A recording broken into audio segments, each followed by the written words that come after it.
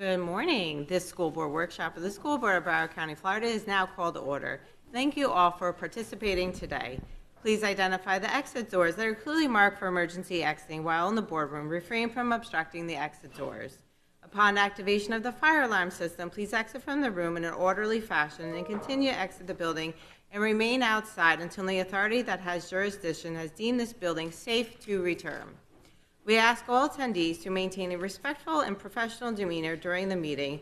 Disruptive behavior, including but not limited to yelling, interrupting speakers, or engaging in personal attacks, will not be tolerated. If you engage in disruptive behavior, interfering with this orderly process of the meeting, I will issue a verbal warning to cease the disruption immediately, and failure to comply with the warning will result in your removal from the board meeting by law enforcement. Removal from the meeting by law enforcement will be for the duration of all meetings held on this day. Our primary focus is to create a safe and productive environment for all of our participants. Thank you so much for your cooperation. Board Member Holness will now introduce the school to lead us in the Pledge of Allegiance to the flag. Dr. Holness. Okay, it's a pleasure to introduce the students of Rock Island Elementary. Make sure they get this on camera.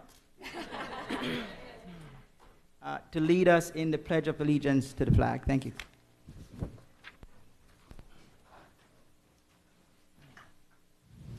Good morning. My name is Cormac Priester, and I am the proud principal of remarkable Rock Island Elementary School, where we have been serving the scholars of 33311 for over 65 years.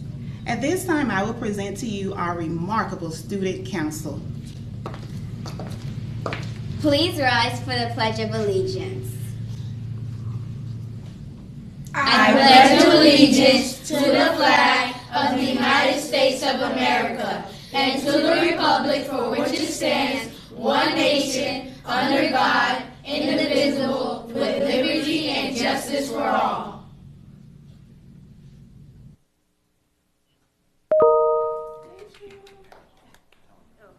Thank you so much. Board Member Rupert has requested a moment of silence for a student from Coconut Creek High School. Mrs. Rupert. Thank you, Ms. Aladoff. I'm requesting a moment of silence for our student, Bobby Brayboy Jr., who passed away before Thanksgiving break. Bobby was a 9th grader student at Coconut Creek High School. Our thoughts and prayers are with his family, his Coconut Creek High School family, and all who knew and loved him.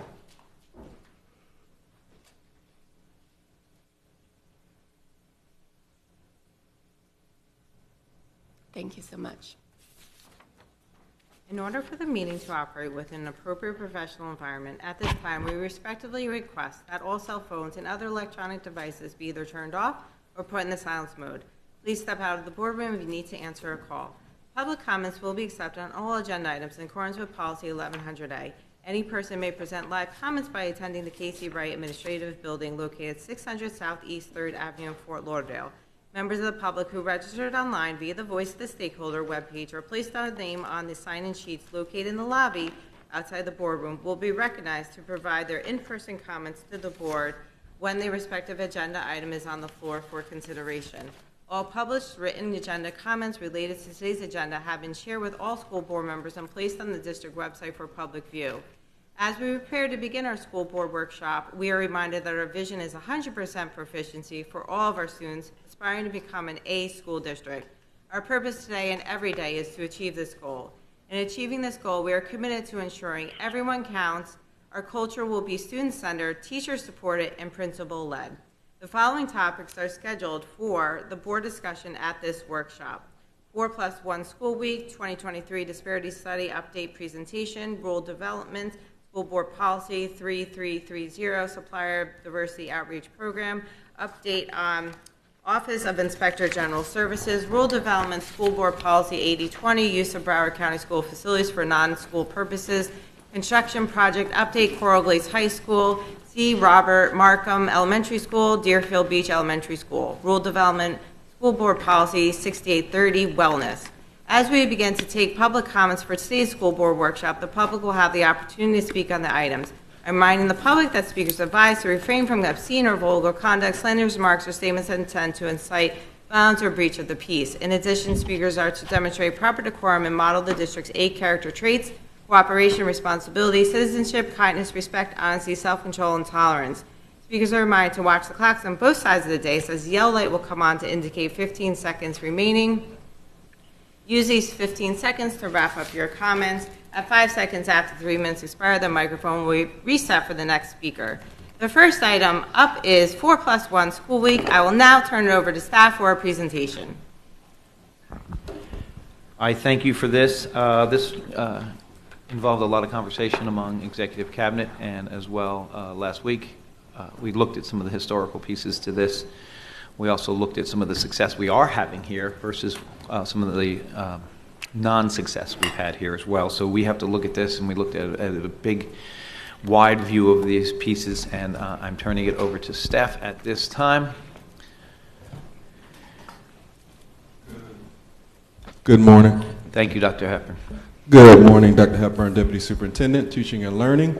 We'll be presenting, get the slide deck up, about the 4-day option for high schools. Dr. Wanza and also Ms. Hollingsworth will be joining me in triple-teaming this discussion. So we looked at 2 schools, one historically implemented a 4+1 model in the early years of Florida's accountability system, and we also reviewed a school that is currently implementing the 4+1 model school week, and we'll review both now. So the school that historically implemented the 4+1 school week was Blanche Ely High School. Started their implementation in 1997 and ended it in 2003. During that time, they implemented a 4-day school week for Monday through Thursday, with Friday being optional.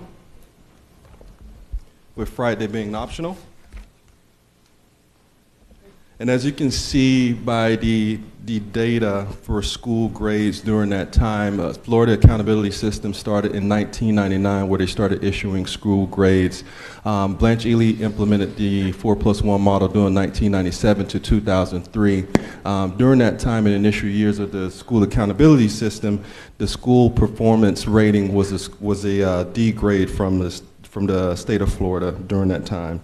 As a result, during those 6 or 7 years, the school elected to go back to a traditional 5-day school work week. And as you can see, they actually rose out of that school grade of a D to a C during that 2005 school year, and kind of had a yo-yo effect during those years with some of the challenges academically, and progressing to a C grade as it stands right now. They also operate a couple of magnet programs on their campus. And as you can see on the right-hand side of the slide, talking about the option a day, where students were mostly coming on Fridays for course recovery, enrichment, and intervention opportunities, but the emphasis on optional. It was not required for students to come on Friday. The next school, which is currently implementing a 4-day school week at their campus, is Pompano Beach High School, where it operates Monday through Thursday, optional for students on Friday. And the difference between Blanche Ely at that time and Pompano Beach High School right now, it is a full choice magnet school where there's specific admission criteria for students, where students have to demonstrate a level of proficiency to be admitted into their programs, and also to stay in their program, keeping a 2.5 GPA or higher. So as a result, some of those kids that may drop below that grade point average may be exited out of the program and may not actually test, which would affect the school grade and keeping their school grade at a A currently, and A's and B's in the past. So the next slide is going over the specific number of students throughout the years, but I want you to pay attention to 2023-24, our current school year, just to highlight that this would affect about 68,000 high school students. So thinking about the optional Fridays, you could potentially have about 68,000 students out and about in the community that may not choose that option to get interventions, enrichment, or whatever is offered on those campuses. So we'll talk about some implications on the last slide, but I wanted to highlight that number of students that would be affected by this schedule and the number of students that may or may not choose that option to come on Fridays for supplemental support or programs.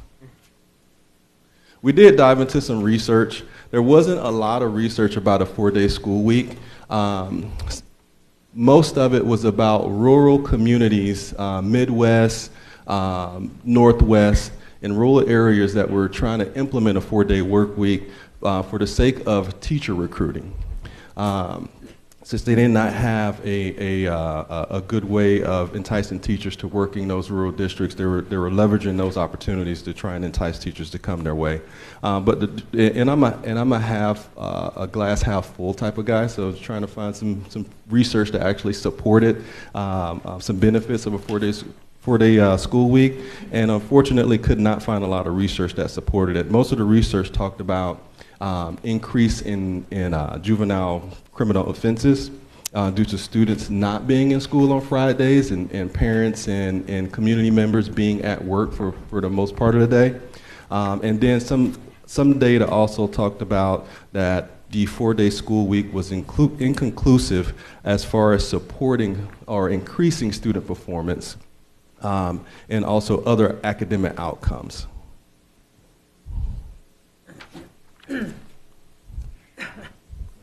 And so some of the impacts and implications to think about, there we go. So some of the impact and implications to think about as we further discuss this option is the impact on families, especially our working families who parents are working 5 days a week and may not be available to provide additional support within their communities or in their homes where students don't choose the option to come to school on Friday for supplemental support. Also impact on communities and municipalities, having discussions with them about the opportunities that they could leverage to support us when students aren't choosing the option to come to their school building. What options can the municipality support us with? Also, transportation impact. This would have an increase in routes, which would have an increase in the amount of buses needed, and also the increase in the amount of bus drivers needed and affecting the facilities when it comes to transportation depots. We also started diving into what would be the implication for other bell schedules, because it will be a domino effect. Since you're stretching the high school day, it would affect mostly the middle school scheduled day. We're in our discussion with transportation, for them, they're currently on a 3-tier route system, and they would have to switch to a 2-tier route system, which would cause the middle school to have to start their day a little bit later and end their day a little bit later. So it'll have implications on the middle school bell schedule, not so much on the elementary school bell schedule. And also collective bargaining. Since we're extending the length of the instructional day for the teacher Monday through Thursday, and also paying teachers to come on Friday to support supplemental programs, be it enrichment, intervention, and other student interests that may be happening on the campus. And with that said, that is the last slide, and we're free to take questions. I do want to give an update. Some of the information I received this past week about starting times. I know it probably popped into your head that in 2 years or a year and a half we're supposed to come up with starting times. There is a small conversation this year in Tallahassee, but it is expected to grow next year. And I think Mr. Sullivan can reinforce that it will be brought up again, but that's what we did here in Tampa a little bit about through sitting with the superintendent. So that popped up into my head, so I figured I'd add that in there. Staff, is there anything else you want to add to this historically or a perspective? Anything to add, Dr. Wands or Ms. Hollingsworth? Okay. Mr. Alston. Thank you, Madam Chair. Thank you for the presentation to the team. Had a chance to look at this before and then just took some quick notes here now. I think that, well, actually, let me ask a question. What's before us, is this considered data, district data that you provided for the last several years through the superintendent? Dr. Licata.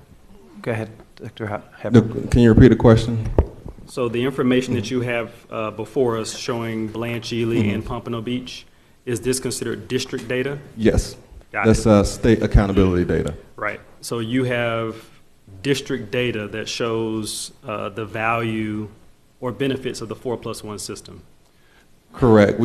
The detriment or the benefit. Got So it. for depending on comparing and contrasting Blanche Ely and Pompano Beach High School, Pompano Beach High School is having success because they actually have a specific admission requirement for their students to be on their campus. So anecdotally, it's Pompano Beach is demonstrating if a student has a high level of proficiency. Doesn't matter if they're on a four-day school week or five-day school week, they're still going to perform. They're still going to take advantage of the instruction opportunities. Got it. Let me use your words because you introduced the word detriment, which I actually strongly disagree with that view, because I think if you look at the data that's in front of us, and I think you just made a key distinction, which I don't know if it pops out at the reader on this presentation. There clearly is a difference of, sounds like I think you just mentioned, was it admission criteria? Is that Admission one distinction? criteria. Yes. Got it. So if the admission criteria was different during the years of two different schools, I think that does not pop out to the reader. So that may be a clear note that you want to identify because that is not clear in terms of a distinction. So that's point number one.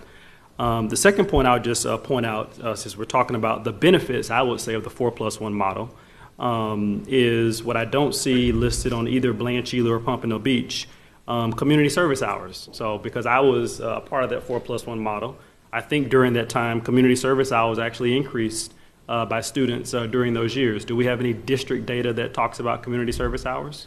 Not at this time, but we can follow up with some district data on community service hours. Got it. So as we talk about kids being quote unquote back in the community, again, I disagree with the district view of only an increase of juvenile criminal offenses, right? Being I get the research, right? But district data, I'm sure if we pull information during that time period, probably would show something different. What also I think is also missing from the presentation, I think students could also take an extra class or an elective during that time period. I know we highlight the word enrichment courses. We talk about an internship. Is that also included here? Just kind of question for staff. So it's not included, but that would be additional bargaining because if they're teaching an additional course, now that teacher is teaching 5 days a week, and instead of the instructional hours is 32? So let me say it hours a week? differently. Mhm. So what I'm suggesting is during this time, so I'm actually painting a different view. So I don't think the view that's been presented to the public and the board is the full view, because electives were also offered for students at the time to actually take an additional elective separate and apart from their normal schedule. So that's the other piece, right? So the Friday model was an elective if a student wanted to take an extra elective course, but also if students wanted to obtain additional community service hours. So I just want to give a different view or add to the view that the district has created or crafted, because I don't think this is the full picture of what a student both at Blanche Ely and Pompano Beach was able to obtain on the 4+1 model, particularly on the Friday. So I just want to be clear about that. Last question for you, Mrs. Superintendent. So based on the district data that, and I think now I'm going to call it I'm going to add to the district's view because I don't think this is the full district view of the 4+1 model. Does the district believe that there are benefits in a 4+1 model? Personally, my perspective on that is there are some, and I think you pointed out one or two of them. There are benefits to that. We can see that Pompano Beach High is doing well with that 4+1. Currently, right, because they're the only school that has it. Right. There are some also pieces in there that you have to look at that would be significant, and one of them is you look at those school grades, what were the resources that were poured into the school when it started to drop a little bit, and how we look at that. But also, you also have to see about the cost factor in those extra pieces. So there are benefits. Are there benefits to all students? Maybe. Are there benefits to some students? Definitely. But that would work through a separate way of that. So yes, there are. It'd So be fair to say that, but. Right. So last question, let me use the district's words and the district's view back as a question. So in your words, the Pompano Beach High School model works because it's the only currently 4+1 model in our school district. So if the Pompano Beach model was replicated for all high schools, which I'm assuming the admission criteria either would remain the same or be different, because I think that's kind of one area that I focused on. If that is the case, that it's replicated across all high schools, would you think that that model would work for this school system? Or before, when there were two 4+1 models with two different admission criterias, so how do you talk about that? Because I don't think we've had that open conversation in this manner. So I'd love to get your thoughts based on the district data. So there's the admission criteria for Pompano, and I think you're going to expound on that. Well, actually, I was going to go in a little bit different direction. Pompano Beach High School is not operating on a 4+1 right now. They are not. They are just operating on a straight 4-day work week, 4-day school week. Got it. They are So not doing 4+1. the +1 Okay. the way it was originally designed way back in the 90s. Okay. They are not. I think the other thing that Ms. Marte may have to chime in the late 1990s, and Dr. Licata, you will probably remember as well, districts had summer school allocations. Right. And that fifth day was funded in part out of the summer school allocation from the state. Right. We no longer receive a summer school allocation to fund the optional. The +1. The +1. Okay, understood. So that's the first thing. The second thing, I'm a parent of a student who graduated from Pompano Beach High in 2012. And the +1 did not exist in 2012 the way that it existed. There are other people who have children who've gone to school there. Obviously, the current district board member knows the school well, but it does not operate in the manner in which it did when it first opened as a separate comprehensive high school, no longer under the auspices of Blanche Ely High School when it first opened. Okay, got it. So then now I have a total. So you can throw out, well, don't throw out everything I said, because actually that still stands. Right? As we talk about admission criteria, two different models. So we have one. So 4+1 existed originally with two schools. Only one school has a 4-day school week, not 4+1. So I thought we were having a 4+1 conversation. So I'm not, I'm just. And I appreciate the 4+1, so I'm supportive of your view, I think, Madam Chair, rather than a 4-day school week conversation. So if you're asking me if we're having a 4-day school week conversation, which I think, and we can have that discussion maybe here or whenever, that I think would run counter at least to this one board member's comments at the last meeting, where I talked about additional enrichment, right, or additional days or additional time or hours, right, depending what happens with early release, that is needed, right? So I am not in the 4-day school week category if there is not additional enrichment. So that's why I thought the 4+1 model, I'm just talking big picture, right, as everyone's listening to the board, that made sense to me. Right, if there was a 4+1 model with additional enrichment, if it made sense for the child. So I'll close with, I appreciate the presentation from the team.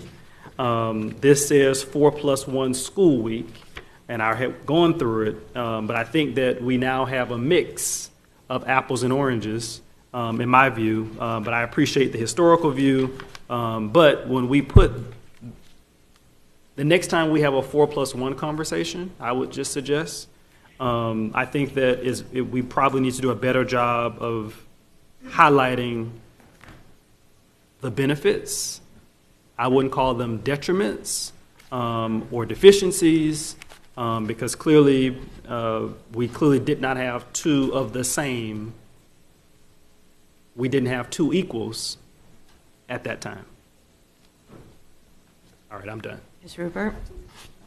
Thank you. And thank you, Dr. Wanza. I was going to make that correction, but you jumped in there right away, and I appreciate that. I found some of the information that I would need to discuss this would be missing, and I know this is preliminary.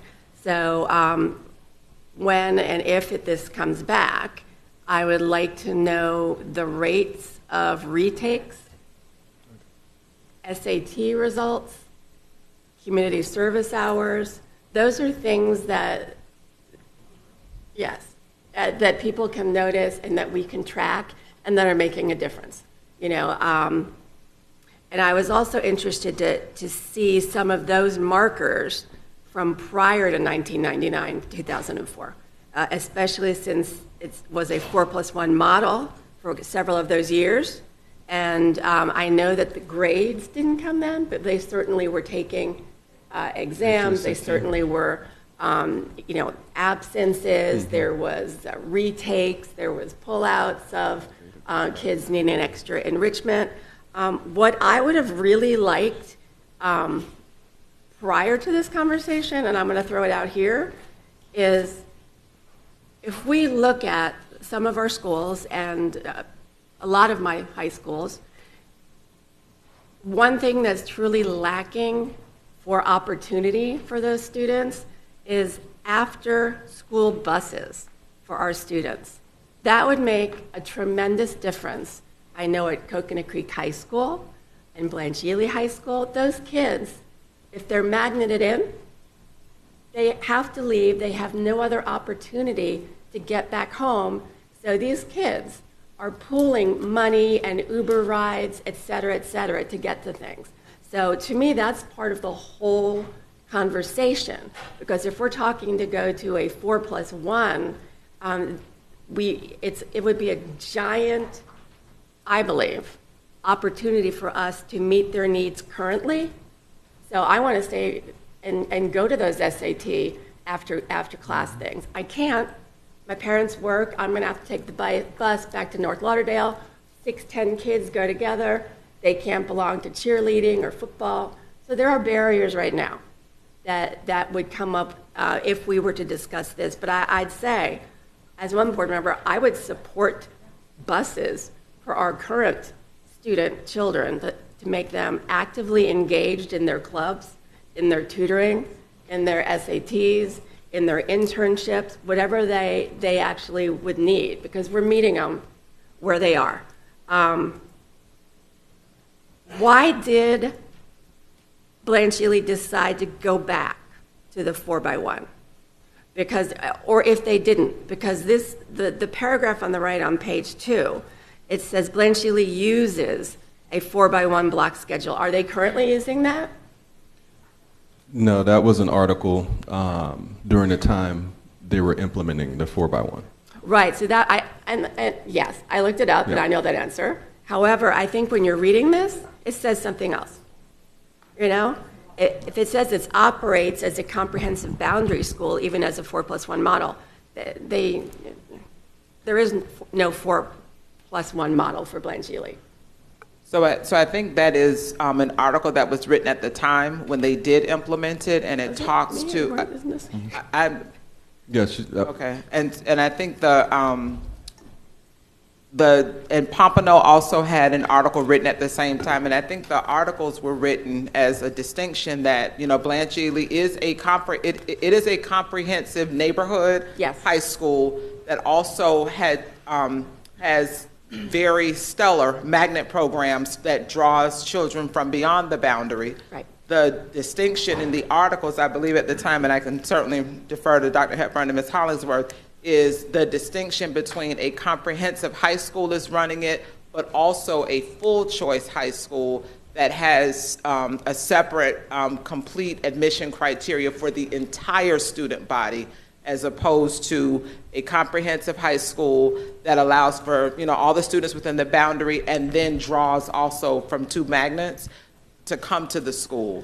There is a clear distinction between the 2 schools and how students are registered into the school for attendance and participation. Right, and I actually can throw 2 more schools out for this conversation. One would be Coconut Creek High School, almost exactly what you just explained, and then the other is Atlantic Technical High School. Like a Pompano Beach High School, you've got criteria, you've got all this, but on 5 days a week. So I do understand the interest in the 4+1 model, but for me, it would have been a nice chart to have, and I guess I should be super happy because it's all about District 7. So, which I love because we have wonderful opportunities. Blanche Ely, Coconut Creek High School, Atlantic Tech, Pompano Beach. The pluses and minuses of what we've done in those schools, what has been successful, what has not been successful, and I started this conversation telling you things that I know that could make us be more successful. And when I go to the schools and I'm discussing with kids, how come you guys don't ever show up at the blah, blah, blah? We have no way to get there, miss. If we don't take the city bus, we can't get back. So I find that a barrier that we should be pulling away from those students and giving them more opportunity. Mrs. Rupert, can you explain a little bit more? I got lost and confused on some of that about buses and kids who are not able to Activity attend. buses. Okay, so that's not familiar to me. I'm not used to schools not having, even full choice schools not having activity buses. So can you tell me a little? I think the question would be better answered by Dr. Wanza or Dr. Hepburn, but your explanation was that some kids at Pompano can't go to their clubs, or some kids at Ely can't go to their clubs? And Coconut Creek Or High if they're School. choice students? If Yes. they're choice students, they can't, is that what you're telling me? the magnet schools, it's your transportation. Okay. That's the problem. But let Dr. Hepburn, I'll let Ms. Hollingsworth expound on that. She has some information about the activity buses. Good afternoon, or good morning. Simone Hollingsworth, Chief Academic Officer. Good morning. The schools that have magnet programs, they do have a magnet bus. For instance, my daughter's at Fort Lauderdale High School as a magnet student, and she's eligible to stay. So any of those have those. I know Pompano Beach has one. So anyone that has a magnet has that activity bus where they do depot stops into the neighborhoods to allow them to stay for sports, other activities, clubs, tutoring that the schools may offer. So is that what you're asking about, the magnet students or the students that are if there's a boundaried school, when the transportation would start or stop for them? Well, I guess I would have to ask you tell me, because the students I spoke to at Coconut Creek High School, they are going to the magnet program, but it has to leave and there is no bus for the activities. That's what I hear from the students and the sponsors. So maybe we should, research that. Dive into that. Because when I hear, we all pull together to get a ride home. Otherwise, if we miss the bus in the afternoon, and they're talking, they get in. I see them. They get in a Broward County bus, not a Broward County School Board bus, a Broward County bus. And from Coconut Creek's perspective, they're like, Miss, we need activity buses. So I think we should take a look at that and see what step is missing. If they're supposed to have it, then we need to figure this out, because they need an even playing field, right? And I understand magnet, if you magnet, okay, the bus would pick up Brenna to go to Pompano Beach High School, but they did have an activity bus, but it wouldn't really bring her all the way back to Coconut Creek High School. It was more like a depot. Right, that's the depot stops, right, correct. depot stops. So she still had, and for some kids, their neighborhoods that they have to come home to are not exactly a comforting place for them to walk through at times. And I think that we should really, to give this an opportunity and an entire look from the entire board and community, then we should look at ATC, Pompano. Do they have activity buses? Yes. Okay, Coconut Creek, Blanche Ely. Let's compare that before we even get talking about a 4+1 conversation. So that's kind of where I am, and I'm blessed to have that many schools, but they're very different in demographics. They're very different in opportunities, and I have to listen when students are telling me that they can't stay for SAT tutoring, because they can't get home. All right, we're going to get some information back because make sure that we have activity buses. And I know that the choice stops are going to be different for the activity buses, but can we just review that? And I think that's what you're saying. Yes. It took me a little bit to process that. They are different, but how far different? Right. You know, if a kid's got to walk 5 miles after getting off a bus, it's going to ruin that. And I do know that several of staff that's been here for a few years, and maybe more than a few years, sorry, Dr. Wanda, have said that we have a really nice high choice enrollment at some schools, and then after the first couple of weeks, it's just too hard for them. Yep. And I think that defeats the purpose of why we would do that. So we have to look at that as well, and that's going to be upcoming, because if a child chooses to go to one of our schools, they're choosing us. We don't Yes. want them to choose somewhere else, and then we make it difficult for them. We're doing something wrong. Right, We're right, doing which is something wrong. why I brought it up. Yeah, so You that know. we're gonna go over that and review that, because I think we probably could be better at it, but we also want to look at that with the choice thing, because we don't want to deter kids that, and again, that's going to be an equity issue. I'm sure Yep. it ends up being an equity issue that only certain kids can't do it because mom and dad are working. So we got to figure that out, and we'll work on that too, because that's Great. something I didn't tolerate previously in my past life, and I won't do it now. So. Great, thank We'll you. look at Let me that. just review really quickly to make sure I got every single question. Covered it there. I believe. Something that was missing for me was municipality buy-in, municipality, the effect on them. And our municipalities are just, I'm very blessed in District 7, and I think all of us are blessed with our municipalities. Living in the city of Coconut Creek, I think they do 100,000% trying to help our kids where they're at. So if there was a little trouble, let's just say early release days at the promenade, they posted more people there. That's a conversation that we need to have with our municipalities and say, hey, this is what we're contemplating. What effects do you think is going to be happening? How do we counteract that? Or how do we make it into a positive? So that's the one thing that I found a little bit lacking. And also, I would love to see the similar demographics. Like you said, Dr. Hepburn, Northwest or Oklahoma State, those are not comparable to Broward County School Board's demographics. So I would like that as well. So we have apples to apples. So thank you so much. Thank you, Dr. Madam Chair. Zeman. Thank you very much, Chair. Sorry for not being there live with you all, but fascinated by the discussion that we've had so far.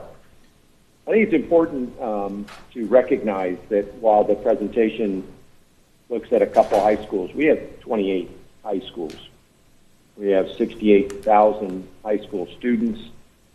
These are big numbers, and thinking about making this change ought to be, those numbers ought to be front of mind in my own opinion. I'll also ask my colleagues to be careful about things like page 4. The scale of that chart is misleading. It shows on the chart some significant decline in enrollment, but that only shows up when someone picks a scale from shown on the slide. I don't appreciate that kind of scaling or something that comes before this board, and I hope that I don't see it again. To Mr. Alston's point, who I applaud, by the way, for championing this as a potential for change, I think it's very clear that Boyle Anderson and Palm Beach are fundamentally different schools, and to try and compare one to the other is just not possible.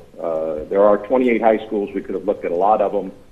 Looking at these two in a deck doesn't really give us much information, to School Board Member Rupert's point. What does give us some good information, though, I think, is that the research does not support this change. There are thousands of people who study education, primary and K through 12 education and high school education, and in all of their research, there's no evidence across all kinds of schools, large urban schools, rural schools, medium-sized schools, schools in the north, south, east, west, that suggests that this kind of change, and again, this would be a big change to do this for 28 high schools, 68,000 students, would get us to a higher closing on our strategic goals. And what I'd ask my colleagues is does 4+1 get us anywhere toward reaching our strategic goals? The research evidence, the national research evidence broken down in any way, suggests that it does not.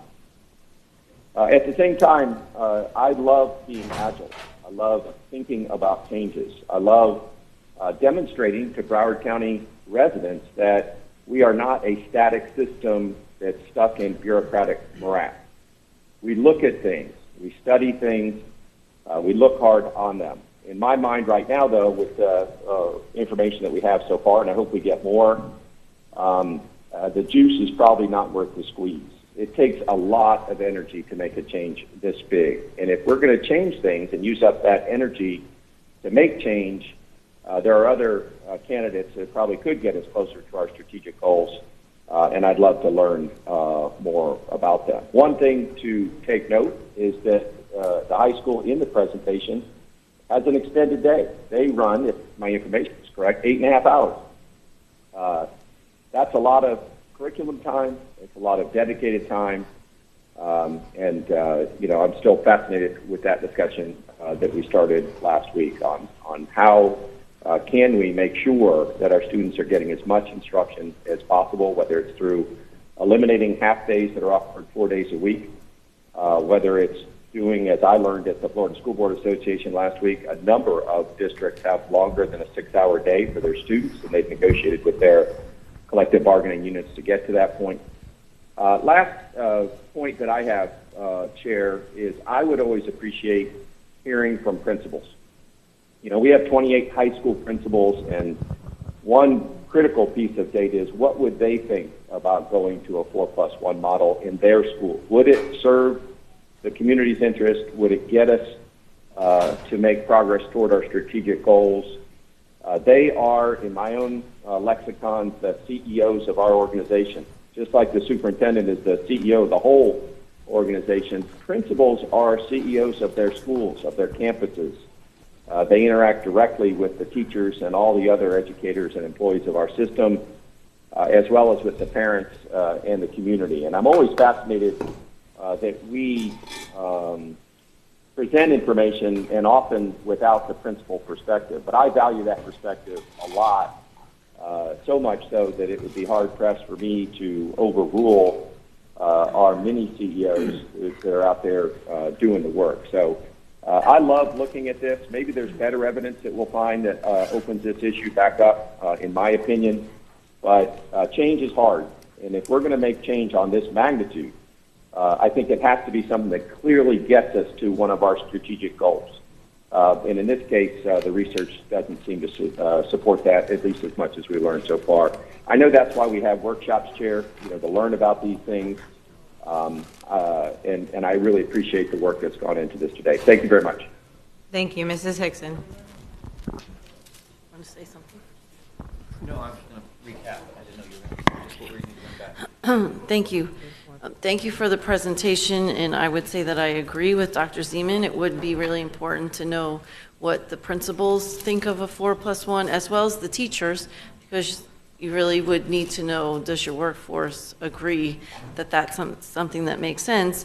Also, we didn't really see what a bell schedule would look like, and my concern, as Dr. Licata mentioned, when we have to start later because of the state mandated law in 2026, I believe it is, how would that affect it? Because you're adding extra time here.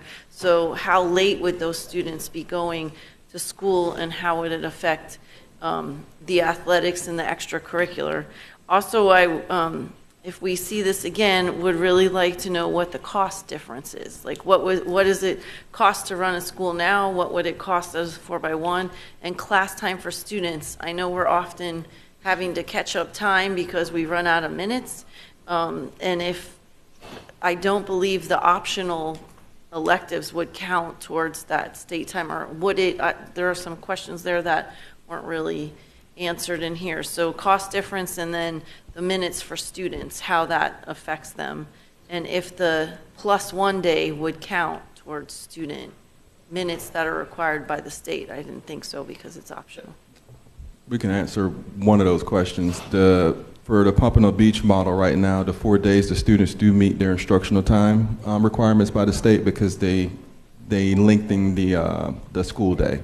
But a +1 is optional, so it would not count towards unless we bargain and you're offering a specific course during that Friday. That's the only way it will count. And what is, I know it's posted already, but what is the time bell schedule for Pompano? Right now, Pompano Beach's bell schedule, their school hours are 7 a.m. to about 3:30 p.m. And they currently, in their current configuration, the Monday through Thursday, Ms. Marte, you can correct me unless something's changed, those students, many of them ride the magnet buses that are attached to or assigned to Blanche Ely High School. Because Blanche Ely's magnet does cover north of Sunrise, Seagrass to Sawgrass, and that's Pompano Beach High School's boundary, north of Sunrise, Seagrass to Sawgrass. And so they share buses, and that's how, the transportation costs are covered there. But their school week, their instructional week is covered in the 4 days. So that's why their hours are 7 to 3:30, the school day. So when the law takes effect, that would then have to be 8:30 to 5. Yes, ma'am. Okay, just to make sure that, we understand that it's going to be a big shift if they're not getting out till 5, then you have sports in 8:30. Are they practicing before? You can't do that because they're not allowed to start before 8:30. So there's some pieces to that I think it's just important to include in the conversation that we're having, to make sure that we're aware of how that impacts some of the other things that are important to our students. But I would really like to see the cost difference, what it costs now to run a traditional school and what it costs to run Pompano maybe, so that we can see, or if you're adding, because we're talking about a +1, so you were talking about adding additional buses and all of that, so what would that cost be? Dr. Licata. Ms. Marte, unless, generally, please give a number, but let's spend some time making sure we have accurate numbers. Do that. Thank you, Superintendent. I would never give the board inaccurate numbers. So the allocation to every high school is the same, regardless of their schedule, the number of electives that a school offers. The allocation formula behaves the same. How the school decides to spend the money would differ, but they get the same amount of money in each category. The superintendent's correct. The busing costs would be different. We'd have to get back to you with those. Well, that's what I mean. Like, in general, what does it cost to get all of the students? But now we're talking about a 4x1, so that's kind of a model you're going to have to make up because we don't have that right now. So what is the cost of a 4x1 as opposed to a 5 straight? That's really what I'm asking. Thank you. Mr. Hoganolly? Oh, I should still ask some questions. Thank you very much, Chair. No, I appreciate the conversation, appreciate the presentation. Thank you.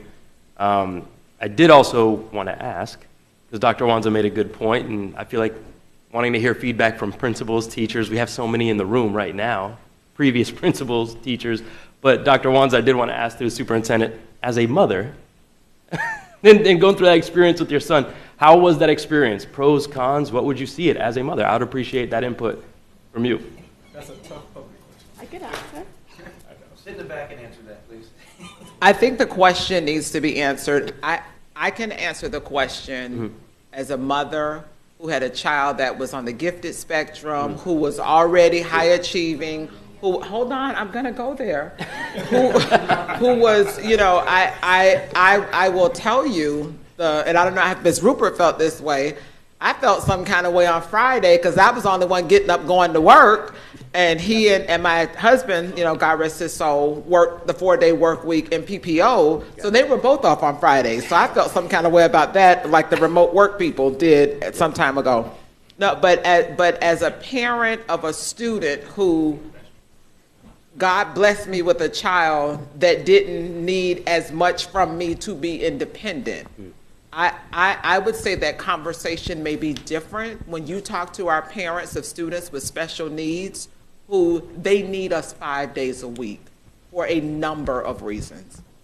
And I think that that's the conversation that we have to hear from those parents, parents across our full student body, to understand what their needs and what their perspectives are. Because when we close school for one day, that's a life transition for them. Sure. For one day. And Mr. Marte, you can answer the question. So as a parent of a graduate of Everglades High School class of 2011 who is severely disabled, it would be a significant hardship for our family to come up with daycare. At one point, I was paying $45 an hour for daycare for my son. So to have that 4-day work week would be catastrophic, and I'm certainly not in the minority. Thank you very much. And that's extremely helpful, right, to hear feedbacks from different views, and I think we would have more conversations like that. Like Dr. Hepburn was saying, data is very slim when it comes to benefit or looking at a 4-day work week when it comes to school, but a lot of the data is going to be slim when it's being innovative, right? When it's moving forward. We talk about even looking at media centers. We're talking about, me and Dr. Phillips always talk about how our media centers could look, right? But being first, you're not going to have data backing a lot of it if you're going to be, innovative. So something to keep in mind, but also looking at different articles, pulling this up. One from CBS that I'm looking at, nearly 900 school districts in the United States have moved to a 4-day school week. And like you said, it's to recruit teachers, and it has been recruiting a lot more teachers, fourfold in some districts. But that's going to stop once everybody starts doing it, if that's the case. And you're seeing those numbers rise by a lot. For me, one of the things that stuck out was the increase in criminal offenses, right? Kids getting in trouble, being out on the street. And that's one thing, when I think about 4+1, is being innovative and thinking of that +1. A child is falling behind, they have the ability to come in, get tutored one-on-one, be able to catch up, somebody focus in on that. But also, what are we talking about if somebody is excelling? One of the students that's doing extremely well, what do they do with that +1? Board member Alston made a great point, volunteering. Can you imagine what a day of volunteering would look like on a +1 when everybody could show up? All the students can show up. Also, tapping into the business community, that we can have internships with all our businesses in Broward County. We can have an incentive to say, hey, you can get that extra day and come in and be an intern at whatever company, get experience, get your resume built up by the time you need to look for a job. We could talk about, hey, transportation is an issue. I love public transportation. So does Board Member Alston. I know he appreciates it. Could we talk about getting bus passes for our kids on that extra day to be able to use public transportation to get to other places? I used to take the city bus. I used to enjoy it. Hold my football pads while going to practice on a city bus. 83, 34, all of them. So I feel like even community service, athletics, there's benefit to the +1. To get some extra training time, to get some team to be able to prepare for a game, to prepare for different activities going on in our schools. So I see benefits, I see there's pros, there's cons, but there's different ways to go about it. I don't think that we need to be looking at a copy and paste to do anything. We can be innovative. We have the ability to be innovative to see how we're going to do things in Broward County, and we can be the first to do something different. And it's exciting to think that way. I see other districts do it, and I see it. But I also think on the con side, it becomes difficult. And we talked about it last board meeting. For some families, it's not a luxury to be able to find child. It's hard. It's hard and it's expensive. So, for me, I just want to challenge us as a school district to be innovative, to look at things differently and just sort of push the envelope and want to be first. I want to be the district that does things exciting and does things different. So, thank you. Dr. Holness? Thank you, Madam Chair. It's good that we're having this discussion, but it's apparent that it's inconclusive whether or not the benefits outweigh, the disadvantage of doing so. So I have some questions. For the +1, can staff expound on what the +1 will look like for students and for teachers and staff? The +1 additional day, what does that look like for students? Walk me through what that will be like for the students who choose the optional of attending the +1, and what that will look like for for teachers and for staff. Thank you, Dr. Holness. I'll start. Obviously, Dr. Hepburn, the superintendent, everybody will jump in. Okay. what the +1 will look like depends on what the district is going to design and fund. Okay. That's the very first thing, and what we are going to collectively bargain and come to agreement with. I will give an example. If we are going to say that every student who is below a certain academic level must come for X, and we're going to have the teachers there for them, and we're going to have to collectively bargain what does it look like to pay the teachers that extra to be there, because they've already worked their full week in 4 days. Okay. So now they're asking, and then we have to ask the transportation costs, because if we're going to require students to come, I'm certain there would be a transportation cost because we're going to have to get them there. And then if there's an additional food service cost, because certainly we would feed them, depending on if it's going to be a half day, a full day, that kind of thing. The other thing is if it is students who are excelling, right? And we're going to provide SAT prep, we're going to provide ACT, we're going to provide internship, the robotics team, the this, that, we're going to put them on different schedules. Then we have to draw all of that out. But I think the question becomes if the fifth day is optional or if it is required. And then that would that would then determine what the day looks like and how it is funded. And I think that it may be different based on school community, because each school may have a different idea of what makes them unique and what would draw, or what would be a win for their community. So I want to extend on that. There's a lot of takeaways and a lot of bringbacks, deliverables after this. I think on the issue of office. Dr. Zeman, can you mute your phone? Dr. Zeman? Dr. Zeman, can you mute your phone? Okay.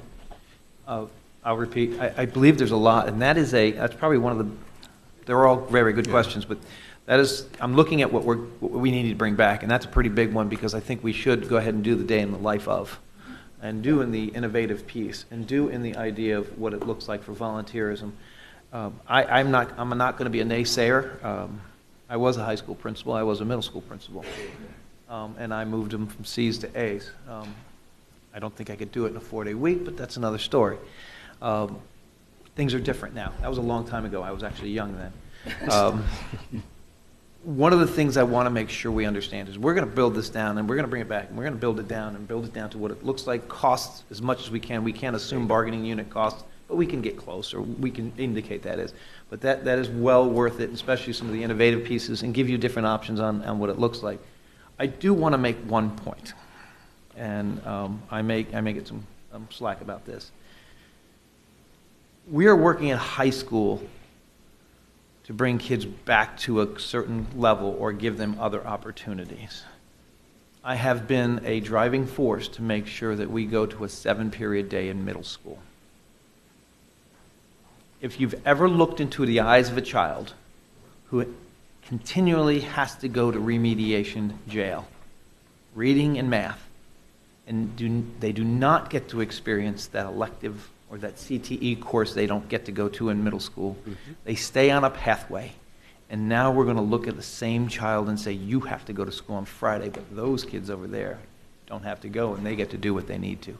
Until you look at that child's eyes and children's eyes and see what they look like, you understand they've been beaten down. And that's not, and I don't think anyone is saying that here. I know that. But I would prefer that we also consider this idea.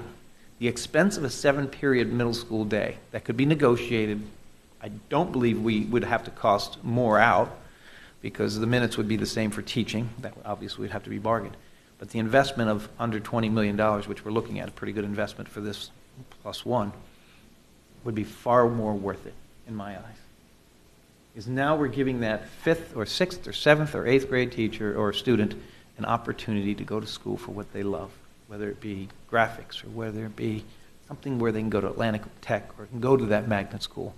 So I hate working on the back end of the high school, because they're already been beaten by the system that they are not successful. Now I have to, there's a bus that goes, kids get to go wherever they want. I'm on the bus that has to go to school. So I think we need to back up maybe and consider that as well, because I am a huge proponent of a 7-period middle school day. This way they go to their remediation, but they do get their elective course as well. To me, that's a refreshing experience for a child who feels like they're not as good as the child sitting next to them that doesn't have to go there. So we got a lot to bring back, and I'll take more questions as well, but I know you have more, so I just wanted to put that in your mind, because that's something we might want to consider as well. Okay, thank you, Dr. Licata, for that comment. So I want to go back to my questioning. Regarding the +1, Dr. Wanza mentioned that what it looks like for students and teachers would be dependent on the specific needs of different schools, correct? And also you mentioned, you had asked a question, is it optional or mandatory? So the question I have in following up with that is, when you ask that question, is that question pertains to mandatory for the specific students that will need the +1, or you're saying mandatory for all students? I just want to get an understanding of your question. I mean, when you ask the question, are you saying, is it optional or mandatory for specific students who will need the +1, or is it optional or mandatory for all students? So it would be, actually, that question is for both. Is the +1 mandatory for all students?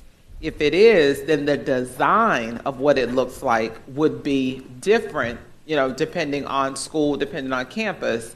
If it is only mandatory for students who have academic challenges or other things that we want to address, I think the challenge becomes the same. If it is required, right, the costs that are associated with required have to be defined so that the board clearly understands. If it is optional, then you don't have a transportation cost, because the students who are going to choose to come are going to have a ride and they're going to come. If it is mandatory, then we are going to have to transport students, whether it is for academic enrichment, whether it is for internships, whether it, regardless of what the design is, we have to determine or get guidance on whether the +1 is going to be optional or if it's going to be a required day. Understand. So I guess as a board, and to Board Member Hickson's point, it would be imperative that we have information, some sort of information, on what the cost looks like for being optional, what the cost looks like for being mandatory for students who need specific services, whether it's academic services or community service or whatever it may be. We would need some sort of data or information on mandatory for those students, and then we also would need comparative information on being mandatory for all students. I think that would put us as a board in a position to make a better decision, because we have no idea. The presentation doesn't give us, I mean, I know it's just the beginning, but we have no idea on what this looks like in terms of financial impact, right? So for me, I would love to see, not necessarily definitively, but what's the possible financial impact on being optional, on being mandatory for students specifically needing this, and also for all students. In addition to that, as Dr. Wanza mentioned, we would need to understand or at least have school needs assessment, right, for the different schools in the district, because a school, there are schools in my district that may have a different need, say on the east side versus a school on the west side, and so on and so forth. So in order for us to make any kind of decision, I believe we're lacking a lot of information, we're lacking a lot of input from the community, input from principals, input from the teachers, staff, and so on.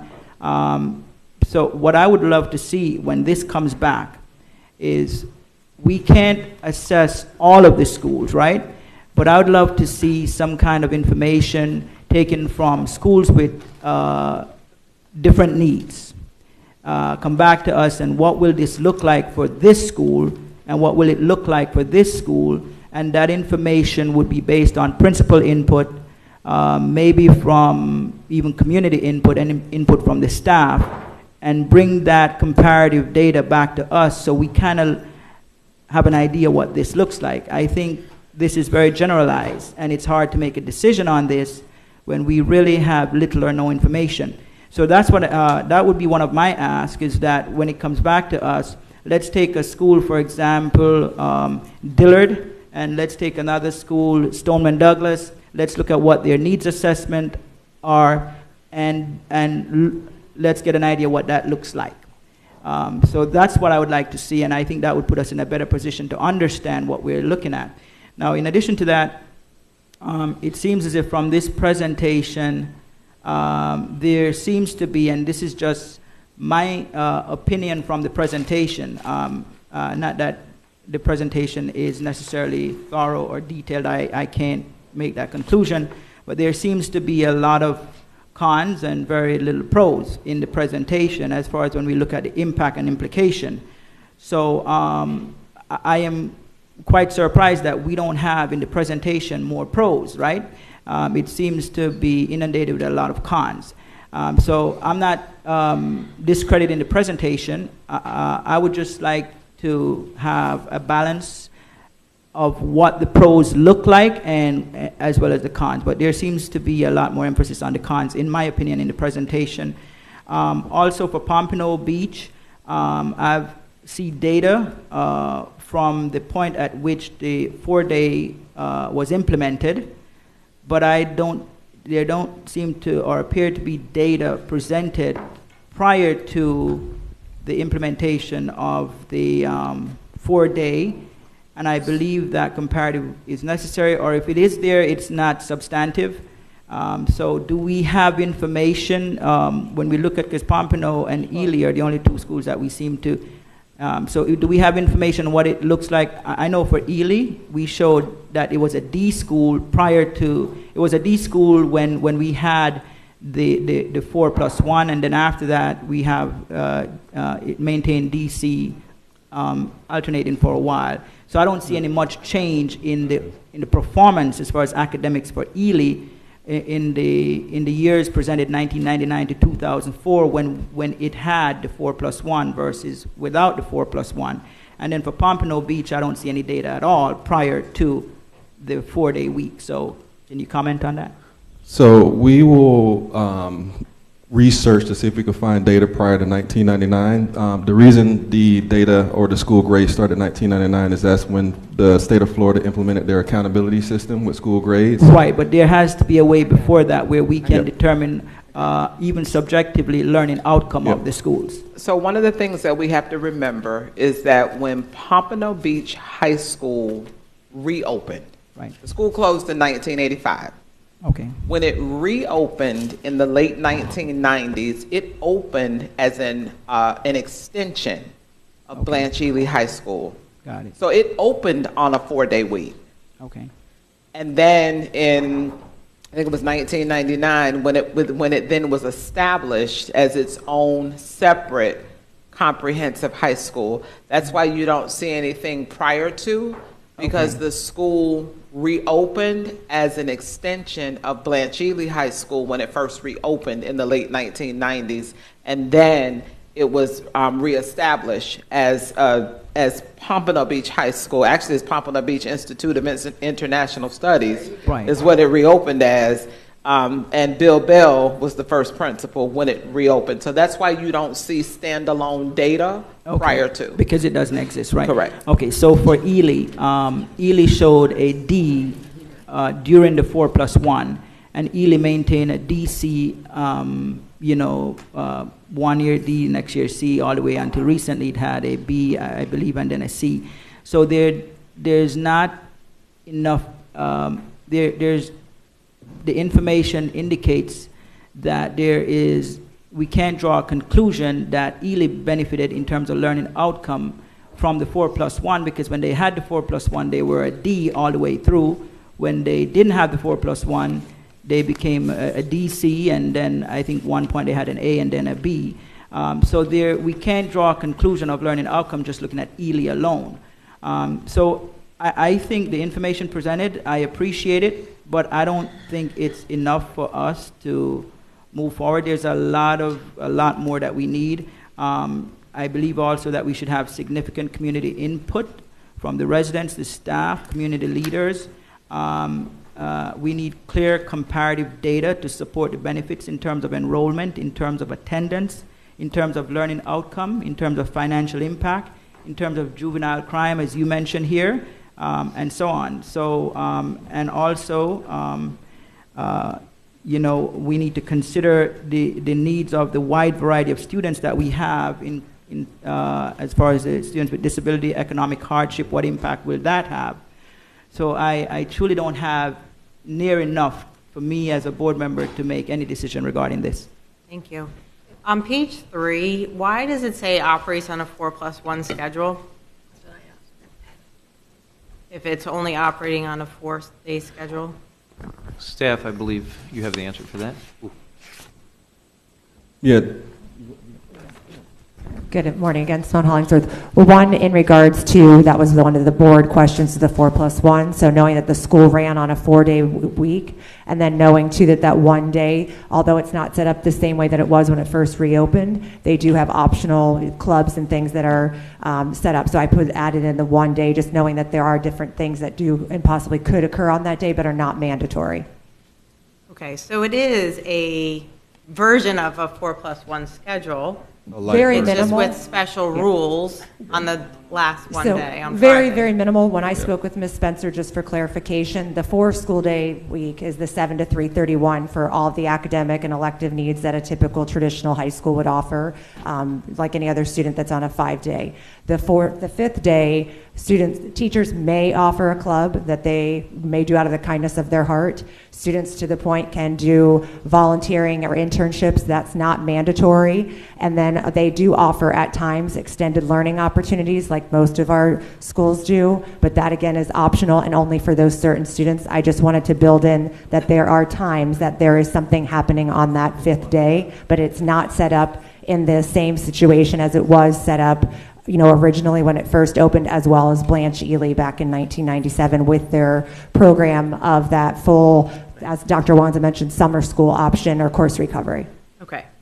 So my point is this. Pompano Beach High School is the #1 high school in Broward County Public Schools. Yeah. Pompano Beach High School is the 25th, from my research, Florida-ranked high school in the state of Florida. Yeah. Pompano Beach High School is ranked nationally number 286. So they are doing something right. So my point of all this is that we need to, and to Mr. Fogenholey's point, we need to think outside the box. So whatever they're doing, whatever the magic sauce that they're doing, we need to go in there, see what that is, because it's working. And students want to go to Pompano Beach High School. So I know that this was put on very quickly, this item, but I would love for staff to go back and really research, see what Pompano Beach High School is doing well, what the positives are, and then bring it back to the board with additional information. And maybe this is something we can do at one more additional high school in our district. Maybe it's not every high school that is going to take this on. So that is my point. And then to Dr. Holness's point, I do think then there needs to be a survey with our community, with our students, That's right. with our parents, our SACs and SAP, PTOs, PTAs, and then we will have a lot more information that would be in this packet. All right, we need to quickly, real quick, I know Ms. Dixon. I just wanted to point out, I think it's important we also remember Pompano Beach is not a traditional high school. Right. It is only magnet. Those students are all high level that come there to begin with. It would be difficult, right, to have that as every school, but I think there could be an opportunity to maybe open one in every district or one in every region or something along those lines. But it's just important for us to remember that it's not just because it's a 4x1. Mm-hmm. They would probably be an A if they went to school once a day or once a week, because they have students who are excelling to begin with. So just make sure that we keep that in mind when we're having the conversation. So that was mentioned on the news by me the other day after our tour.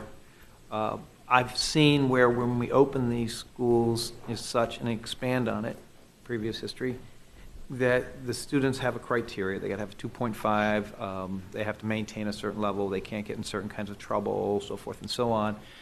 But yeah, they're great kids. But when you open more, you get those folks off the list. They come back to our program, and I'll take a school such as Don Estridge.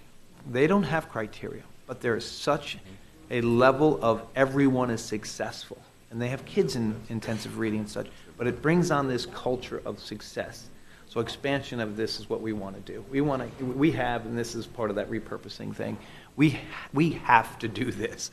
We're losing too many kids, and if we open up, there's a wait list at that school, I believe, and there's a wait list at several of our schools. Fort Lauderdale has one, so we have to do this, and this is a part of the bigger discussion. But yeah, we need to do more of that and have higher expectations, because if a child knows in 6th grade that they have to have a 2.5 in order to go to a school down the street that's a big wait list, and they have an opportunity to go, they're going to keep that school. If they have no chance of getting in there, they're not going to want to try. So this is music to my ears, and this is exciting.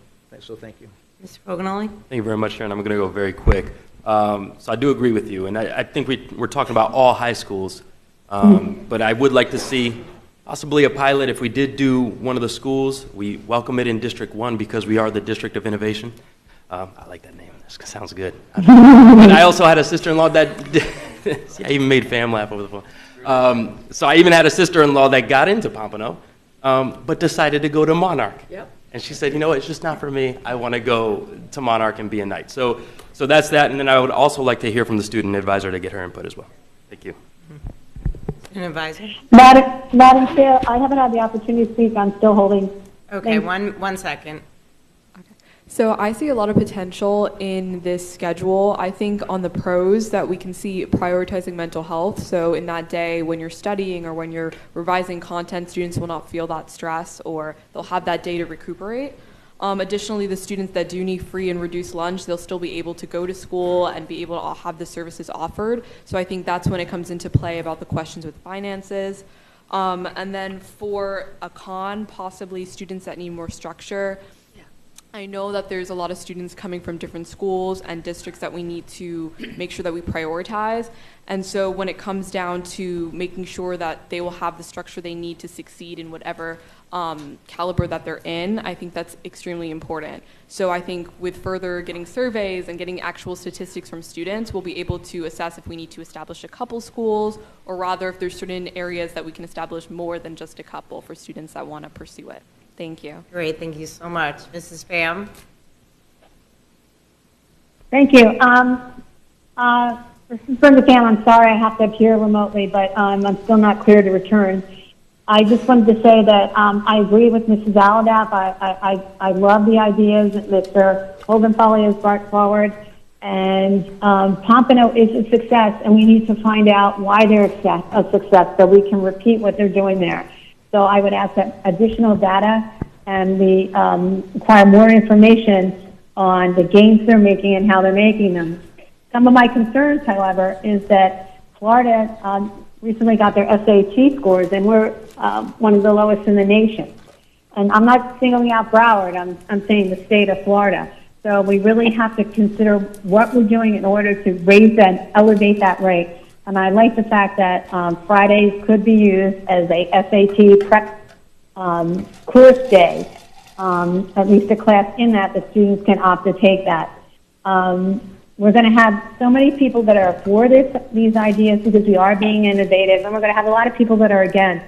So I think it's real important that we get input from our teachers, from our principals, from our parents, and also from the residents, because if the crime rate's going to go up, we need to at least discuss with them impacts, especially of senior citizens or other people that have disabilities that might be taken advantage of, and get their input on how they feel. Moving forward, what I would suggest is that we also investigate partnering with the community where we can actually have internships that we can offer these students, where they know going into this, they can go choose to work somewhere. anywhere at the airport, in different areas, and just to get internship or community service work points for going towards college. The other thing I wanted to say is I think if we're offering this program, that we should consider having a contract with students and with the parents, because we are being innovative. We're going out on the limb, and we want to say, we want to give you the opportunity to do this, but we need to know that you have the high level of commitment to success, just as we do. So I would like to do that, and also putting consequences so they know exactly what's expected of them. So in the event that they don't live up to those obligations, we can say, this is what you committed to, this is what the real world is like. If you don't live up to what you do, you get fired. You lose your job. So you have to keep above a 2.5. You have to be attending. You know, if you're in an internship, you can't just not show up and when that employer is counting on you. The other question I would ask that the staff investigate is, if we are going to go to a 4-day school week, an optional 5th day, will we still need mental health days? Or is that going to be sufficient to bring down levels of stress where they're no longer required in schools that offer this program? So I would like those data back on all that, especially just data overall, how we can make a success. So thank you so much for giving me the opportunity to speak. Mrs. Rupert? Thank you. Really quickly, we were asking, Chair Al-Hadaf asked, what are we doing that's successful at Pompano Beach High School? We should also look at ATC. ATC is one of the best in the state and in the country, and it's a full magnet school, just like Pompano. We have a 300 or so waiting list for Pompano, 300 or so for ATC, and that's just District 7, just saying. So I think we need to look at that, and especially if we want to get more of the market to come back to us, because it's incredibly important. And also, I had the opportunity at FSBA to be part of the Google Leadership Institute, and the one main theme in my brain that as I kept hitting was, education is not a point A to point B anymore. It's a learning continuum, and we better just get on that horse right there, because we want our kids to be able to pick and choose their stuff as they get older. But also, this generation, we want them back when they're older. They need more skills. They need more certifications. Let's fully re-look at that, because it's not a point A to B anymore. So I throw that out there as well. So I would support easily more magnet schools and fully magnet. Dr. Holness? Yes, I'll be less than 1 minute. So regarding the pilot, I certainly agree with that. But like I said before, to reiterate, I think we should look at 2 schools that have completely different needs. And we should get input from the principals, from the staff, from the community, the parents of that school. And then we could look to, so if we're going to pilot, I am hoping that we pilot at least 2 schools, right, with completely different needs. And see if it works, and if it does, then we can consider that countywide. So, and if we're going to do that, those 2 schools, we need significant community input from the staff, the principal, the residents, the parents, and so on. That's what I'd like to see. Any of my colleagues online like to speak? Yes, ma'am, I would. It's Brenda Pham. Okay, hold on. Mrs. Leonardi, you didn't get a chance to speak. Thank you. I just wanted to add just one quick thing about the transportation piece. When I was teaching, the biggest barrier for my students at Coconut Creek High School and other schools was transportation, in terms of like participating in internships or after school activities. So I think if we do a 4+1, I do have a lot of questions about the transportation savings, just because I don't think that extra day of internships or extra classes would be acceptable without extra transportation. Thank you. Thank you, Mrs. Pham. Yes, I just wanted to say that I think it would be beneficial if we did one high school from each district. I think there's a lot to learn, because we have different demographics, and from that we can really move forward and see where we need to close doors and where we need to open windows. So I think this is a unique opportunity to bring the entire county into this process and for all students, no matter where they reside, to benefit from it. Thank you. Thank you. Dr. Licata? So to sum up, we have a lot of work to do on this, but it's going to be good work. Don't want to have a negative overtone to it, but there are realities. There also is, no one has mentioned, this requires some information back and forth communication to the state, because now they do a different accountability system, and even our very best of schools are on a list because their subgroups are not achieving. So we want to make sure we're not getting their hair on the back up a little bit. But more importantly, we have some opportunities. By the way, it sounded like some of you had a recording device in our tour bus, because these are the exact same things we talked about. No such thing. What's that? No such thing. We would never do that. Yeah. Yes, because we talked about expanding Pompano. We talked about another technical college in a place where we have schools where we can get these children off our wait list and get them in our seats. So I think we're all thinking on the same page. So whether this 4A becomes something or nothing, what it is prompting a conversation that is going to be very nice in a couple months when we bring to you some really innovative, money-saving, targeted programming that does include some of this. So we have innovation in it, look at different opportunities, see where the advancements are with the 4+1 versus just the negative side. Look at different areas, do different demographics, and look at some of the studies that may look like us. More importantly, the big districts, maybe Oakland or somewhere out there that has maybe this potentially working. But at the end of the day, it's going to be a lot broader. There's going to be cost factors involved, and it's going to be everybody's department, including technology, busing, food service, custodials, and so forth. So it's going to be big, but we'll continue to bring that to you. And I just would like to know what kind of time frame you would like that in, because that was not mentioned. Or open houses. Next month? How much time do you need?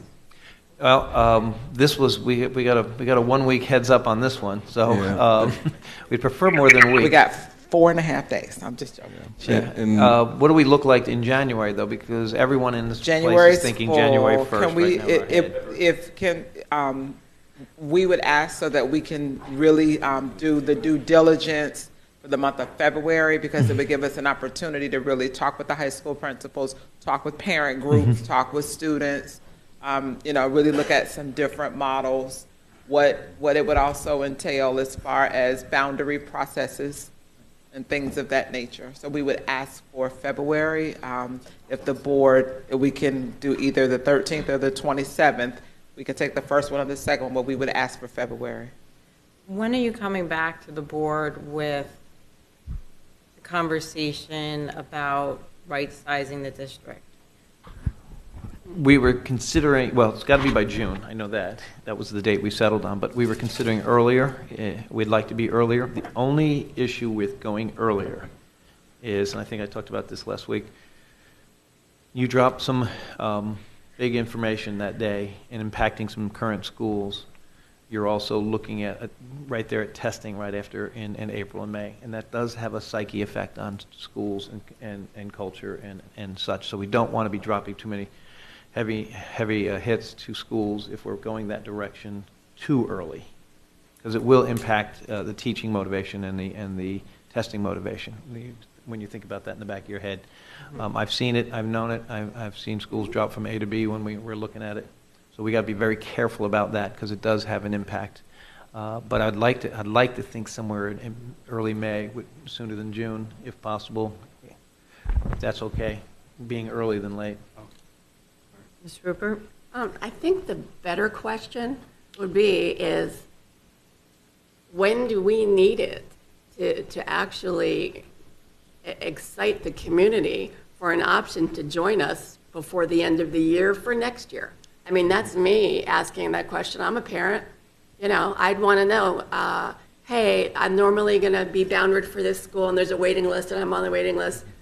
Is there something that we can do this year to move into next year? And I think if you wait to May or June or whatever, I wouldn't think past February, because we have to get this done, because you're having open houses, you're now competing with your private schools, your religious schools, besides the charter schools, and we have to make ourselves way more competitive than we're doing. So to me, earlier the better, and instead of how can we handle it or how can we do that, I think the question should be, we need to tailor this as well as we can so parents know there's an option for you to come on back home.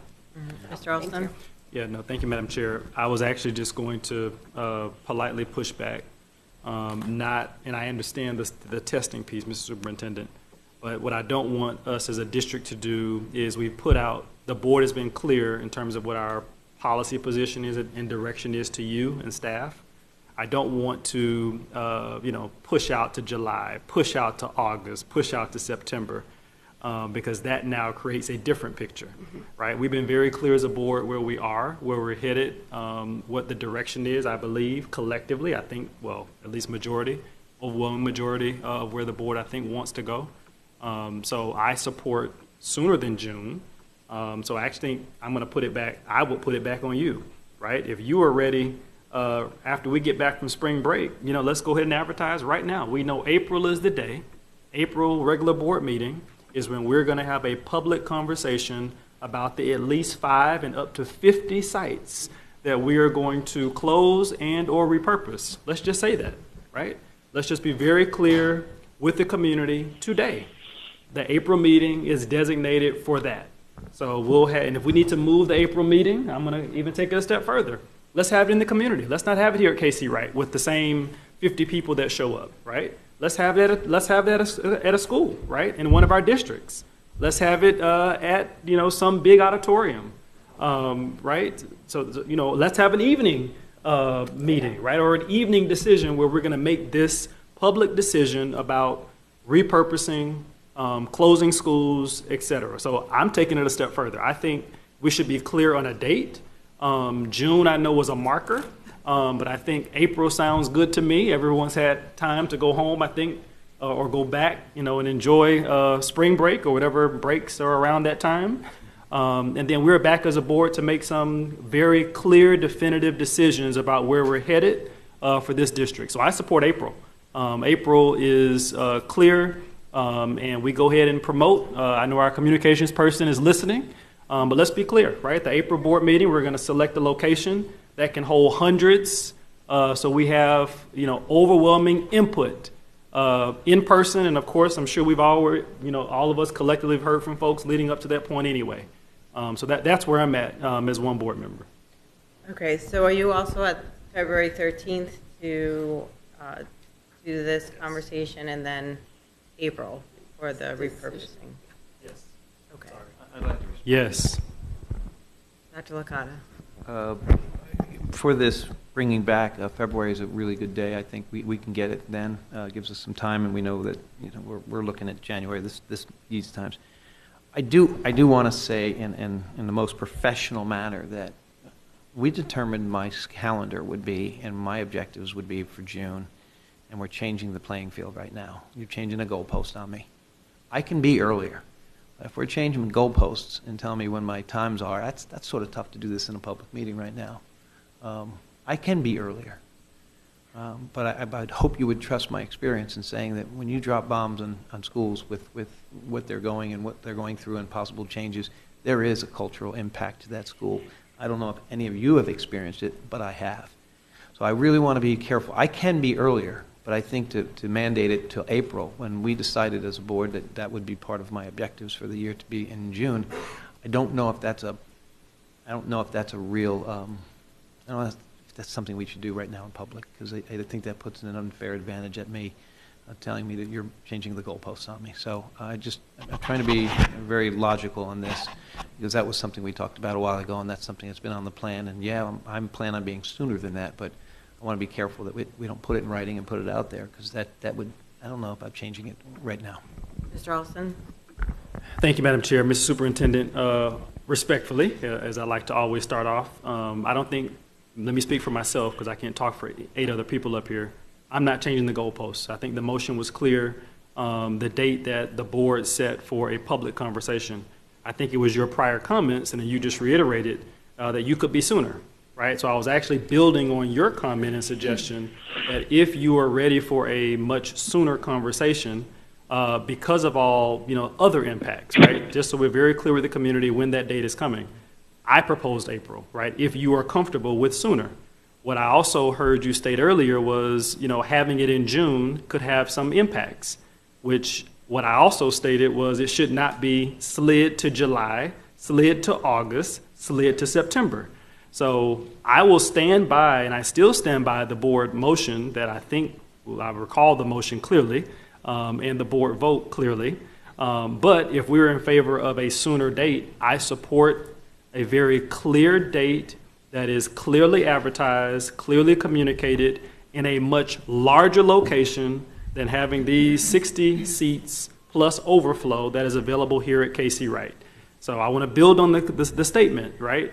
We're having this big conversation around closing schools, repurposing schools that this board finally will have, right? Other boards did not. So if we're going to do that, then we should do it in a location where it is central, right? Where the entire public can attend physically. Clearly, I know there are online mediums that we all, I think, have now that the community can access and provide input. And there may be other avenues that we should explore for this big discussion and this big vote that this board will take or not. Well, there'll be a vote. I don't know how to play out on whether we should close and or repurpose schools. So that is, I want to be very clear about my statement. I support and stand by June, but if you want to do sooner, I'm all for it. I think it makes sense to do it. And I'm not going to pick words from others, but go ahead and lay the framework, right? You've been saying it, right? You're on the train, right? This board is on the train. Let's not go backwards, right? Let's not push it out. Well, you and I have talked about this, and I did tell you, I think last week we said, and you were like, well, we can be sooner. Yeah, we can be sooner. I don't want it to be mandated. I'm asking that. I'm asking that you trust me that I do want to go sooner. I don't want to go too soon. I don't want to go in March. I think that's a bad time. But I also know that we have to go sooner, as I mentioned to you in our private conversation. No. That's what we're supposed to do. Is that if we're going to move fast and get these things done, we probably need more time than waiting till June. Nowhere did I ever mention about delaying it. That to me is it's throwing a lot of wasted time away. That's throwing a whole nother year away. So I like that. I just don't know if we want to move that up, and just trust me that we'll go sooner, but don't mandate that date on that. But I also have to tell you that your premise of putting this massive board meeting or meeting in the public in a great place at a time when everyone can attend, I think that is just a phenomenal component to this.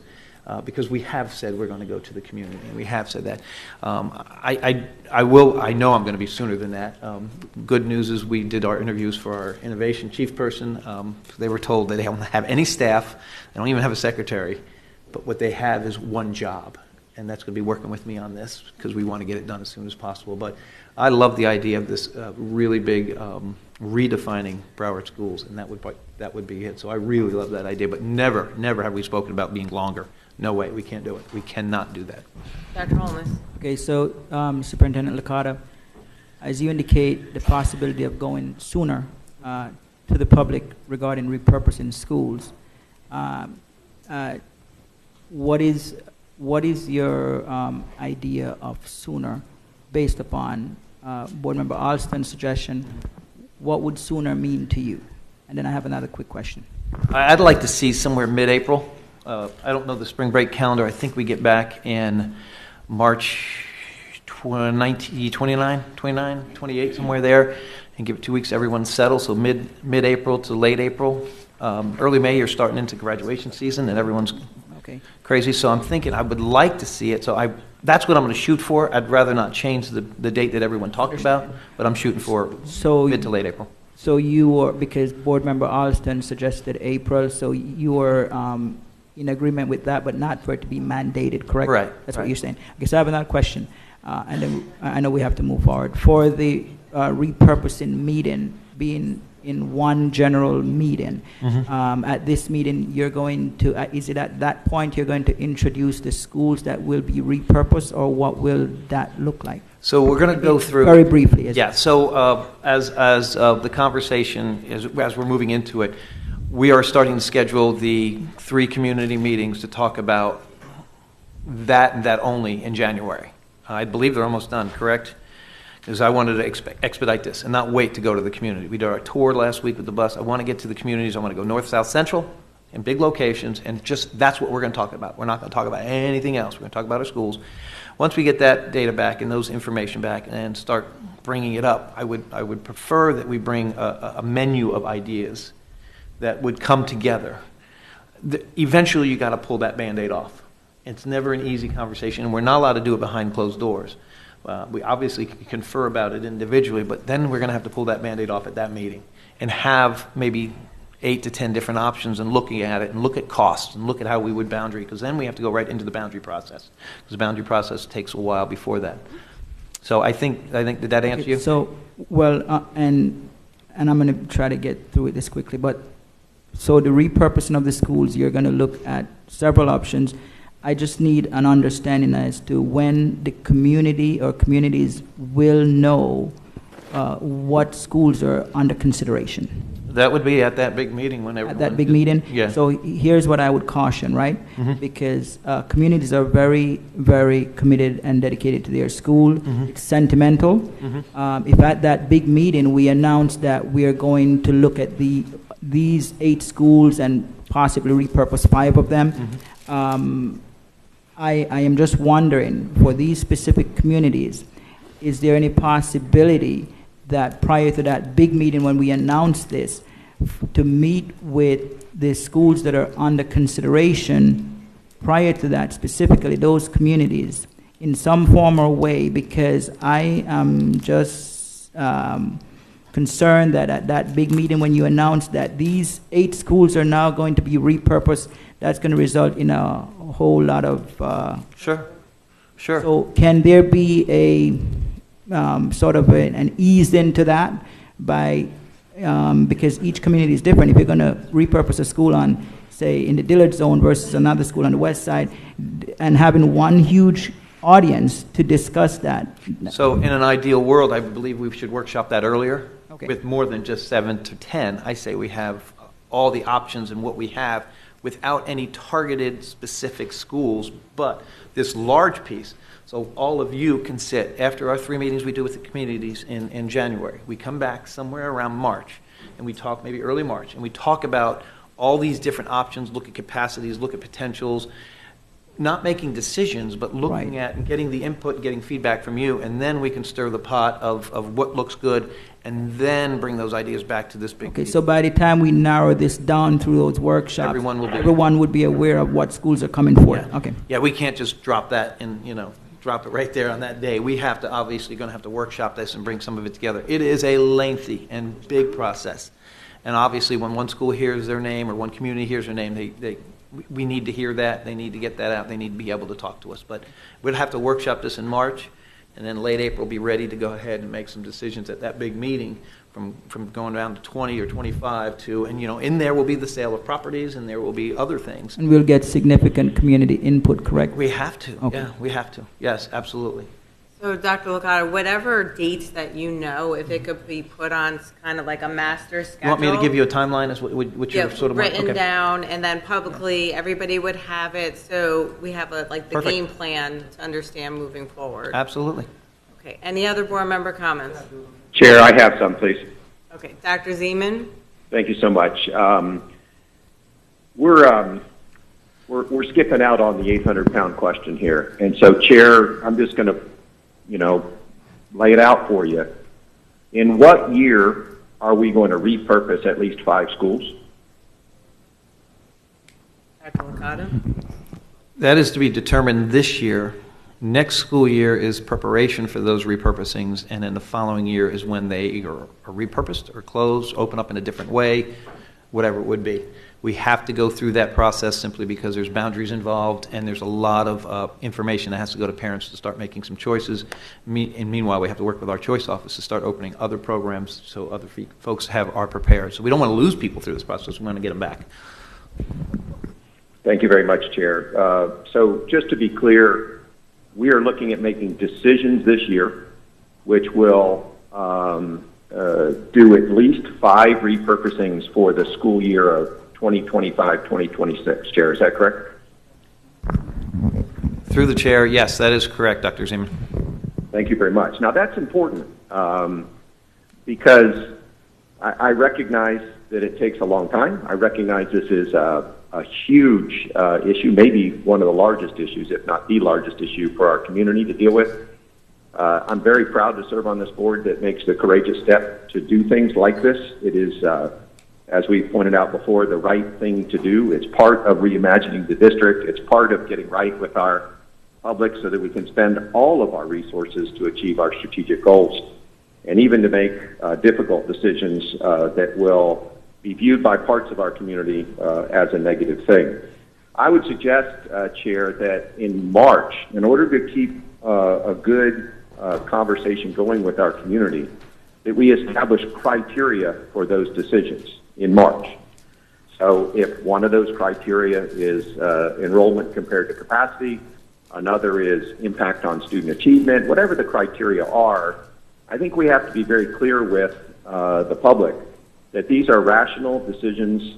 They're going to be made on the basis of publicly announced criteria, and then it makes the decisions in the meetings thereafter things that they understand and would be challenged to view or being made based on other perceived. It's critical that we are honest with the public, that we take our time and do it well, have lots of meetings. I do want to second or support Mr. Alston's comment about April large meeting. It may actually be more important to do 3 of those rather than 1. If in fact there's such a public interest in participating, it may be that South, Central, and North is better than just 1, because I perceive that, you know, if there's a handful of candidates in each one of those regions, that each one of those regions probably has hundreds of people that want to come and talk about it. I also think, to Mr. Alston's idea, that it discourages people to come to a countywide meeting when what they care about is school 1, school 2, or school 3 that's on a candidate list. So my counter proposal is that we do those the right way, or what I perceive to be a better way in terms of communicating with our people, and do a regional approach, if that makes sense. I just want to make sure that we're clear about what year we're talking about. We're going to make decisions this year of at least 5 schools to be repurposed, and those repurposings will happen no earlier than 2025-2026 school year. Dr. Licata? Thank you, Dr. Zeman. This is Dr. Licata. A couple things. I did receive our dates for the 3 meetings per John Sullivan, as he just wrote me back, correct? January 22nd, February 8th, and February 22nd. John, well, I want to know which South, North, and Central they are, so please read them out loud. Sure. So this is tentative, but the first one would be the 22nd. Second one will be the 8th. 8th of February, yes, and then February 22nd. And Chair, my proposal is those 3 meetings are wonderful, but they're pre-decisional, and at that meeting we will not be announcing candidates. I think when we announce candidates for repurposing, we also need to have 3 meetings, not 1. These are the town halls, and then are they designated what regions yet, sir?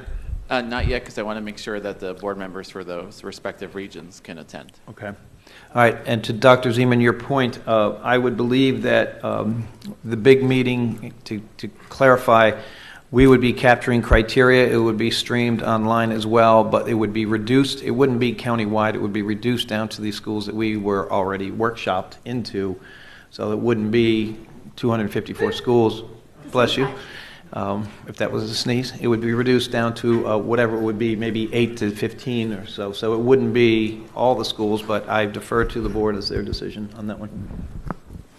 Okay, so I know everybody wants to weigh in on... It's a little different than Mr. Alston's. I really am worried that if we do the meeting about candidates once the names of schools are ready to be announced, that if we have that at one meeting, we're discouraging public participation because they care about their local school, not about Broward County School. I just think we're too big to do that one thing. And that's, again, I'm one of 9, but that would be my counter proposal to Mr. Alston's idea.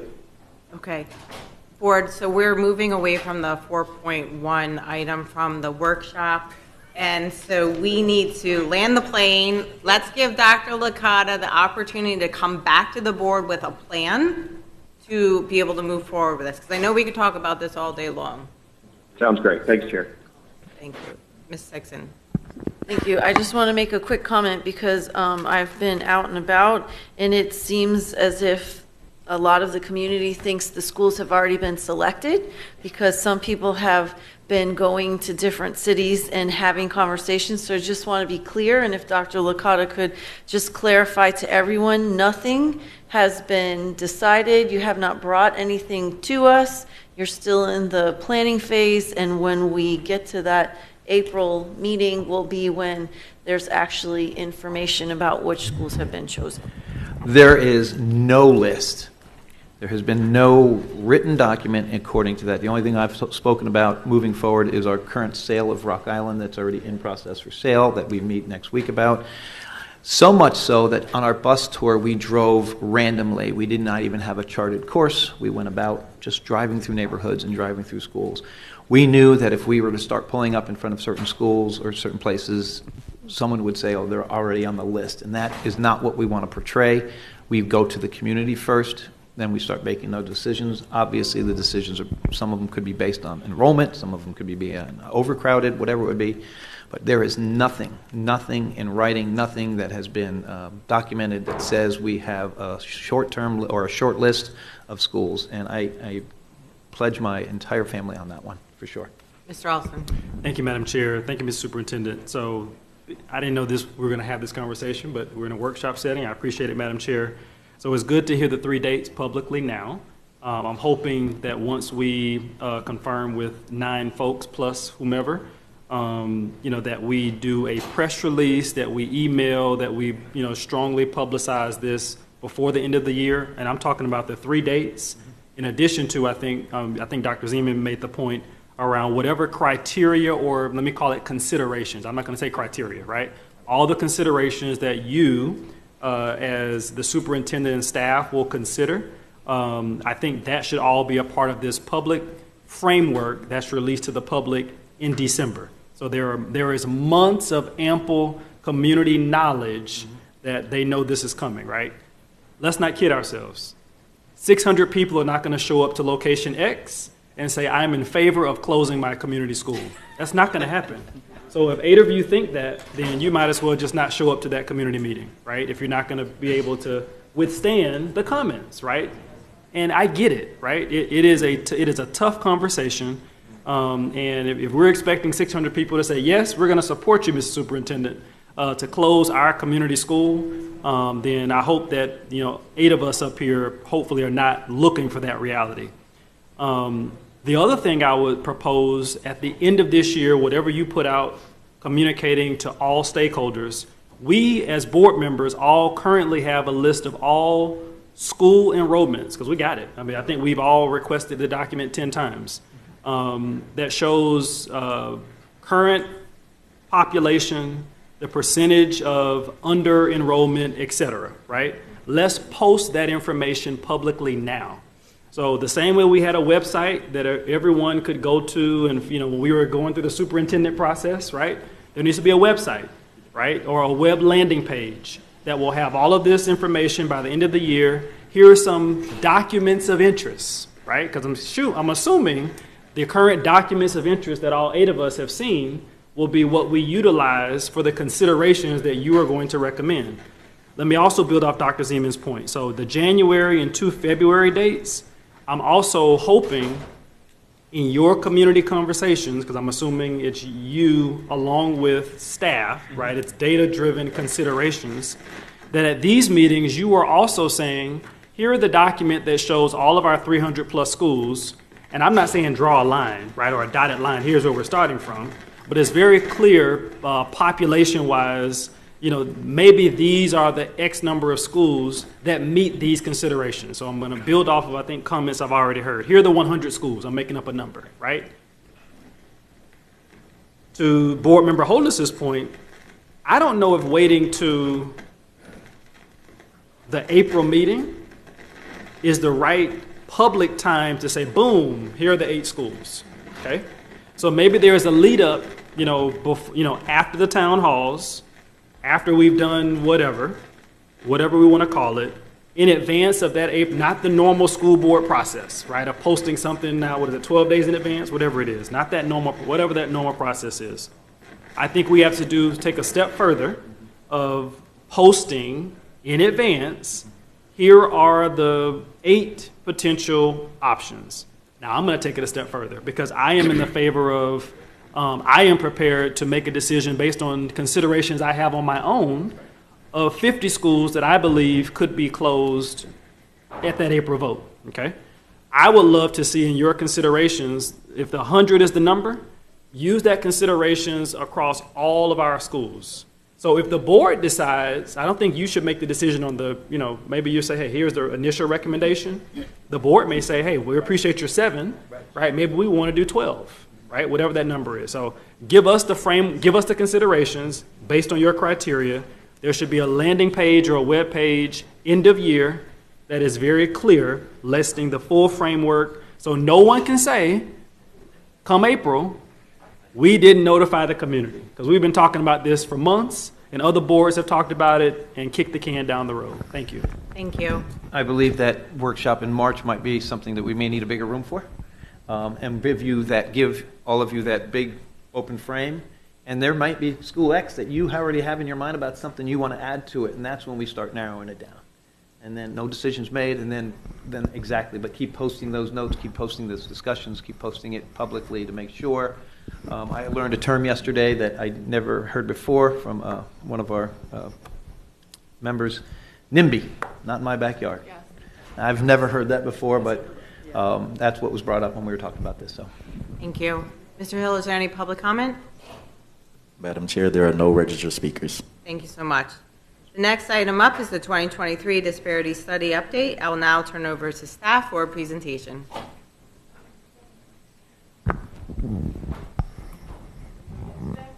As they prepare for this, I do want to front load it a little bit.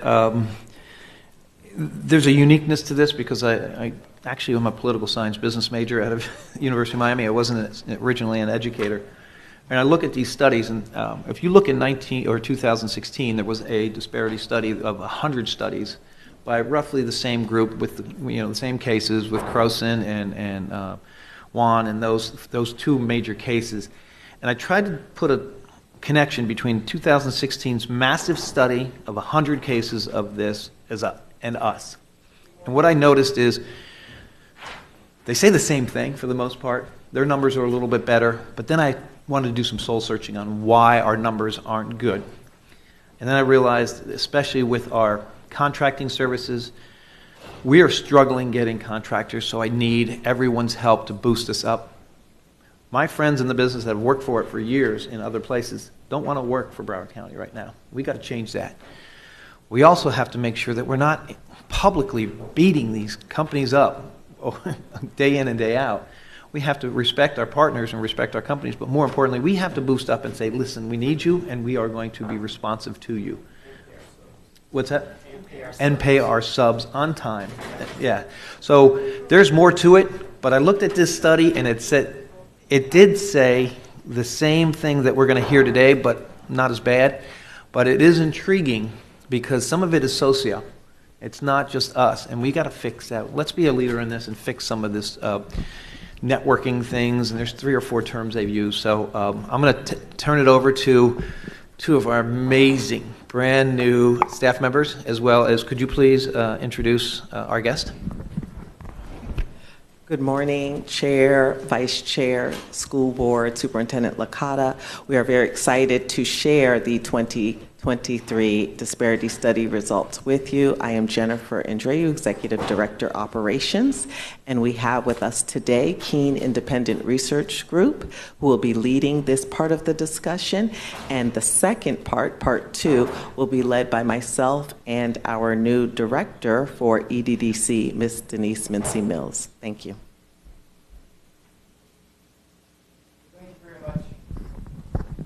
Thank you very much. We appreciate the opportunity to talk to you directly. We have, I don't know, it's 500, 600-page report. We're going to try to synthesize this down to 15 minutes. And you need to take some actions about the future of your equity efforts in procurement. So this is directly related to, I think, the second part of the presentation today.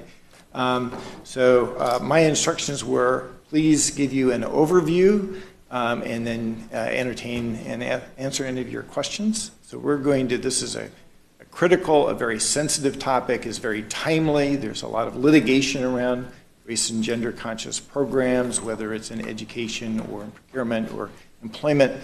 So it's very timely that you did this, and I don't want the shortness of the presentation to in any way diminish the seriousness of this matter.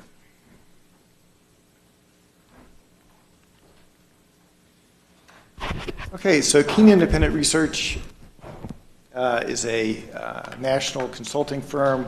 I have done more than 200 of these studies. This is often subject to litigation, and I have successfully defended programs such as yours in court. We had a team of local subconsultants. Holland and Knight were the attorneys on the team. Mosaic Group, a local firm, reached out to business owners, participated with our firm in the public meeting that we had a couple of months ago, where we were hearing from many business owners in the community, as well as conducting in-depth interviews with those individuals. And Customer Research International, also a minority-owned firm, completed the availability survey that you'll be hearing about. We looked at your data because you've done a disparity study before. You had a consolidated contract and payment data system.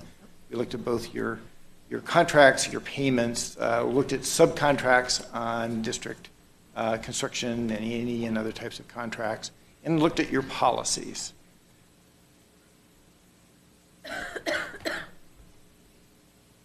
I am not an attorney. The attorneys that worked on this study put together the legal framework. The ruling Supreme Court decision is City of Richmond v. J.A. Croson Company, which is a decision out of the now late Justice Sandra Day O'Connor, who passed away in the last few days. She wrote that opinion, and for the first time set strict scrutiny is the standard of legal review that a court would apply to a race-conscious program. The City of Richmond did not meet that level of scrutiny, and one of the key aspects of that court decision was requiring evidence of discrimination, whether it's in the marketplace and that an agency might be a passive participant in that discrimination if it were not discriminating itself, it was putting public tax dollars into a discriminatory environment, which Justice O'Connor ruled that was an acceptable reason with additional evidence that documented that discrimination and the need for a race-conscious program, that putting public tax dollars into a discriminatory system was sufficient to have a minority business enterprise program. We have a couple hundred pages of the analysis of legal decisions in the report for you. The marketplace that we examined was South Florida. So a lot of your spending is within the county, but it's also in other neighboring counties. And that's the reason we did an availability survey of businesses that performed work that were related to districts' contracts and subcontracts. We called people up. We asked if they were qualified and interested in doing work for the Broward County Public Schools. If they said yes, then we asked about their capabilities, what size and types of projects contracts they bid on, whether they were a minority or women-owned firm, because we did not know when we called them. There's no definitive data source out there on minority and business ownership or any type of ownership of companies. In our experience, the best way to understand who's available is to call people up and talk with them. Over 2,000 businesses participated, gave us the information, talked about their marketplace experiences, and if they had experiences working with the district, what those were. One of the things that we asked them about was access to capital. And you'll see this in the report. 27% of minority-owned businesses, so that's more than 1 in 4, identified access to capital as a barrier to doing business in this marketplace. That was far more than white women-owned firms, which is what the term what WBE stands for, or majority-owned firms, which is non-minority, non-women-owned firms. When you talk about things like how quickly can we pay people, how quickly can we have our prime contractors pay our subconsultants or subcontractors, the barrier, the access to capital, a barrier for many of the minority businesses. Working capital issues because of discrimination in the marketplace, because we have qualitative evidence of discrimination as well. Across the board in the area of lending, if you pay people slowly, you are reinforcing the effects of debt discrimination.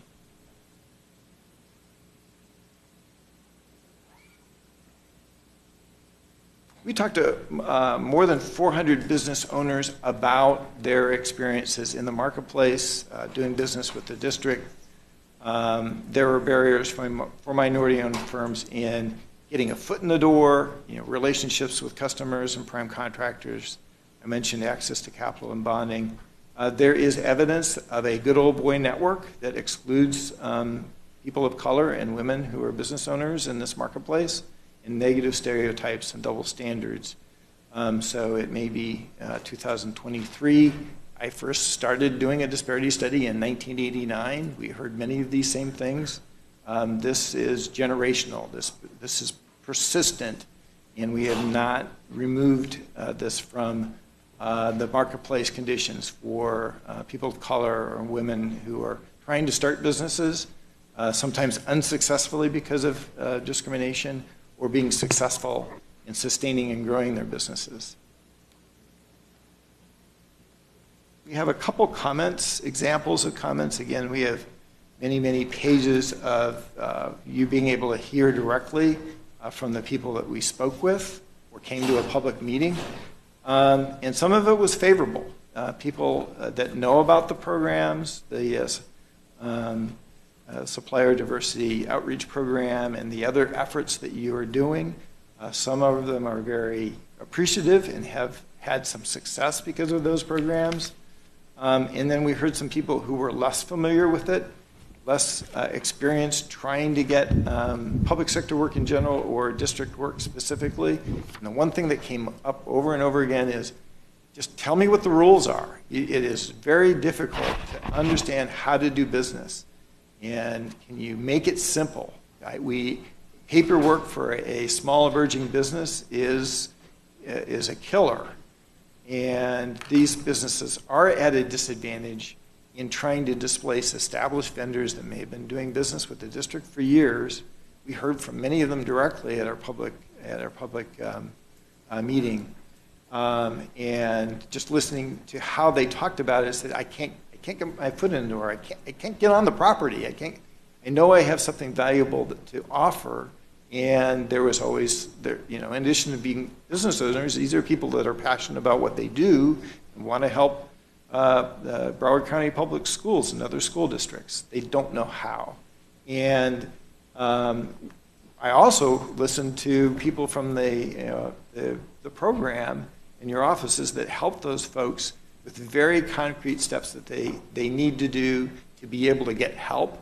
But right now, there's still a disconnect between those people who could be doing business with the district and the people that can help them do business with the district. So much more investment in communications and education about people to business owners, and more, this is majority minority and women business community here, and being able to educate folks on how to take the steps to be successful working with the school district.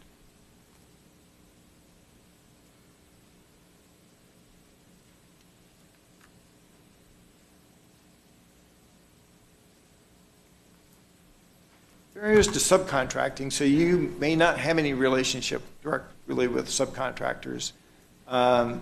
But we heard from subcontractors and potential subcontractors. We hear that they have difficulty getting paid on time. They understand that sometimes it's a paper exercise of listing them on a project, and then they don't really get any work. And it's hard to break in working with a prime contractor who's doing business with the district or other public entities. Okay, we're going to get into numbers and recommendations. So the first slide that we're showing you is based on our availability analysis, talking with thousands and thousands of businesses, and knowing what they do, what size of projects they bid on, do they bid as a prime or as a sub or both, and looking at the mix of your contracts and subcontracts, what's available for those firms to receive work on. More than half of your dollars would be expected to go to minority and women-owned firms. And this is counting firms that are both certified and non-certified out in the marketplace. The largest share of those firms are Hispanic American-owned firms. The second largest share are African American-owned firms in terms of the expected dollars. This is a methodology that has been tested in court and approved by courts, the U.S. Department of Justice, and others. We then compare your actual utilization with these benchmarks that we developed from talking with firms and about who's available for what types of work. And we develop a disparity index, and let me walk you through some of these results. First is comparing overall all your dollars, whether the programs applied or not. Minority-owned firms should have received about 1/2 of your dollars and got about 1/3 of your dollars. White women-owned firms, there was very close to parity between utilization and availability. Now, I've done work for the city of Atlanta, which has one of the oldest programs in the country. They don't get these numbers. I mean, your numbers are very strong, but they're not good enough. So that's the general theme. Be proud of what you've done. You would not have been able to do this without the programs you have in place. And the disparity results by group are shown here. There are substantial disparities for each minority group. There are not substantial disparities for white women-owned firms, and that's because of the program in place. White women-owned firms were maybe better positioned to take advantage of the programs that you have. And here you see results by sector. The programs had the greatest effect for construction, A&E, professional services, and are not as strong for goods and other services, and that's part of our recommendations, is to shore up those areas. We see results for construction, and the difference for minority-owned firms on the left. The big difference with the darker bar between having no goals on a project and having goals did not have as much of an impact for white women-owned firms. And then for A&E contracts, again, the difference between goals and no goals is fairly dramatic for minority-owned firms. Without goals, there was no utilization of white women-owned firms on A&E contracts, which is surprising. And we've summarized where we found disparities. This is important because you will need to evaluate as you operate the program in the future what groups are eligible for which types of programs. So we're at time for me. The rest of my presentation really feeds into what you all are going to be doing about, we made a number of recommendations about refining and reauthorizing the supplier diversity outreach program. You're going to hear more about what is that on the ground, what does that look like, and what do you all need to do. Continuing the SDOP elements, such as the outreach efforts, tracking and reporting participation, and vendor rotation, direct donor purchasing, some other elements that you have had in place, and enhancing some of those program elements of operation, including even greater outreach and specific efforts for goods and services where you had the greatest disparities. So thank you. Thank you so much for the presentation. Is there any public comment? Dr. Wanza. Madam Chair, we have no public comment. Mr. Alston. Thank you, Madam Chair, and thank you for I guess part one of the presentation. I'm assuming there's a part two, but I want to dive, actually, because part one is the most important that's going to drive the part two, which I think is on slides 19 and 20. But the details, so actually let me back up. We have great professionals who I know will get the district where we need to go for our supplier diversity efforts. I also know that a disparity study leads to policy, and a policy that this board must craft that will continue to ensure, I'm going to use your words, that we are strong but not good enough. And, I'm going to dissect what I think strong means, and I don't even know if it's really, really strong. I think we can be stronger now that I think we're having this open conversation. And for me, let me just start, and I think you've laid it out perfectly, that our business culture historically, I'm not talking about anybody sitting down here, has not been good for the district. As late as yesterday, me getting a call, so I'll repeat a statement, and I'm sorry, Madam Deputy Superintendent, you're going to be correct on this statement, of a subcontractor stating that we are months behind with pay. You are correct. That may not be the district, Broward County Public Schools may not be directly involved in the payment. However, Broward County Public Schools can use this thing, right, with all of its contractors. And the policy that we create as a district and as a board to help move the needle in that regard and other regards. So let me start by one area that you talked about, sir, and do we currently have specific African American, Hispanic American, Asian American specific goals for the district today? What we recommend is that you have a combined MBE goal, but that's a decision that really is an operational decision, and I want to defer to these folks. So before operation jumps in, I knew that I just want to ask that because we're in a public forum. So you are correct. We have generalized MWBE specific goals. I think you also clearly identified whether it's on the AE side, goods and services side, construction and professional services, which I think we have seen success, but I'm going to actually add success maybe with these number of firms. I want to be very clear, okay? Because I think your data also shows the big pool, right, what's available versus what we've utilized. So I think everyone knows I understand the science, and I get that. I want to jump to policy because one of my recommendations that I would vote on and I would support is district-specific African American, Asian American, Hispanic American, Native American specific goals where it makes sense, okay? Because I think that our generalized MWBE specific goals are general, and I understand it, but that may be something for you to consider. So I'm not going to prescribe, but it's just something for the team to consider. Let me jump to goods and services. So there have been clearly historical substantial disparities across the board, right? And I think that we can do a lot in our goods and services areas. Do we currently have MWBE specific goals? You do not put goals on most of those contracts. So another thing that I like to see that the team comes back for the board to consider, based on the data, and I think you've already laid the framework for what the board could consider. And I'm not reading your notes because I don't know what your 1 through 11 says in the details. But what I would suggest is that we also consider very specific goals based on the different groups where it makes sense, right? So where it makes sense. I know you understand the importance of that.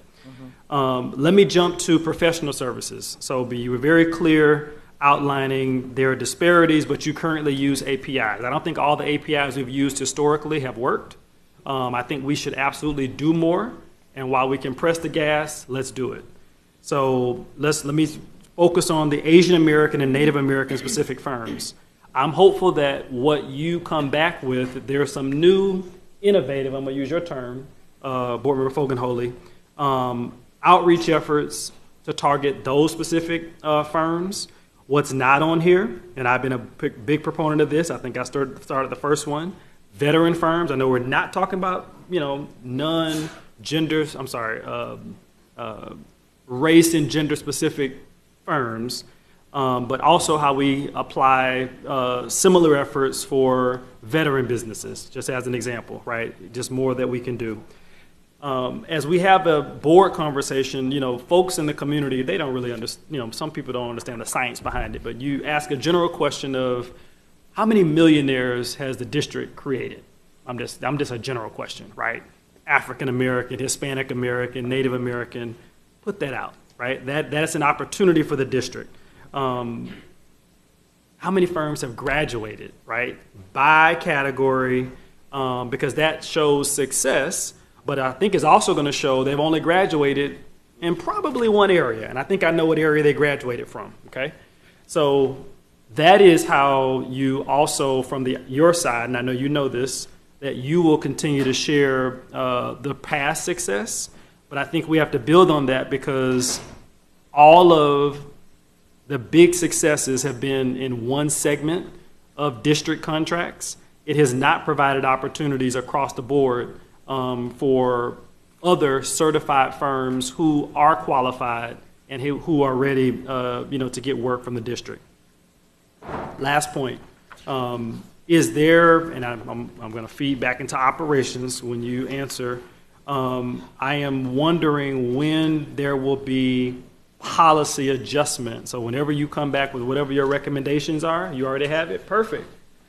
What is the timeline? Do we have a timeline when that's coming? Yes? Okay, all right. So because you know me, this is procedure sounds good. You have done your part, sir. Excellent, right? The narrative is there. The data supports where we can go from a policy standpoint. The chair knew I was itching to jump in because most of this is the background and foundation that's already been set. But the board has to be very clear from a policy standpoint where we want to go. We know the historical challenges. We know the opportunities. And we know that we might have done some things that might not have worked to its full potential.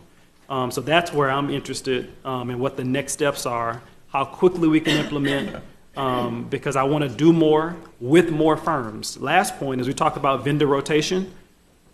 Think about how we incentivize firms who have never done business with Broward County Public Schools. So it's the same, this is my words, we have the same pool of vendors, the same pool of certified firms who get a majority of the work. The big dollar work is really on the construction and professional services, maybe AE side, right? How do we create a system where if I have never done business with Broward County Public Schools, I'm certified, I'm ready to go, I have all the finances, everything I need, how am I incentivized to do better than a firm who has gotten historical 30-year contracts from the district? That's a key question. But I think it's it's more than an observation, it's a fact. But how do we level, and I'm gonna level the playing field, provide opportunities, whatever. How do we provide opportunities for new firms to get into Broward County Public Schools? That's a continuous question. And I think on the policy side, on the points, whatever, right? There are different ways you can incentivize and do that. So that's where I'm at. I'm only one of 9, but I think that we should absolutely do more in terms of certified firms in specific categories with specific goals where it makes sense across the board for all categories where we can do it legally. And I think legally, we already have the justification to do so. Thank you. Dr. Licata. So I thank you for that. This is a problem area that's, it's one of the reasons why Jennifer's sitting right there.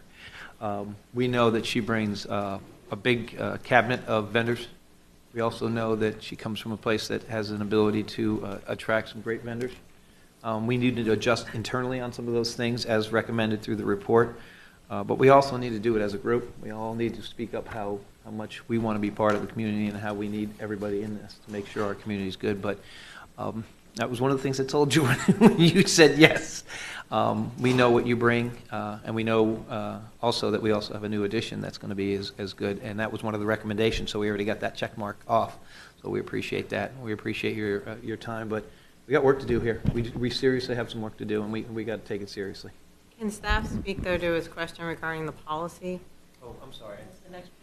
Through the chair. So I was chomping at the bit. So Board Member Alston, at 12 o'clock, that is the part 2.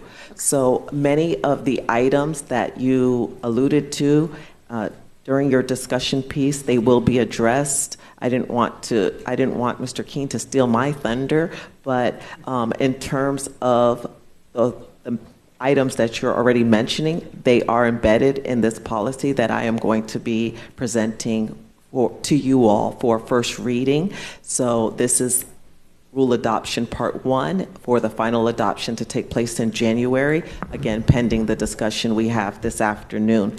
In terms of exactly what you said, I couldn't agree more with everything that you said. In terms of MWBEs and WBEs, which I'm not going to continue using the acronyms for those of you who aren't as well versed in this area, for the minority and women business enterprises, we broke that down in this policy for you. And as I get into that discussion, I can refer to different pages as we go through the red line version. But we did exactly what you suggested in terms of saying, based on the study, because we want to make sure we're legally sufficient, it says for each area where we should be, what percentage of spend we should be utilizing going forward. Now, I will tell you this part. In the policy, and we debated this a lot in our office and with our Small Business Advisory Committee, we left aspirational. I personally do not like aspirational because my commitment to the superintendent was that not only will we meet these goals, we will exceed them. But it says aspirational, but know that it's not aspirational. This is a SMART goal that we plan on meeting. Thank you. Thank you. Ms. Rupert? Thank you. I'm going to be asking questions on page 9, 10, 17, 18, and 20, just to kind of orient you.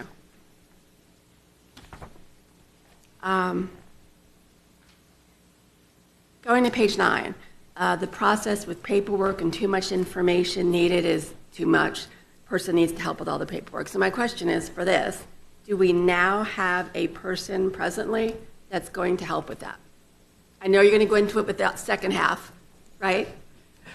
Well, we do have a person, but we are working on the online system that we currently use, that centralized bidder registration system. I went in about 2 or 3 weeks ago, and I could not complete it. Right, yeah.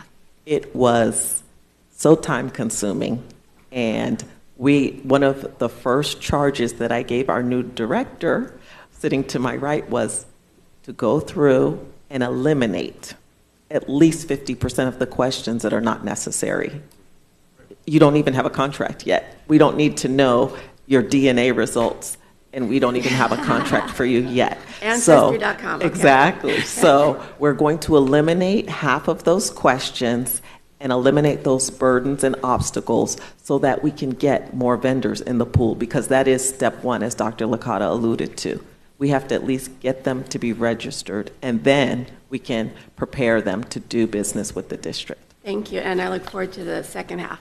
On page 10, the comment from TO-5, some practices like paying people to say they're a subcontractor, but you give them $10,000 to really disappear.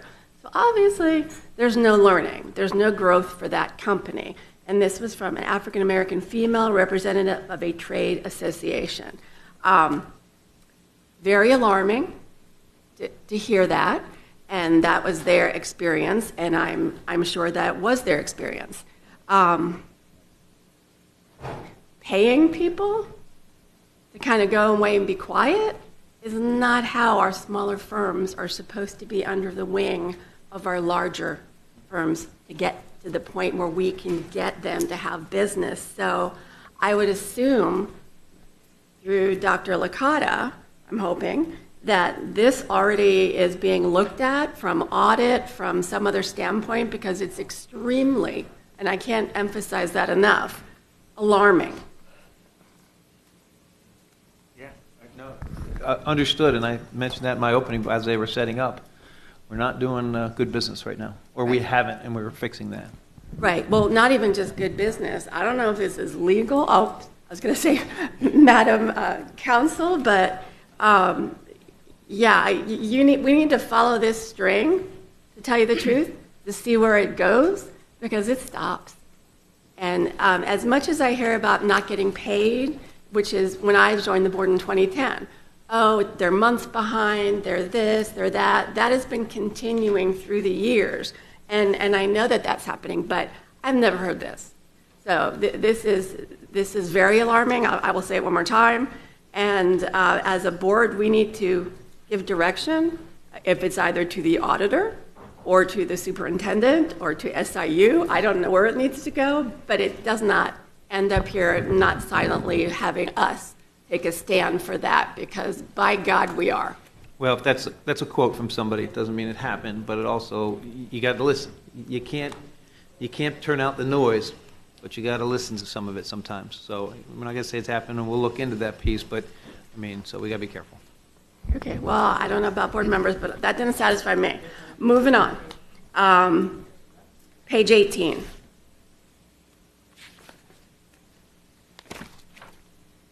Sorry.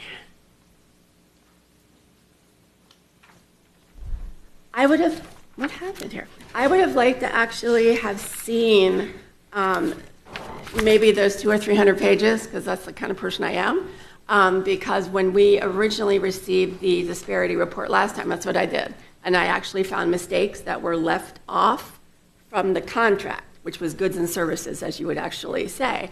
But it was in the information of the 200 or 300 pages from before, but not in our presentation and the conversation that we had. So if I hadn't read it, honestly, I shudder to think what would have actually happened at that point. However, do you or have you looked at the previous disparity report, where we were before that? What did we accomplish during that particular timeline? What were our wins? What were our neutrals? What were our losses or mistakes that we can still learn from? Because I know there had to be. I know as one board member, I asked about this many, many, many times over the years and followed it and pushed for it. So it's a little disconcerting for me to still be here and knowing that we have so much more to do still. I'm glad you're here. We have a lot of work to get to. And I think to end it with, instead of looking at this as a one place in time that you've looked at, it's more of a continuum, and to see how we've made progress or not. I think. Okay, page 20, which I think is going to come up afterwards, but I'll ask it anyway. Do these API differ from the last recommendations, which I already asked a second ago to you? Thank you.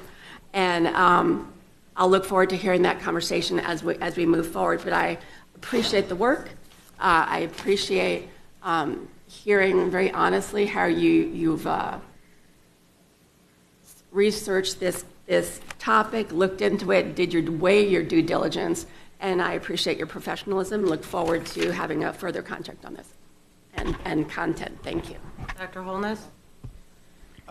If I could make a quick comment. The one quote about the being paid to go away, basically. Yes. That came from a trade association. They may have been talking about a practice in the industry with these types of programs and not Broward County Public Schools specifically. So please do not I would need to go back to the report, but I don't remember from the quote that they were pointing out public schools. It may be a practice of a particular prime contractor and more related to that than the public schools specifically. Well, I would be curious to see that and to actually see that part of the questioning and the comments because I found that the comment from right above that page seemed to, for me, almost come from the same person. So for that aspect, you know, I'm one person that if one person is able to put their head up and say something above the crowd, that's because they really have experience in it. So I'm not giving direction for 9 people. I'm not giving you direction from the board.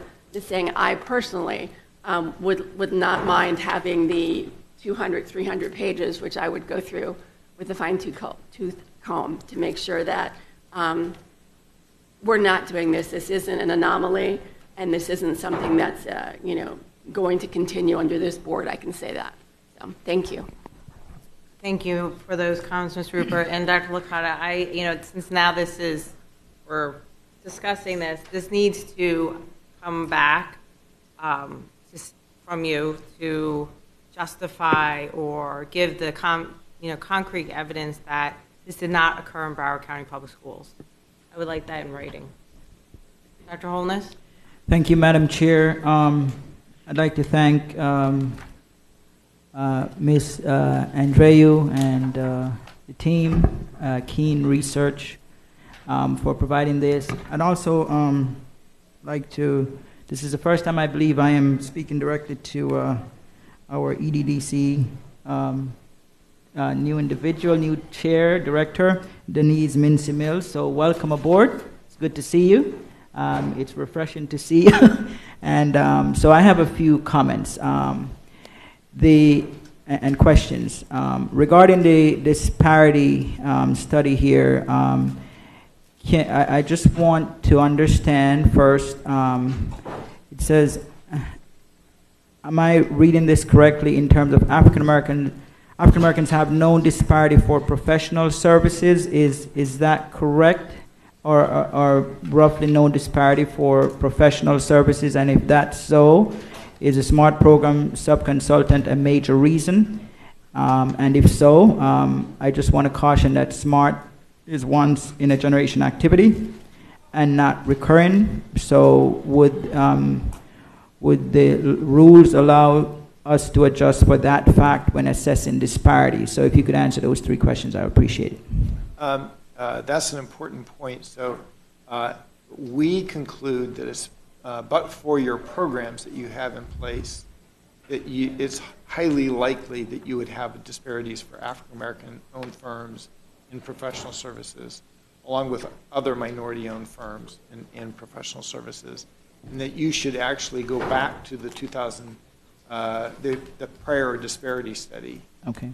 Which has other evidence that may be germane to continuation of program application for or participation for African American owned professional services firms. But for the program, we think you would have had a disparity. Okay, so for this particular study, is a SMART program subconsultant, would you conclude a major reason where there is no apparent disparity for professional services? And if we go back to prior studies, we would see a much greater disparity? That's essentially what we're saying, yes. Okay. You need to go back and look at one of the things that was challenging for our study is you had done so much. We were almost gauging the success of your program, okay. And it was very difficult to say, well, but for the program, what would you have? And so the prior disparity study has much more of the, but for your SDOP program applied to a full range of contracts, including professional services, would there be disparities? And we think the answer is yes. Okay, so I guess then we can conclude from this that because the SMART program was sort of included in here, that this might be inconclusive in making a determination that there is no disparity with professional services. Would that be fair to say? Yeah, again, we're looking at the effect of the supplier diversity outreach program. And for and we talk about it in the full report, we state that you need to look at evidence beyond our study that looked at prior contracts, like your last disparity study. And we have quite a bit of information about the marketplace broadly, and showing disadvantages for, say, African American professional services firms in that broader context. Appreciate that. So for this particular study, is there, does it allow to adjust for that fact when assessing disparity under this category? We had to look at the contracts that you have. Okay. But when you make decisions about how to apply your program in the future, we think that this is one piece of evidence, but you should look at others because of the limitations of really studying your success or lack of success while you had all of these measures in place. Understand. Thank you so much. So a few other things.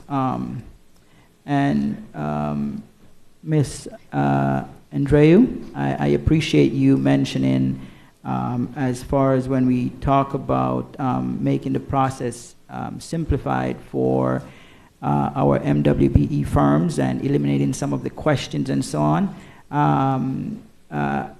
I also would like to get some feedback on how do we help minority firms and women-owned firms, assist them with the complicated process of being a participating firm in the bidding process and so on. What kind of support do we provide them? Because as we mentioned here before, and in the presentation, they seem to be an excessive amount of paperwork. Many of these firms may have difficulty with the paperwork process and so on. So what kind of support do we provide specifically to the MWBE firms so they don't get overwhelmed and can't be bothered with the volume of paperwork that's necessary and understanding the content of that?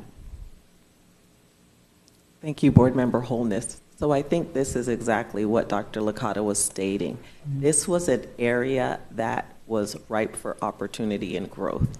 Right. I don't think in the past we did a good enough job on educating our suppliers.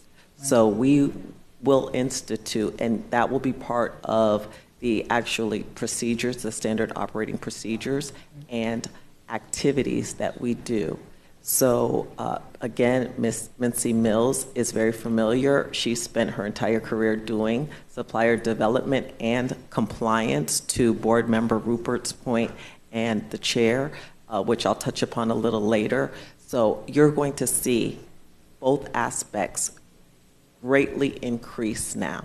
So we will have a 6-week cohort class for free for all of our certified vendors. It won't just be the MWBs. The small need it, the emerging need it, everyone needs it. In the past, we have been told that this is like an MBA program in 6 weeks, and when you finish and you graduate from this program, you are ready and able to do business not only with Broward County Public Schools, but any government entity. So we teach things like marketing your business, like accounting, all the legal issues you have to go through. We actually, when you leave, you have a template prepared to fill out an RFP, because people are intimidated by the 120 pages of an RFP. They don't realize a lot of it is just boilerplate language, and it's the same. Right. No matter which one. We teach them all of those tips and tricks, if you will, so that they're better prepared to do business with us. Right. And while I appreciate having this available to all firms, my concern is based upon the disparity that exists with minority firms. So when we look at major firms, they have a lot of things in place to be able to get through the paperwork and all of that. And so, I do appreciate the comment of having this available, but I also would like for this particular course to somehow be promoted within the minority firms to be a part of this, to understand this, because While we have many firms that could make use of this, I think the disparity is evident, that it's the minority firms that are not making use of this. And so while it exists, I am hoping there are also initiatives in place to promote this to the minority firms that are not doing business with us. And as Board Member Alston had said, how do we incentivize firms not doing business with us? How do we incentivize them to want to do business? Because a lot of them are deterred by the complexity of the paperwork and all of that. So if we have these programs in place to help simplify the process, how do we get the word out to the minority firms who are just not doing business with us because of our reputation in the past? So if you can comment on it. Absolutely. Well, it starts with trust and being visible in the community. And so we're out. We have to go to all of the chambers. We have to attend the meetings and the functions and be visible in the community. I recently attended Lauderhill Dine-In and spoke to about 25, 30 entrepreneurs there. So we have to get the word out. It's social media and all of that is great, but nothing takes the place of going out in the community and meeting people where they are. So that's the first step. In terms of incentives, that goes into the recommendations made by Keene. We have 30, and I think someone else alluded to it earlier, asked the question earlier. I'm sorry, I forgot which board member posed that, but we have 39 recommendations between the original diversity work group and the disparity study that Keene conducted. We are going to implement all 39 of those recommendations, and they are part within those are the affirmative procurement initiatives. So rotating the vendor pool, breaking contracts up. That's one of the biggest ones that we have not touched upon yet. But because we are such a large district, the 6th in the United States, right, it can be intimidating if we need huge quantities of an item. But we can break those items up and do them by region, by location. So those are just some of the recommendations. But the incentives, the local preference that I'm going to talk about in a few minutes, giving the points that I believe Board Member Alston recommended and is already there. Some of the recommendations were there, they weren't being implemented, and they weren't being implemented with fidelity. Right. So we are going to implement all of those recommendations with fidelity, and you will see the needle move because they're great. You just have to do them. Wonderful. I appreciate that, Ms. Andreu. And also, I've only been here a year, but I've continually seen the same minority companies coming up. I would like to see those plus new ones. And I believe I had the same question on our prior workshop because I noticed we had a minority construction company, and I said, did we have other minority construction companies that participate in this process?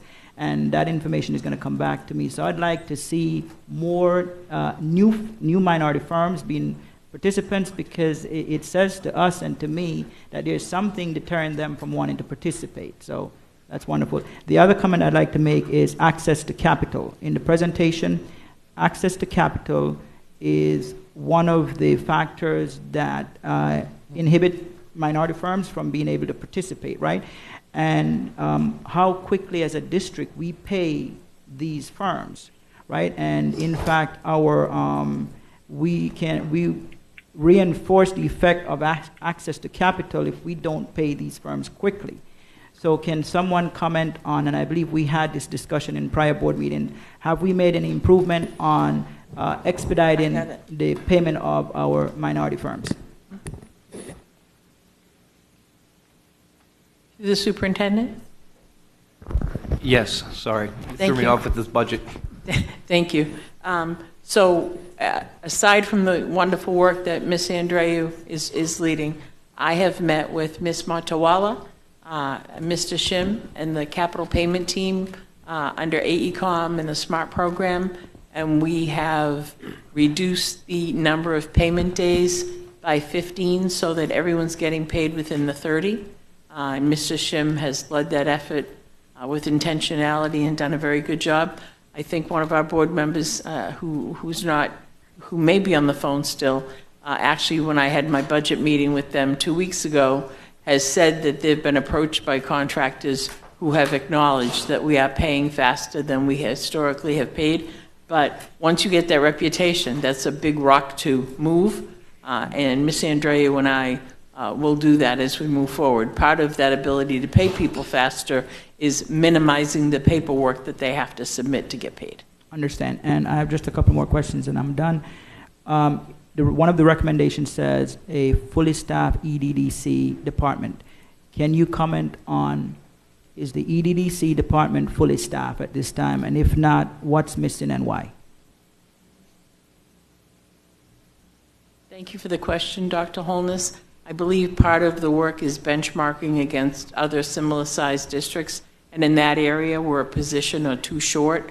Ms. Andreu was fully staffed, but has had a few recent resignations that we are filling. But I think as we look at the budget next year and the superintendent's org chart, Ms. Andreu will be asking for a position or two to support the work.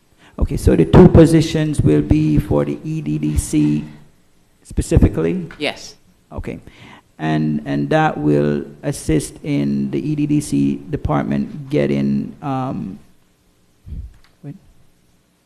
will that further enhance the EDDC department? What are the specific positions that need to be filled and what will they be doing? So we haven't got the positions yet. We're going to work with Dr. Licata. One of them would be outreach, and one of them would be compliance and vendor support. Okay. All right, thank you. So to wrap up, I hope there will be continued efforts to review and enhance and simplify the internal processes as recommended by this study. I hope we can get the EDDC fully staffed, and I hope we'll continue the efforts to minimize the paperwork involvement, and that we'll continue efforts to pay quickly. And that'll be my comments. Thank you. Dr. Zeman. Thank you very much, Chair. Keene is such a great name for this firm. The work that's been done is very good. It's a keen piece of work, so thank you for putting this together, plus the staff support. I do talk, as Ms. Marte intimated, with a lot of our firms in Broward County and in Palm Beach and Miami-Dade, both those that do work with us and those that want to do work with us. And so my comments are largely to represent them to the best of my abilities. This study clearly shows that barriers exist, and we're not to the point where we've gotten disparity below the 80% number, the legal barrier, and need to continue to do well.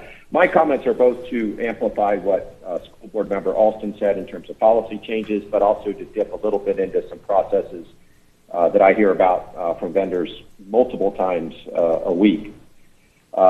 In terms of the goals, absolutely, African American, Hispanic American, Native American, Asian American, separate goals where they make sense. I really want to hear more about veteran preference because Broward County loves its veteran-owned firms, and I think we ought to include them. In terms of policy prescriptions, though, I would go steps beyond what School Board Member Alston has suggested. I would include price preferences, annually approved price preferences for all firms that have shown disparity in the previous year. I think that that's an appropriate response in Broward County, and I hope that it's included as we hear back.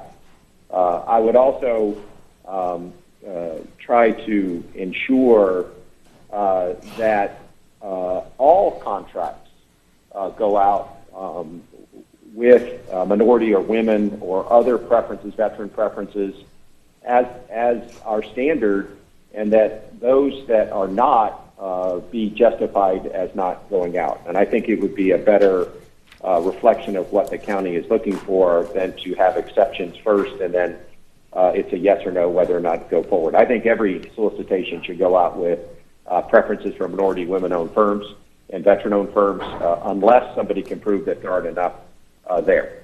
In terms of processes, I think there's some things we should think hard about. I don't know, as I said, why we don't have these goals in all of our contracts, particularly in those for goods and services where we're not doing very well.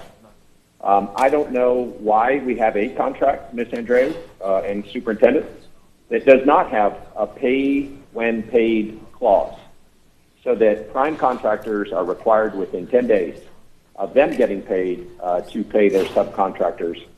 That's a standard in all federal contracts. It's written into the federal acquisition regulation. It's been there for over 25 years, and I think Broward ought to adopt it as well.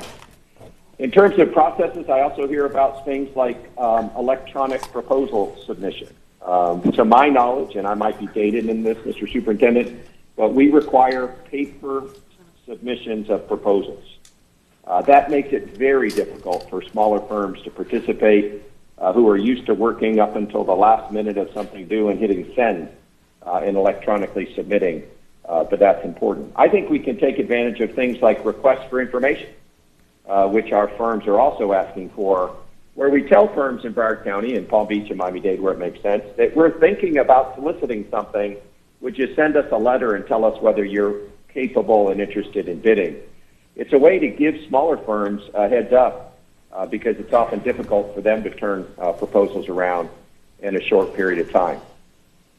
Lastly, and this is probably the most important thing that I'll say today, on the construction side, our amazing delay in getting change orders done and getting time impact analyses done and turned around has caused probably the greatest delay in paying minority and other women-owned firms in these categories. When you're a small firm and you're working for a large construction prime and you've done some work and then they get into a change order process that takes a year, a time impact analysis that takes longer, guess what? You don't get paid. And that is something that, you know, we hear about, the board rails about all the time, but sometimes we don't see the effect of that in terms of paying these firms. On top of, you know, the change that we're not getting for our students. You know, if a change order takes a year and a time impact analysis takes longer than that to get people back to work, the facility is not being done. The HVAC's not being finished. The other work is not being done, and that means that if facilities matter, we're not getting the things done. But this topic is wonderful. I look forward to hearing more about it. I just want to say that I'd go a step further than what School Member Alston proposed. I would make some of these things automatic. I would definitely move forward with veteran-owned firms if that's the will of the board. And there's some process changes that the vendors continue to talk about. And I know that with new leadership across the board in Broward County, we're getting after these things. But the vendors are not seeing all of it. While they're seeing payments come out faster, they're not seeing the kind of institutional process changes that I know will be coming in the near future. Thank you very much, Chair. Mrs. Hickson. Thank you. I just want to make a quick point. It really doesn't matter what we do. If we are not paying our providers, no one's going to do business with us. It's a systemic issue that's been going on forever. As a magnet coordinator, when we went on field trips, our vendors would be small kayak companies that had to wait 90 days for payment. They didn't want to do business with us because they couldn't afford to do it. So I appreciate all of the work, all of the study, but at the end of the day, we have to figure out what the problem is. It's not new. It's been happening for a very long time, and everyone says, yes, yes, we need to fix it, but it never gets fixed. So if we want people to do business with us, whether they're big companies, small companies, minority companies, women companies, they can't do business with us if we don't fix how we pay them. So it's been a conversation that we've had, yet no movement nothing has changed.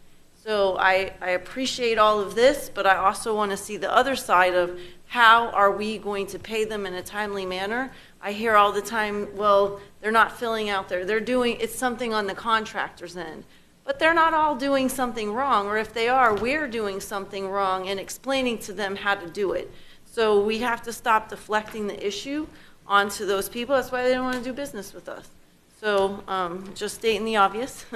So I appreciate, thank you so much for all of the work that you did, but we also need to look at how we resolve that problem and not, as we just keep telling people we're fixing it. I know we have all this new software that's supposed to speed up the process, but we've had it for a while, and the process is still not speeded up. So anyway, that's my input. Thank you. Mr. Fogarty. Thank you very much, Chair. And yes, I think my colleagues covered everything.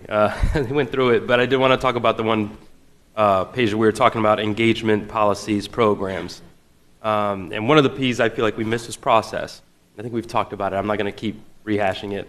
But that's the conversation I hear from a lot of our business owners in our community is the process is so long. Like you said, the website with so many questions, right? So for me, I would really love to see the numbers of how many people started that process and didn't finish, to Board Member Alston's point.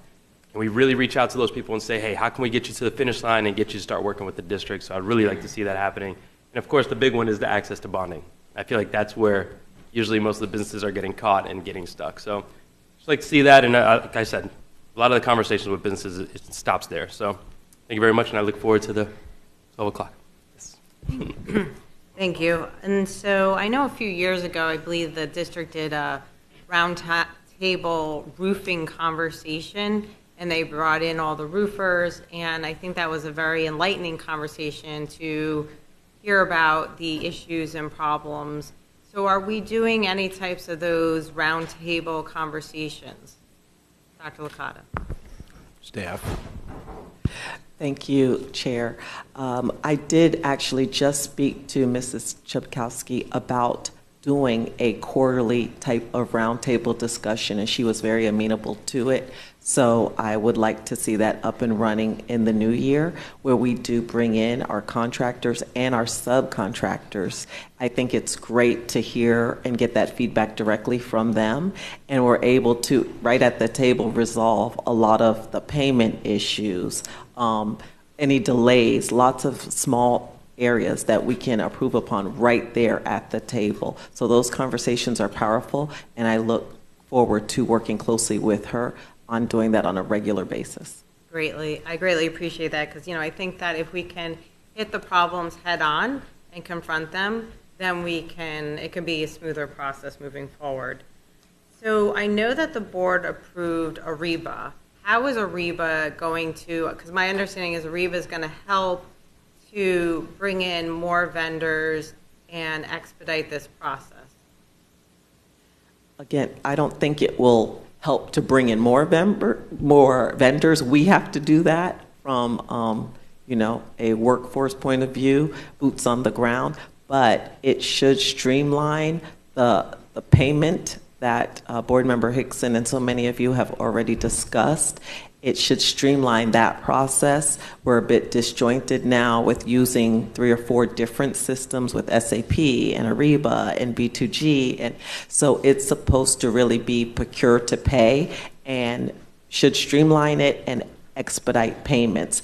Now, we are working through that right now as we speak. There's a work group in training on Teams as we speak right now. And so we'll be launching the first module, if you will, sometime in March, April, and the second one in about November. So you really should start to see some change, some improvements within that March and November schedule. Okay, great. And then if, Dr. Licata, if you can just follow up with the benefits of AREBA as far as putting out that larger net to get more vendors to come in to bid on our projects, I would appreciate that. Thank you. And then lastly, I agree with Mr. Alston as far as the policies being changed, giving specific goals based on all the different groups, and then also to implement goals for our veterans. Okay, any other comments? Our AREBA answer has arrived. Yes, I have a comment when you have the opportunity. Okay. Dr. Licata. One second, Ms. Pham. Dr. Licata? Thank you. Dr. Phillips, I know you've been working with AREBA, and we've spoken about it in several meetings. Can you give us an update on how that's going to help us institute and garnish an easier process as well as widen our net? Yeah, a couple things with AREBA. So as we implement the different modules of AREBA, specifically when it comes to this, it'll do a few things. One, it'll help us whenever we have vendors that we want to invite to certain opportunities who'll already be registered in the system. Secondly, if they're already registered in AREBA, let's say they do business with the state of Florida, they're not going to have to go through the whole re-registration process with Broward, or if they're with any other state or local agency that uses AREBA, kind of similar to Demand Star. The other thing we'll be able to do is have a whole lot of automation in there. be able to set certain thresholds with certain alerts and triggers and that kind of thing. So if we're below our goal, we can know long in advance before we actually have to go and actively pull reports. We can monitor those types of things along the way with dashboards and that type of thing so that we can make future procurement decisions to make sure that we're in alignment with those goals. I think that covered it. Okay, so we will get a larger net of people to be applying? Who is tutoring, and how are we helping the companies to assign themselves to Ariba? Is that part of that 6-week workshop that you discussed earlier? And I'm sorry, I don't know that answer.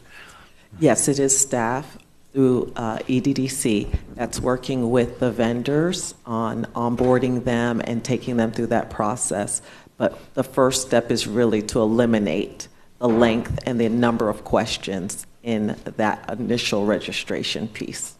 Okay, so they have to be signed up with Ariba to even be a part of the process? Correct. Okay, wonderful. Mrs. Pham? Mrs. Pham? Ms. Pham, it's your turn to speak. Any other board member who would like to speak? Do you have anything? 10 seconds. Yeah, Mr. Olson. Hello. Hello. Oh, there you go, Ms. Pham. Get back on. Okay, Mr. Olson? 10 seconds. I apologize. So all the policies that I quickly just went through, I saw it all sitting here. Yeah. This was the one day that I didn't have a board packet, so I'm actually just going through it. So I apologize, but we'll wait for the 12:05. Did you have anything else to add? Okay, Mrs. Pham, last chance. All right, seeing none, we're going to move forward. Wait, no, madam. Go ahead, Ms. Hello? Go ahead. I'm so sorry. Bad timing. Someone beeped in at the exact moment I went to take it off mute. Yeah, this is Brenda Pham. I'm not going to regurgitate everything that's been said. A lot of great points were made this morning.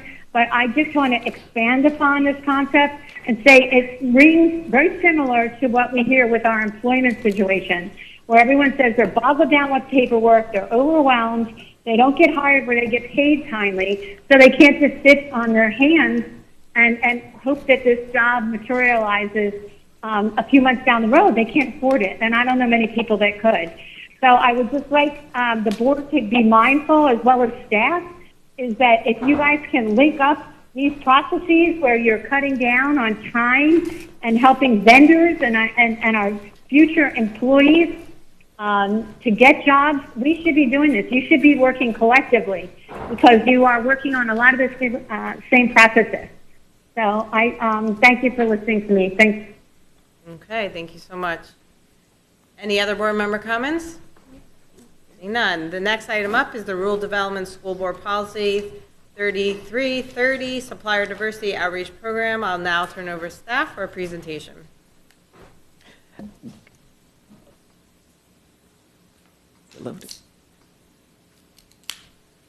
Thank you. Good afternoon, Madam Chair, Vice Chair, board members, Superintendent Licata, and executive staff.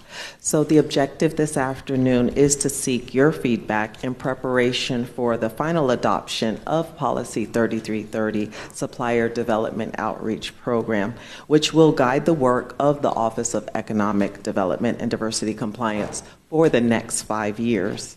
So again, based on the 2023 disparity study results that we just shared with you, we thought it would be timely to bring these two items together. EDDC is requesting your review of these proposed amendments to the policy for alignment and improvement. The recommended updates will ensure equitable opportunities for district procurement across all commodity codes for our local, small, minority, and women and veteran-owned businesses, a lot of what we've already been discussing this morning. You will see here, again, high level, the mission and the vision of the program. So rural development. Under the current policy, architectural and engineering was grouped under professional services. And I believe that Board Member Holness was kind of alluding to that. So the recommendation is really to separate that out. So that would align with the actual disparity study findings and industry standards. So EDDC would modify the current business category to include architectural and engineering as its own standalone category. On page 3, if you are following along with the red line version of the policy, you will see the results of the 2023 statistical findings based on race, ethnicity, and gender, and you will see the areas that are outlined that still show disparity. And I think that was also another point that several of you made. So you will see by category and by race, gender, and ethnicity. In terms of page 7, EDDC is recommending expanding the opportunities for certified businesses in purchases of $5,000 or less. So here you will see language stricken out because before this policy was not applied to small purchase orders of $5,000 or less. That is actually the sweet spot for a small minority woman-owned business at the school site. So we wanted to strike that out. We're working closely with our colleagues in the Business Support Center on making sure that they are aware of the policy, procedures, and standard operating procedures so that they are too, when they're making those school site purchases, going first to our certified list of vendors. On page 3, we wanted to ensure that the district abides by the spirit and intent of the policy. So we are expanding the certification period and removing another undue burden, as we heard many of you say today. And we would like to make sure that instead of 2 years, we want to increase it to 3 years in terms of recertification. So giving the business vendors a longer period in which they can maintain their certification. Madam Chair, Mr. Austin? if I could, and I don't want to stop your flow, you're doing excellent. So can I go back to the other recommendation on the 5,000 or less? And I know this is school site. What, is this also P-card as well? Absolutely. Any purchase that is 5,000 or less, Okay. Where they have the opportunity to purchase directly from a vendor, we want to make sure they're using our local certified vendors first. And you'll be seeing lots of social media campaigns about this as we launch this in 2024.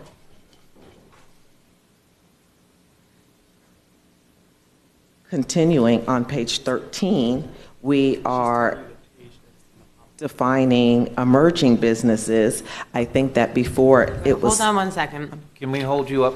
Can you define what page you are on so everyone is following along, because we're bouncing back and forth?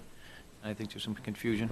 So, which slide or what page? Yeah. I'm on slide 4 if you're looking at the slides, but I'm also going back to the red line version of the policy and making reference if you're looking at the policy side by side, so you can follow exactly where. There are lots of just, grammatical corrections and small changes that have been made, but I am pointing out those that are significant in reference to the policy.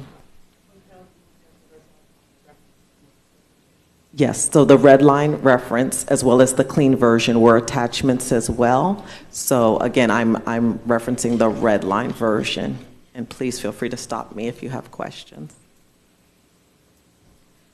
On page 13, we were defining emerging businesses. Again, it needed a, I think, more explicit, clearer definition, and so we categorize that or define that as having average annual receipts of $4 million or less and 50 employees or less, similar to what a micro program might be in other the federal programs or other municipalities. So that way, I know many of you mentioned it earlier too, when we start to use some of these APIs if we're going to, say, do a sheltered market for just emerging businesses. That would be our smallest of the smalls.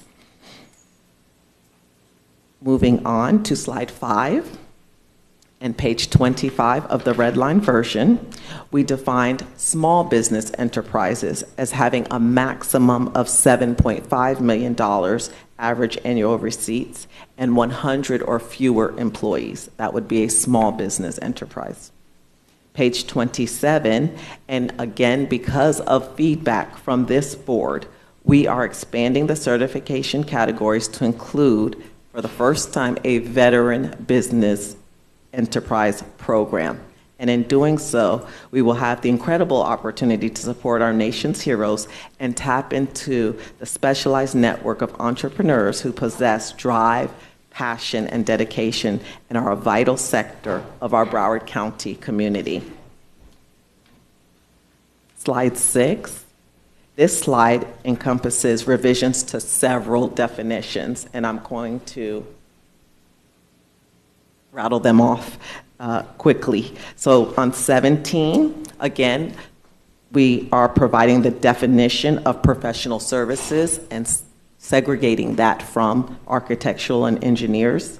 On page 18, local bidders preference, and I believe Board Member Zeman talked about this, having a price preference for those vendors that are in Broward County proper, because we certify in Broward, Dade, and Palm Beach, the Tri-County area, but we want to give preference to our taxpayers that are here locally in Broward, stimulating our local economy. On page 19, we expanded the definitions for Hispanic Americans and Asian Americans, again, to align ourselves with the federal definitions. On page 26, we added suspension.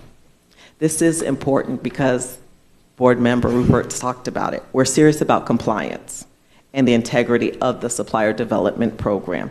This will allow us to enforce penalties for noncompliance. So if we find any vendor that's doing what we call a pass-through, exactly what you said, they will be in breach of contract, and we will work with our general counsel to pursue every available option to us.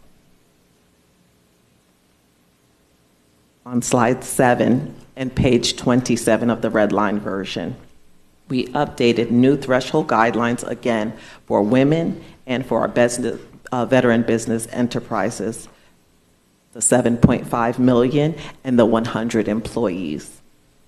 And on page 49, I mentioned it earlier, the annual aspiration goals for minorities and women. No, it says aspirational, but we would just as soon strike through that. And these will be our goals for the next 5 years that we want to meet and exceed. On slide 8 and on page 78 of the red line version, you will see goods there as well and those goals. 91 to 97, pages 91 to 97, are the A&E, which ultimately increase our, hopefully, marketing competitiveness. As was mentioned earlier, it's going to now be a standalone category, again, based on the disparity study findings. We want to make sure that we're catering to the challenges of our A&E firms, and so this will help us to do that and provide that targeted support that you all mentioned and the resources that our businesses need for economic growth within this sector of the community.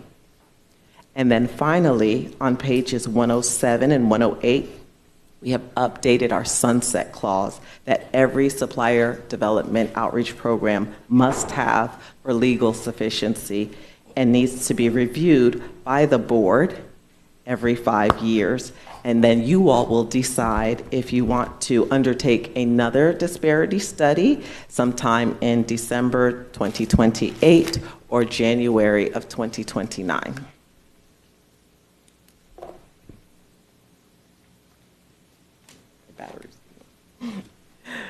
In conclusion, EDDC values our stakeholder feedback and the transparent communication channels.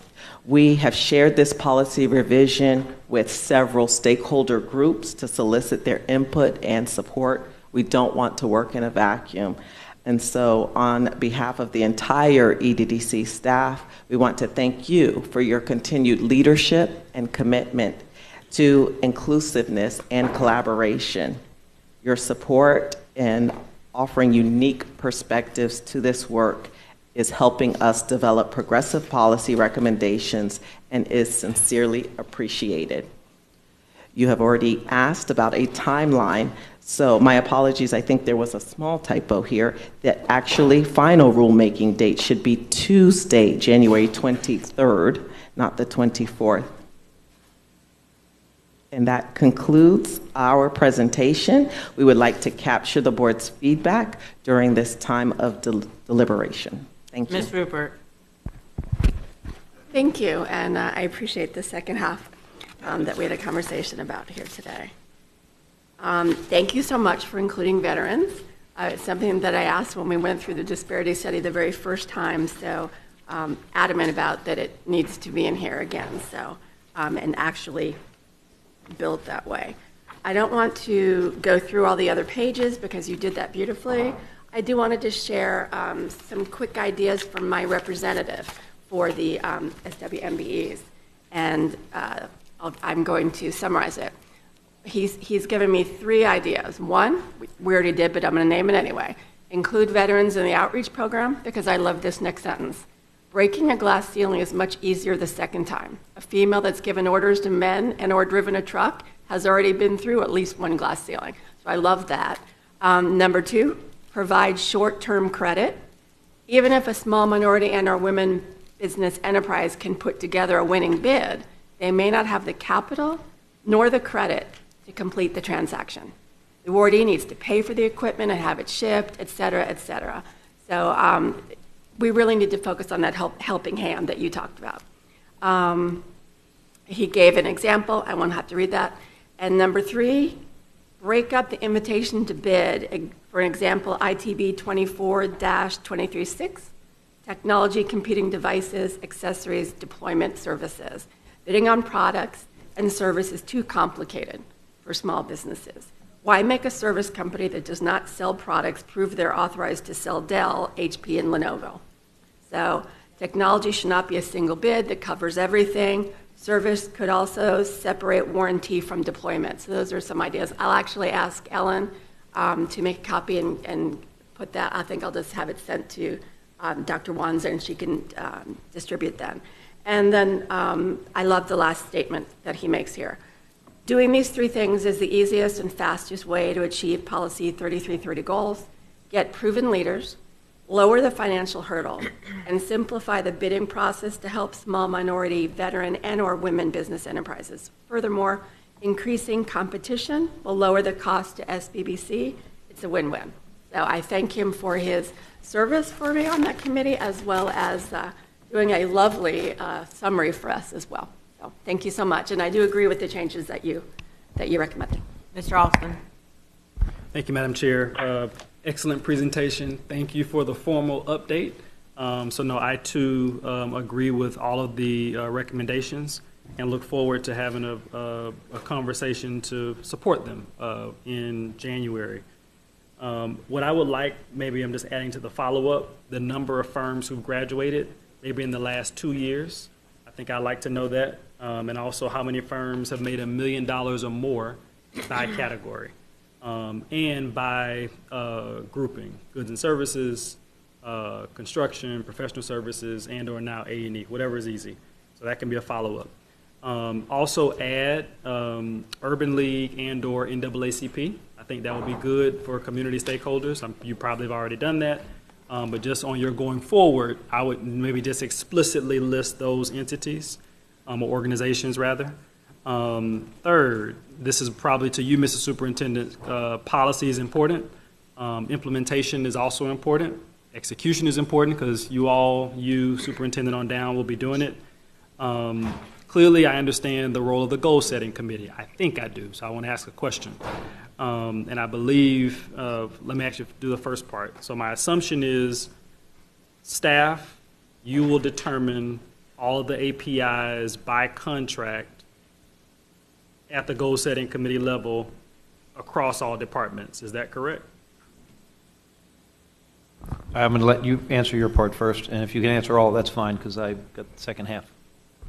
So board member Alston, yes. And what was happening before was we did not have a real committee.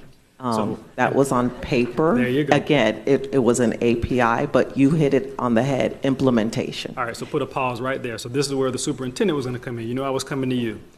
So I'm assuming you clearly support the goal-setting committee process. Is that correct?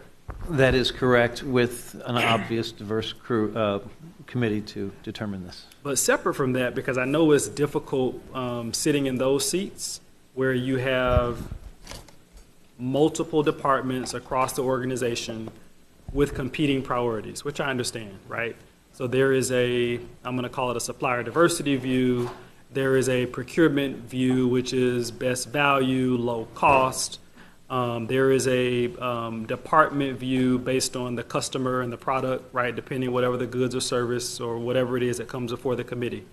I think what's also critical for these programs is knowing that the superintendent 100% empowers, and the deputy superintendent empowers and supports those folks, right?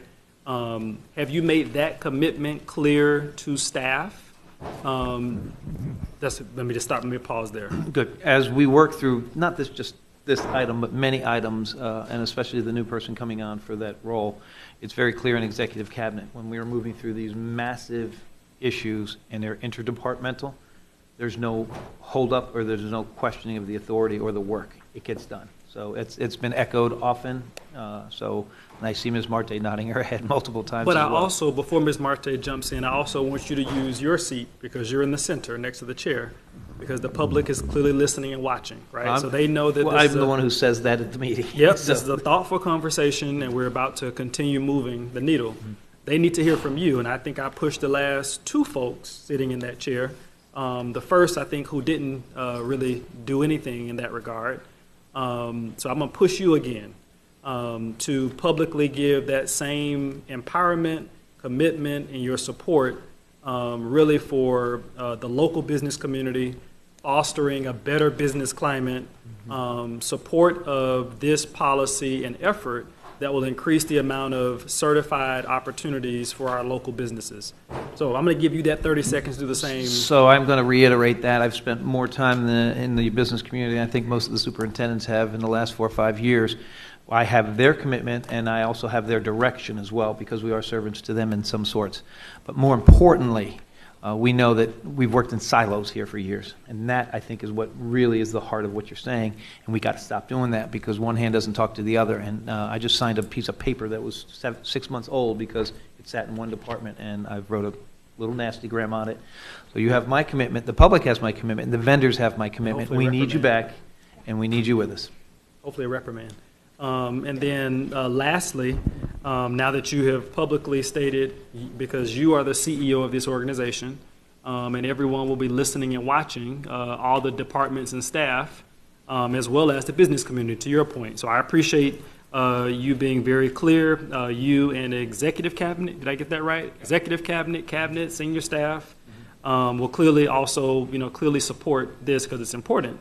As staff, begin the delicate process of moving these numbers and moving forward. So the last part, which is where I was going to implementation. So now that we have sounds like we will have a functioning goal-setting committee. Are there any next steps, or is there any support that you need to make sure this is functioning going forward from the board's perspective? Clearly, you have policy framework now. You clearly have, Madam Deputy Superintendent, you clearly have various departments that will now be engaged. I'm assuming now to fully understand what goal setting is. I mean, you have a framework that has been set.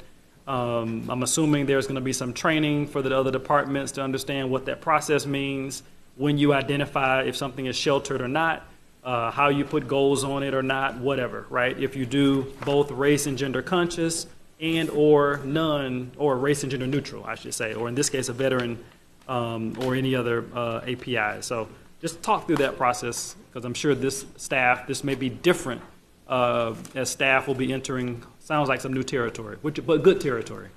So if I may, Superintendent, I'm going to start and let Ms. Andreu finish. So yes to everything you said. Yes to training. Yes to understanding across the organization of the importance of this work. Dr. Licata has a unique way of leading his executive team to get to where we need to be. He quickly identifies an issue and simply says, fix it. The next time you have an interaction with him, it's a conversation about what that looks like and what support you need. So we have had that conversation. This has been in his radar since the early days of his superintendency, that this was not a space that he felt we were doing a good job in, hence the new leadership in the department. So that's the most important thing. To answer your first question, what do we need from the board? So there's another part to this body of work. And simply fixing the policy that we brought to you today doesn't solve the problem. Next month, we will be doing a workshop on policy 3320 with some significant, in fact, monumental overhauls. Great. That we partnered with Ms. Batista's office and have worked on pretty steadily. And actually, Mr. Vignola, Attorney Vignola, had a huge part in the work that Ms. Andrea and I have done. So that, coupled with today, gets us to where this board mandated us to be quite some time ago, quite frankly. But under Dr. Licata's leadership, we've moved really quickly to get it done. So that's the second thing we need from the board. Explain to me the part 2 that's coming, that policy. Which one policy is it? Policy 3320, the procurement policy. Procurement, got it, okay. Oh, yeah, goods and services, oh, yeah, okay. All right, thank you. I don't know if Jennifer wants to add to that. Thank you so much, Ms. Marte. I will tell you, we absolutely have the support. We feel the support of the board, Superintendent Licata, and of course, our deputy, Ms. Marte. Additionally, I wanted to just touch upon 2 things that have been mentioned several times. It's stealing a thunder again because I was going to give it to Dr. Licata to put in his weekly good news, as Ms. Marte and I discussed, but the cat is out of the bag now, Dr. Licata. E-bid that Board Member Zeman had asked about for some time now, we are launching that officially January 1st, so we will not take any more bid submissions come January 1st, again, thanks to General Counsel. Mute Board Member Zeman, that's a joke. Good job. So that is one of the changes, again, that we're implementing, and a lot of discussion around working with vendors to build that capacity and the bonding and the financing. I just recently found out our credit union that we partner with, they have so many opportunities for small local businesses. We're going to do a lunch and learn in conjunction with them. That's something that Ms. Mincy Mills is working with Bright Star on doing so that they can see what's in their backyard and the services available for them to get small business loans and build their credit. And so many other, even accounting and legal fees. So we'll be working with that entity, the credit union, to do some of the, again, the suggestions that have been mentioned in terms of offering support. Thank you. Dr. Zeman? Thank you, Chair. 2 quick points, and to the team that made e-bids possible so quickly. I meant what I yelled. That is a big deal, and the community, through me, is saying thank you very much. The first, though, has to do with the length of this policy. 109 pages is a lot. I'm not sure whether it should be shorter, but if it can't necessarily be shorter, I wonder if we could at least get the highlights of the policy in a 2-page or so summary at the beginning. What I want is for the minority-owned, women-owned, veteran-owned business that's thinking about doing business to be able to pull up this policy and see that we're serious about it. We have some good goals, and we're going to continue to reach out and lean in toward them as much as possible. What I'm worried about is they open the policy, they see it's 109 pages, and they shut it down and go do something else. Second issue, which is a little bit of a process, a little bit of a hidden recommendation, I suggest that we loop this with the Broward County Commission. And my intent there is to start the conversation about whether their approved vendors and our approved vendors shouldn't have some shared basis.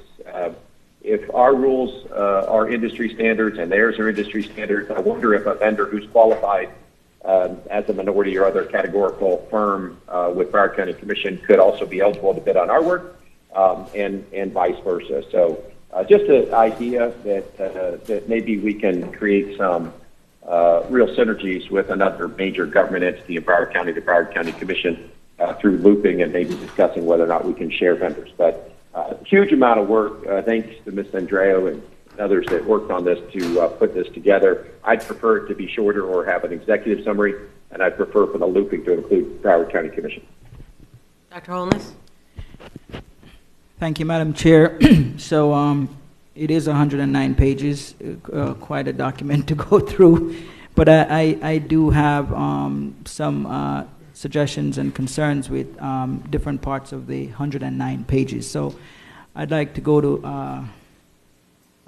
page 13 under compliance. And I have several concerns. So under compliance, on page 13, the term compliance does not seem to include anything that suggests meeting a minimum standard.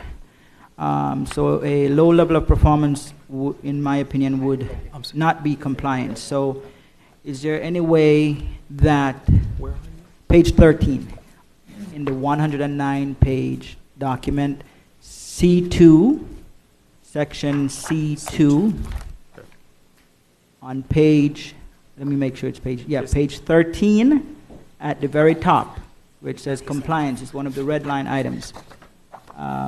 Ms. Andrea, are you, did you locate that page? Okay, Board Member Alston? It's not the same. It's not, on the so I'm computer. sorry. It's not the same as the paper. Oh, okay, so I'm looking on the computer. What page is it on the paper? I It's just wanna follow. C2, so it's going to be section C2.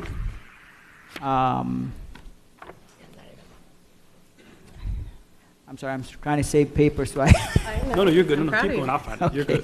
good. So it's section C2, and you look for the definition for compliance. Oh, definitions, compliance, yes. It's I'm on the with you. Okay, definition. Yep. Everyone is there? Okay. So under compliance, basically the term compliance does not include anything that would suggest meeting a minimum standard. A low level of performance, in my opinion, would not be compliant. So how can that be adjusted to meet a minimum standard as far as compliance? That would be one of my suggestions in looking into that. Ms. Andrea, I can move on to the next point. Okay, so my next point is going to be on under section C2, page 20, for those who are looking at the version, and I'll tell you which section. C2, page 20, under MWBE, subcontracting program, and page 20. Let me just go there. Okay, MWBE subcontracting program, Ms. Andrea. Okay, so under that section, MWBE subcontracting program should include expectation that prime contractor documents their good faith effort. So this can be a part of evaluation for anyone who asks for waivers and so on. So is that possible that it could include expectation that the prime contractors document their good faith effort? Because that's not shown there. Okay. All right, I'll move on to section C2 again, page 25, under small business enterprise. And I'll go to page 25. I'm sorry. Let's see. So small business enterprise. I'm sorry, Ms. Andrea, we're on that section. Okay. So small business enterprise. It shows that has a revenue cap of 7.5 million. I want to know, is this an increase or decrease relative to the prior standard, which was tied to the SBA requirement? Is this an increase or a decrease? The it says has a revenue cap of 7.5 million. I mean, I don't think we certainly would not want to lower the limits and exclude any growing firms, right? So is the 7.5 million, is this an increase or a decrease relative to the prior standard? Thank you, Board Member Holness. So the conversation we had was that I can't answer that because it varies depending on the commodity code. The previous definition that was there was based on Small Business Administration standards based on commodity. So it was different depending on the type of business that you had, which made it very confusing for people to know. They had to go every time to the federal SBA guidelines and say, okay, you're an electrician, what is that dollar amount? And check each and every industry. So 7.5 is an average nationally. Okay, so that's a national average. So can you tell us again, as far as not using SBA standard, can you repeat what you just said? The way the policy was previously written was using each industry separately. Okay. And then looking at the SBA guidelines for that particular industry instead of what most, again, in line with other municipalities, other school boards, use a national average anywhere between 4 to 10. Okay, so is there a specific reason we chose the 7.5 as opposed, because my concern is that we're not, lowering the limits and excluding growing firms. No, again, that's just a national best practice. Right, but you said between 4 and 10 million. How did we come up with 7.5 as our number? As an average between them. The thought process is if your business is averaging more than $7.5 million annually, you don't need these affirmative procurement initiatives. You don't need these extra incentives. You probably are large enough to do business on your own without these additional incentives. Right, I understand. So the average between 4 and 10 million based upon the number of would be 7.5. I'm just trying to get clarity on how you came up with that. Correct. Okay. All right. So I'm going to move on to section D2, please, under centralized bidder registration policy. And D2 is on page 33 if you're online. And I just want to go there.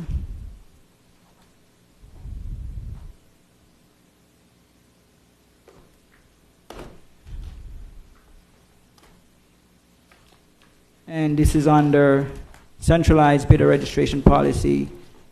And I'm looking at subsection E. Subsection E. So for that, I do not see anything that require vendors to identify the subcontractor invoices being paid with each payment reported. This would make it easier for oversight and any issue resolution. So is there any reason this cannot be added?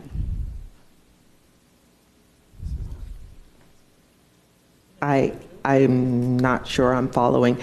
So in this section, what we are stating is every prime and subcontractor has to utilize, we're calling it we didn't want to be specific to the name of the software we're using, but it is our B2G Now system. They have to go and electronically identify the name of the subcontractors that they're using and confirm the payments. So it goes back to some of the comments made earlier. So if a subcontractor was supposed to receive $10,000, they have to go into our system and confirm they received the $10,000 payment. Otherwise, they would be non-compliant.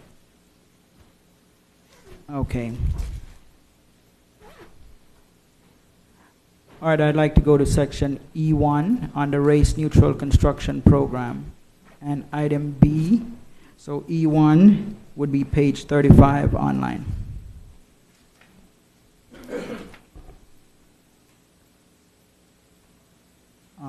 That's on the race neutral construction program. In item B, SBE prime contract program, I noticed a maximum of 20%. Is that correct, Ms. Andreu? That is correct. Is there any requirement to set a hard maximum of 20%? And if yes, why was 20% chosen instead of some higher number? Again, that's usually a best practice. We have to be mindful, and I believe that Keene addressed it in their opening statements. We want to absolutely move the needle, but not to the point that our program is ever challenged. So we have to strike that fine balance of ensuring that we are being equitable with everyone, including large firms. Right. So we don't want to exclude anyone and make sure that, again, we are getting the best value for the taxpayer dollars. So 15 to 20% is usually an industry recommendation.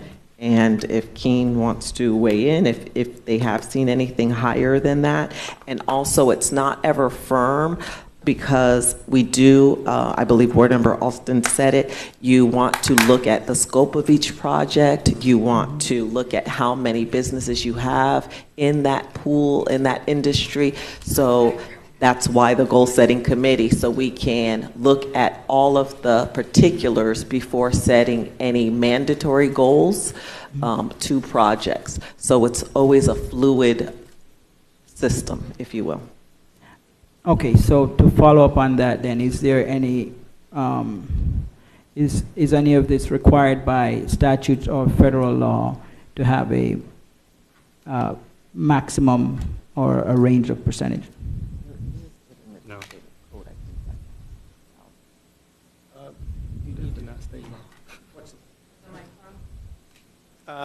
Well, I'm not an attorney, but I will tell you that flexibility and setting a goal on a contract-by-contract basis, so it's not a quota, it's flexible, it takes into account different factors, and there's multiple ways to be compliant with that goal, is industry standard and required by the courts. Flexibility is actually used in the language courts use to determine whether a program is narrowly tailored. Okay, so so what we have is 15 to 20%, correct, and 20% being maximum. So this is a part of what we're putting into policy, right? So I personally do not see a reason for us to have a hardcore maximum being placed into our policy. You know, I believe staff should be given greater flexibility to achieve our goals, and that's my personal opinion. I'll move on to section E1, where it says race neutral construction program elements. For subsection 1D, it's, the second to the last paragraph, and it says a prime contractor is required to notify and obtain prior written approval in advance of any reduction in subcontract scope. Are we on that page? No.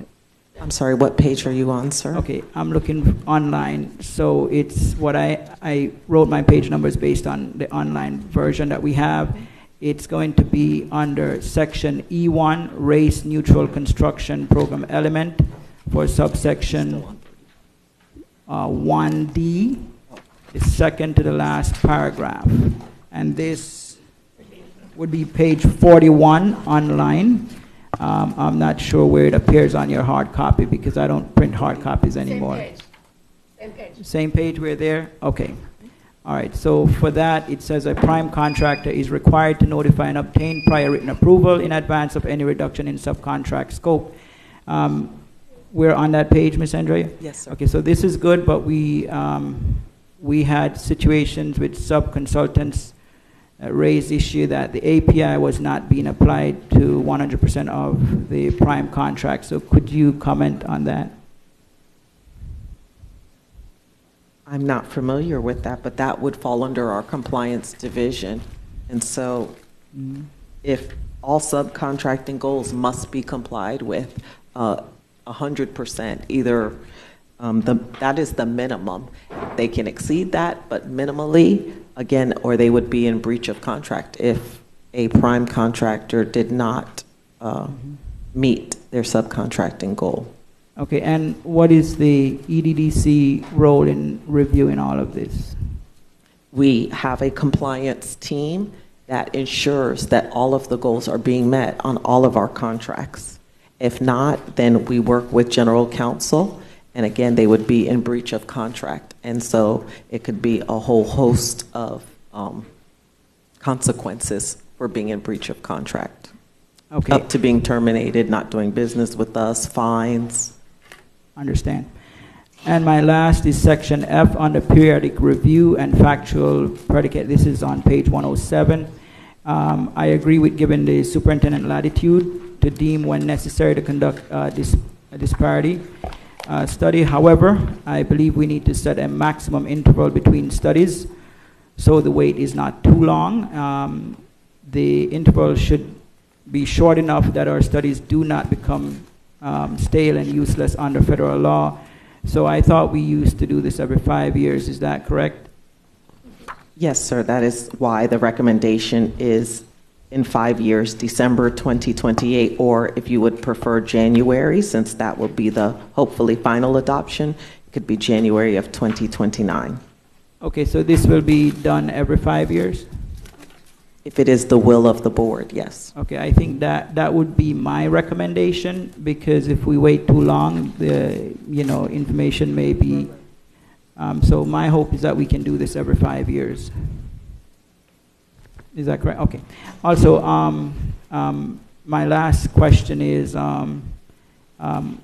did we have any sort of input from key stakeholders in this whole process? And if so, can you describe that? Yes, so Board Member Holness, of course, we worked closely with our Small Business Advisory Committee. They met several times regarding this process. We had a town hall in which Keene came and addressed really primarily our vendor community with over 300 stakeholders at that meeting, and Mrs. Marte as well as Dr. Wanza were in attendance at that meeting, and we have met with our Minority Builders Coalition, as you see there. We have sent it to the Facilities Task Force Committee as well as the Diversity Committee, and as recommended, we will circle back with the NAACP and Urban League and Broward County as being recommended. But we've tried to share this with all of our stakeholders, as I said, as we're out going to various chamber meetings, lunch and learns, all of those opportunities, this policy has been shared with them. Okay, so before the vote in January, right, and this is coming for vote in January, are we going to be engaging any further stakeholders in this process? So when we have the vote in January, we don't have a room full of people saying they didn't know about this or that. Are we going to, if we're going to engage more stakeholders, and who may that be? Absolutely, all of the ones that were recommended and some. You're going to re-engage them on this before the final vote with these changes we're recommending today? Absolutely. All right, thank you so much. I'm done. Okay, thank you. And I know, Dr. Holness, you said a lot, and I'm not sure exactly all the takeaways from staff, but for me, I would hope that, Dr. Licata, that you obviously are approving whatever, that you're going to then bring to the board to vote on. So for my comments, I'm going to look at page 11 of the presentation. And one of the issues, that we have is communication. So I'd like everybody to take out their phone and the people watching online. And if you can go to X, formerly known as Twitter, and like BCPS EDDC, that's BCPS EDDC, And then if you have Instagram, go to BCPS EDDC and click follow at BCPS EDDC. And on Facebook, if you can follow us at BCPS EDDC. And that's greatly appreciated, so you can get the communication and to know how to take action. Any other board member comments? Seeing none, okay, we're going to move forward. Yes, yes, I'm sorry. Ms. Pham. Okay, thank you. Hold on. Yeah, I have a few concerns. Hold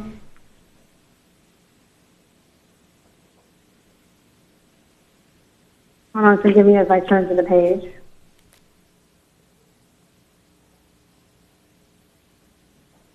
Okay. It's on page 197, and it's the vendor rotation. And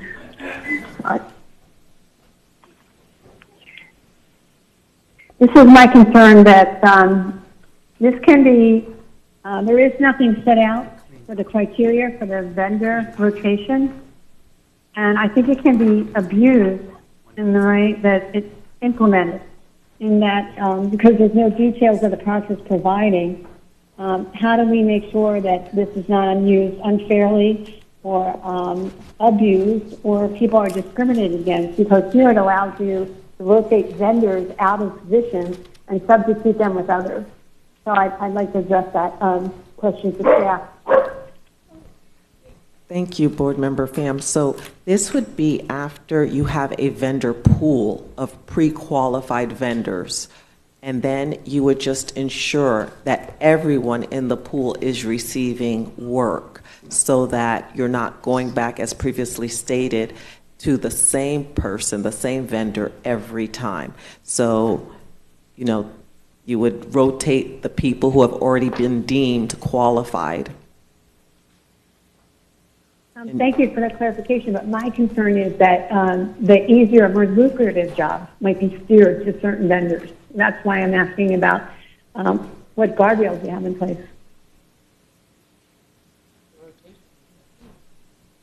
The pre-qualification procedure would ensure that that's one of the guardrails, and then making sure that, you know, again, that comes from our compliance department, that every single vendor gets work or gets a contract in a regular rotation.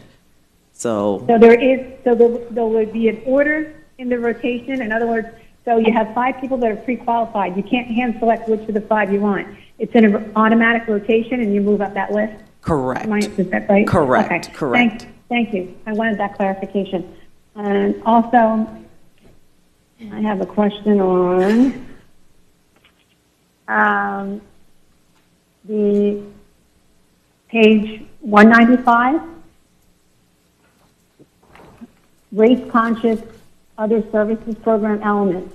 My concern is with that is that the Supreme Court made a ruling in reference to school admission policies where you cannot consider race, period. Now, we're under the state, the guise of the state. Now, you're incorporating race into this.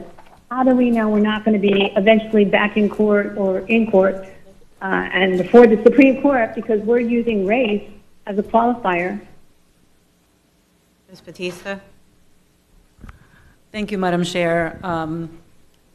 Thank you, Mrs. Pham, for that question. So, as was explained earlier in the presentation, race can only be used when you have provided the results of a study, which is the reason why we have done the study here, to show that there was past discrimination that you're trying to correct. So when you have that as a finding and as evidence, then you're able to use race in a narrowly tailored process to be able to do the MWB program that we're doing here in the district. Okay. So just to clarify, you're saying that we would not be subject to any type of liability for factoring in race? Well, I cannot assure you that no one will ever challenge the program. However, I think we are in a very good position to succeed if we were ever to be challenged. And you would recommend it proceeding otherwise? You Yes, don't ma'am. perceive the risk that great? Absolutely, yes. Okay, thanks for clarification. Any other board member comments? Any other board member comments? Seeing none? Okay, we're going to move forward to our next item, the update on the Office of Inspector General Services. I will now turn it over to Ms. Batista and staff for a presentation. Thank you, Madam Chair.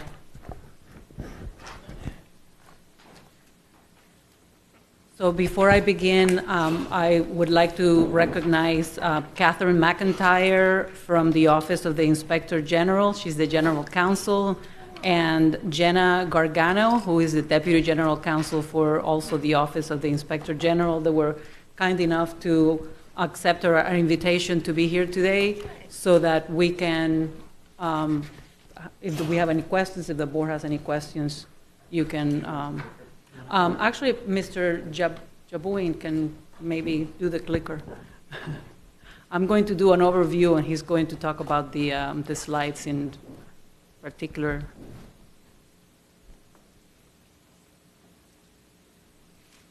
So we will be presenting an update to the school board on our collective efforts in collaboration with other governmental entities, the Office of the Inspector General and Broward County, to introduce an item on the ballot. This initiative aims to amend the county charter to incorporate the school board, and if successful, it would result in the expansion of the Inspector General's jurisdiction to encompass the school board, allowing investigations into specific allegations, including misconduct or gross mismanagement, and those two terms are defined in the county charter. In discussions with the Inspector General, it has been emphasized that maintaining the independence of the IG is crucial to the success of this relationship. The Office of the Inspector General retains complete discretion in selecting cases within its jurisdiction for investigation. As it's illustrated in the presentation that is before you on the slides, I'm sure most of you have gone over them and read them, and we want to highlight just a few of them. But the Office of the Inspector General will not pursue unsupported allegations or delve into areas where other agencies may be better equipped for matters such as ethics or the state attorney's office, criminal issues, even though the Inspector General has coextensive jurisdiction. They both, all of those offices would have jurisdiction. So beyond obtaining voter approval for expanding the IG's jurisdiction in the county charter, the IG's office made it clear that the existence of the ILA or the interlocal agreement is essential to the relationship. The agreement will play a pivotal role in outlining the specific details of the relationship, and as of right now, I want to make sure the board knows that all planned deadlines leading up to the election on November 5th have been successfully met, so we are ensuring that there will be a smooth progression for this very significant initiative. I know that Mr. Jabouin will be covering certain slides that are we would like the board to opine about and discuss if possible, starting with Mr. Jabouin, I think is number 7. Through the chair, Doris Jabelin, Chief Auditor. Yes, Ms. Batista, I just wanted to ask the board, although you've read the slides, to focus on a few things. The Inspector General's office under IG Jody Brees, they've met with us several times, and they have a process where they review complaints, tips, and self-initiated type of initiatives that they would look at to determine good cause. And if such, and they investigate them, they do have additional powers that a team like my team does not have, which which we've listed here on page number 6. As Ms. Batista indicated, it is very critical to them and to the success of any program that it be fully independent. The potential cost that we've listed here on page, I guess on page 9, I did not put the correct number on there. So the potential estimate for the first year would be 1.1 to 1.14 million. And it would include, instead of 2 supervisors that I have here, 1 supervisor, 1 attorney, 3 auditors, 1 manager. But it is important to know that the Inspector General would need to spend time understanding the district in order to be able to evaluate the effort that they would need to have. So, Able to 4? Mrs. Pham, please silence your phone. So an assessment would need to be made. Each one of our 4. So it is one where they don't have the details that they would have, just like others that are not familiar with the district. So they would need to familiarize themselves with that. And then with respect to some of the areas here on slide 6, there are areas that they don't investigate, but these particular areas there, we just listed them. But if they are part of an allegation or a misconduct or something illegal, they would take a look at certain things such as harassment, bullying, and discrimination. There are other agencies that are better equipped to deal with certain types of allegations, but if there are, and sometimes those things such as bullying and harassment do occur in the process of another act, so they do take a look into those. So I just wanted to point out those pieces to the school board. Originally, when Ms. Batista set up the original meetings, the IG office has been very receptive and was looking forward to working with us on that, so we're looking forward to move forward. Thank you, Chair. Thank you so much. Any other presentation, Ms. Batista?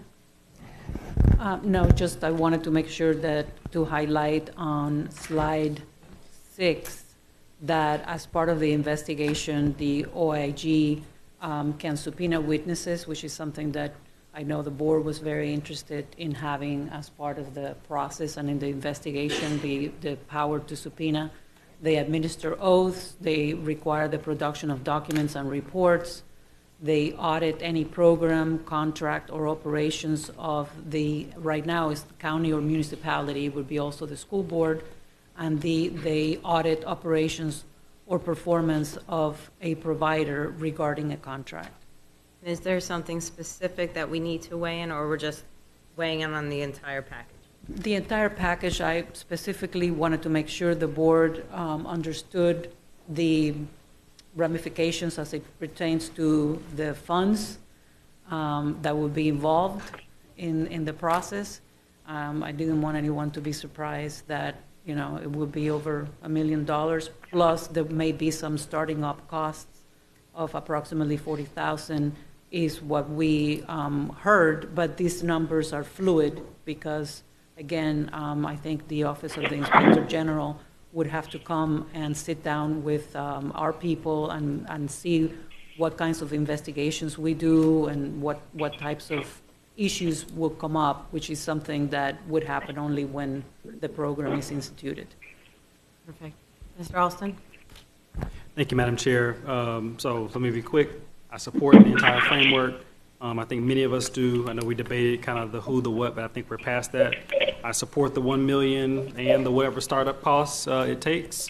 I think we've been very clear about that. I know we have at least $35 million in one-time funds that I know we've talked about openly.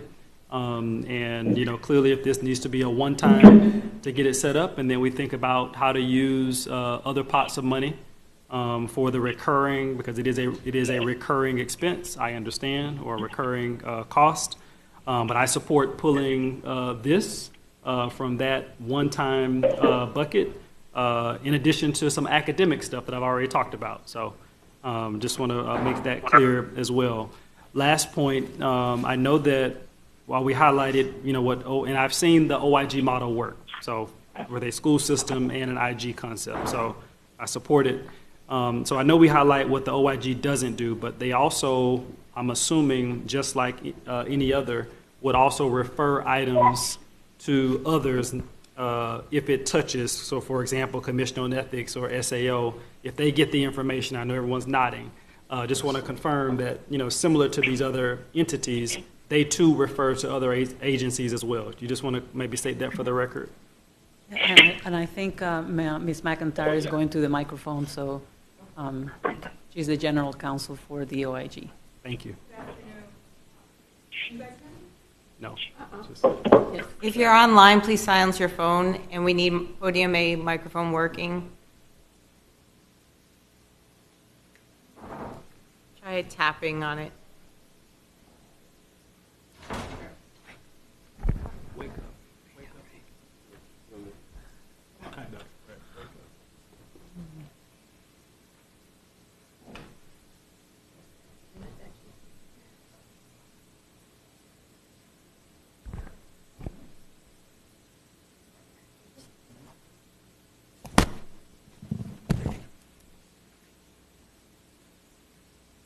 Good afternoon, Madam Chair, fellow board members. The presentation was fantastic, a great overview of an overview of what it is that we do at the Broward Office of Inspector General. To answer Board Member Alston's question directly, the way that we work is once we've investigated, actually let me begin with, there's two ways that it can go. We have the option if there is an allegation in which we have jurisdiction, for example, violation of the Florida Elections Commission chapters or a violation of the Commission on Ethics, we do have the option of referring it directly to them.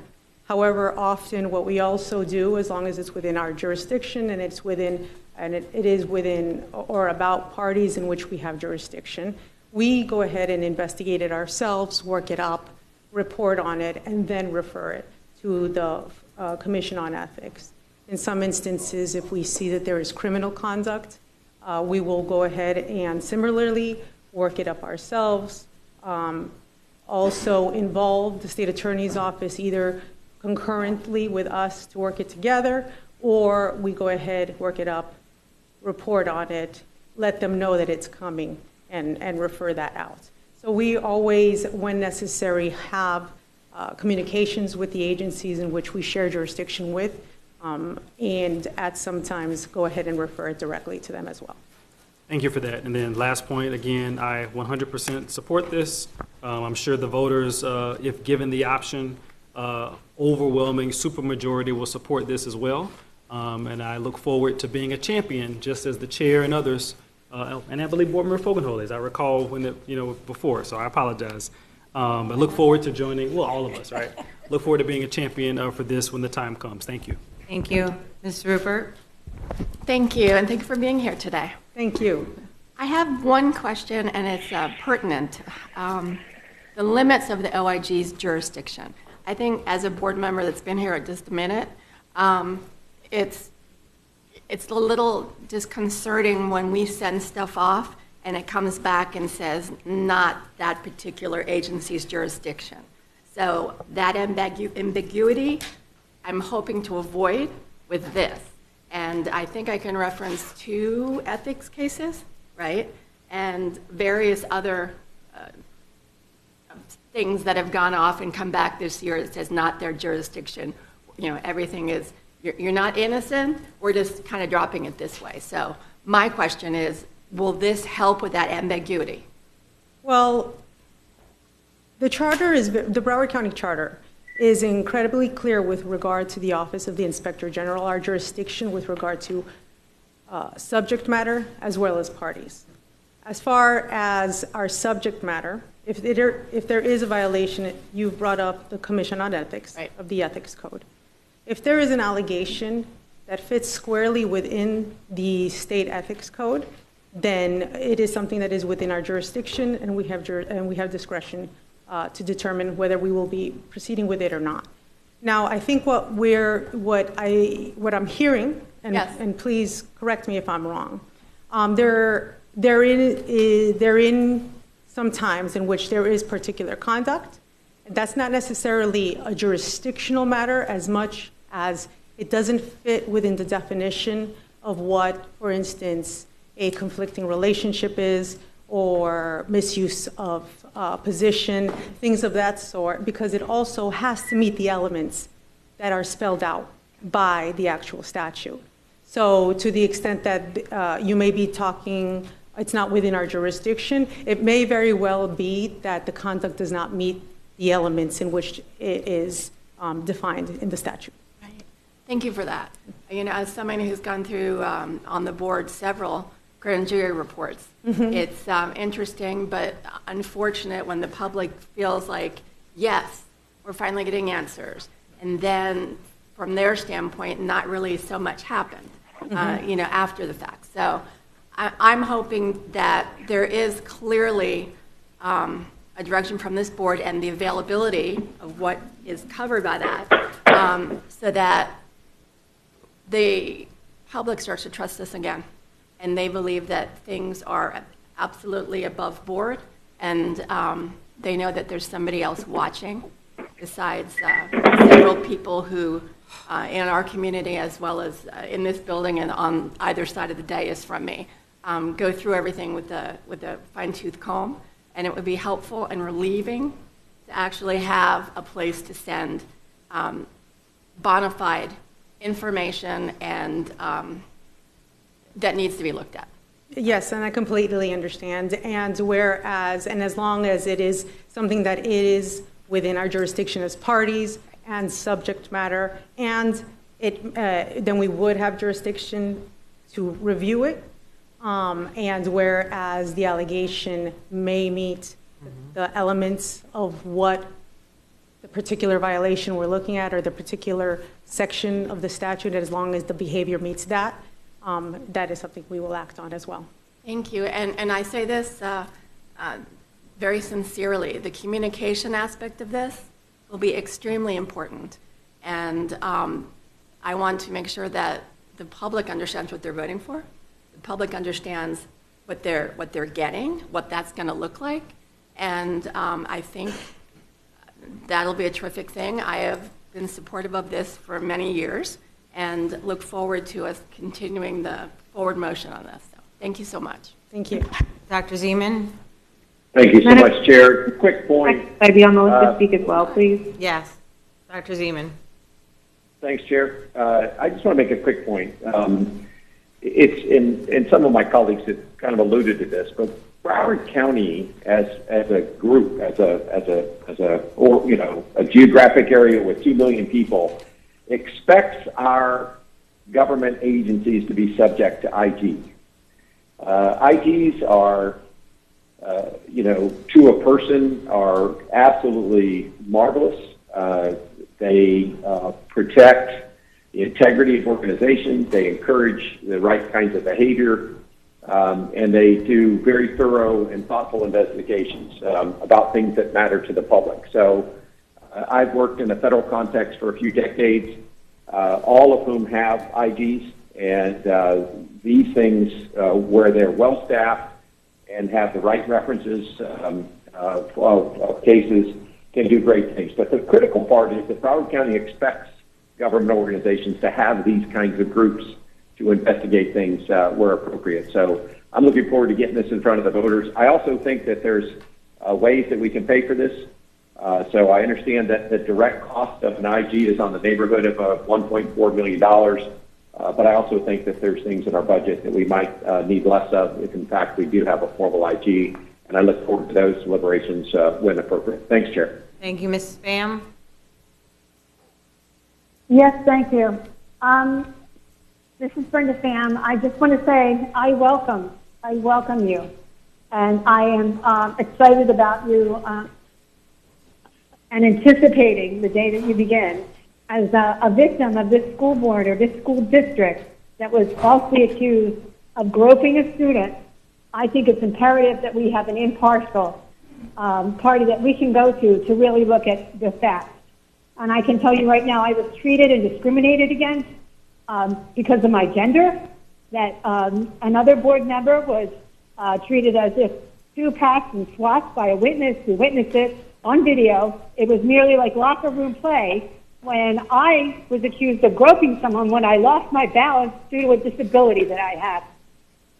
So I think the conduct and the statements, some of the statements that came out to this board, one board member said, it's a shame that the student is over 18, otherwise we could go forward with the state attorney's office. Or it's unfortunate that the student is 18. Who makes that kind of statement against another board member? This board never talked to me or took a statement from me, yet they sat up there and said, we have all the facts. And I want you to know that the facts never came out, and I hope that you do never let this happen again to anyone else, the way that that was politically driven. And so I welcome you, and I applaud your service. Thank you. Any other board member comments? Yeah, Madam Chair, I asked to be on the list. Yes, please. Go ahead, Ms. Leonardi. Yes, I just wanted to say that I really support this. I'm glad that we're finally moving forward with this. And I recall the last time we discussed this as a board, everyone who was on the board at the time did support this. So I'm looking forward to having this extra layer of accountability. Thank you. Thank you. Thank you so much for being here today. It's greatly appreciated. My question is to Mr. Jabowen. The funding for the startup costs and the potentially $1.4 million per year, is that in your budget? Thank you, Ms. Alhadeff. No, this would have to be additional funding that the district would have to be able to find. Okay. And my next question is as far as the next steps. So we're on page 13. We're in December, the charter amendment. Who's going to be responsible for this action item?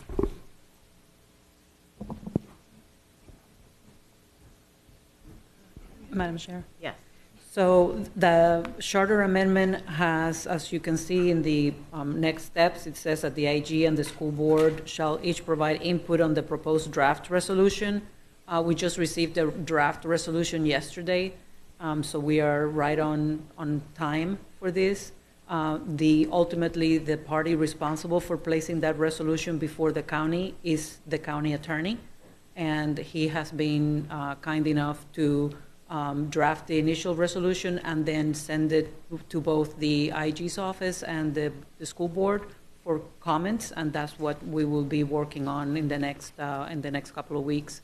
Then ultimately, in January, February timeframe, the resolution and the ballot title language will be presented to the county commission for approval and or amendment, because once it comes before a governmental body, the body can in fact amend what's before them. And then January, February, that's when we really have already started working on the interlocal agreement, but that's when we're looking at finalizing the agreement, and that's when really the more specific provisions will be brought to light, and that's where really the nitty-gritty of the process will be realized. And all of that will be done much in advance to the November election. Mm-hmm. Mr. Jabowen, did you want to add? Yes, Chair. Ms. McIntyre has a couple of comments on the comments made by Dr. Zeman and Ms. Pham. Thank you. Those were both fantastic feedback. Thank you very much. To address board member Dr. Zeman, I just wanted to put a little pin in something he did. Dr. Zeman, you did talk about other OIGs and federal OIGs, and yes, that is the duty and the charge of Inspector General's office, is basically act as an agency's oversight, in our case, Broward County officials, employees, and vendors as it exists right now. I did want to distinguish for the board that the difference between a lot of IGs and us is we report specifically to a selection oversight committee. So we do not, and the selection oversight committee is made up of various members from different parts of the community, different parts of the industry, from the public defender's office, state attorney's office. Now, I apologize if I don't have the charter language in front of me, but the selection oversight committee is made up of various members of the community.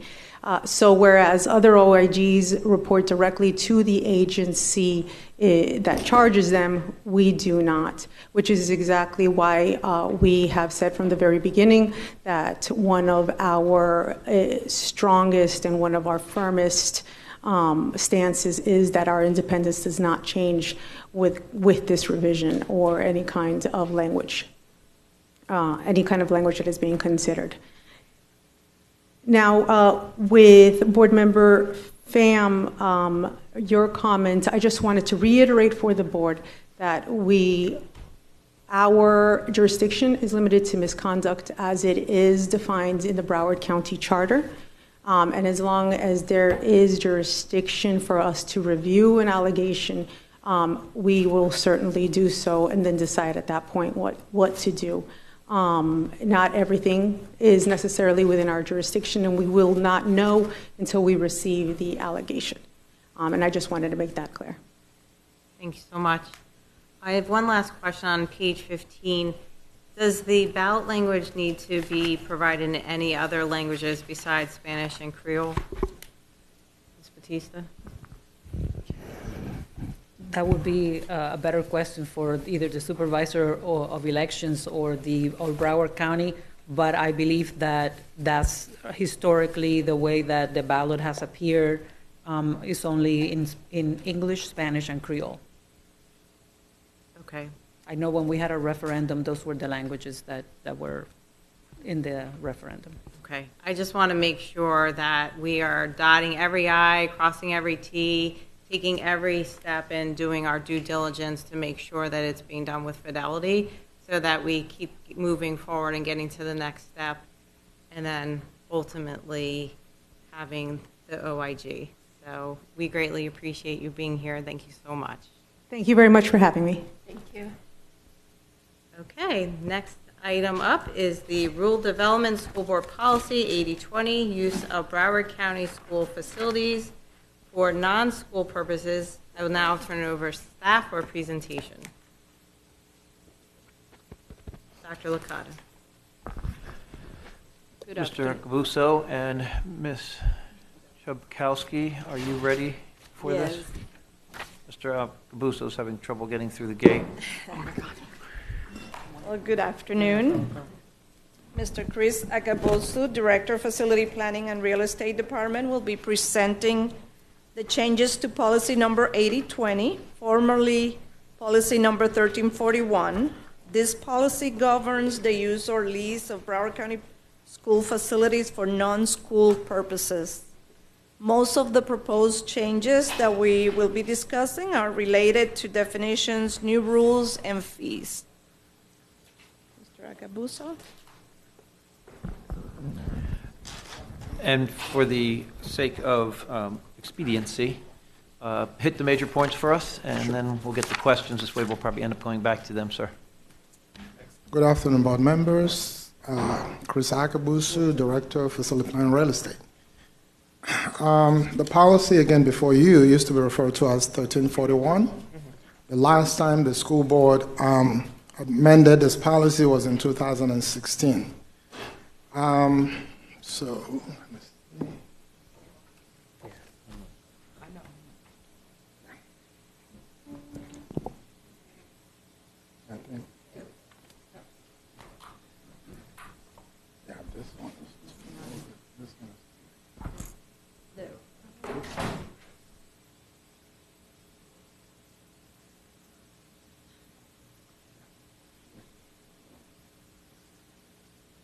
So the policy, the key components of this policy is to, there's major, bunch of changes to the definitions to ensure clarity, and then to include new definitions. Also the same thing to the rules, so they're setting rules. And then the fee schedule, Exhibit 1 and Exhibit 2. So those are the three key changes to the policy. You have a copy of the strike-through and then the underline, which pretty much delineates those changes. So I'm going to, again, pretty much hit the high notes.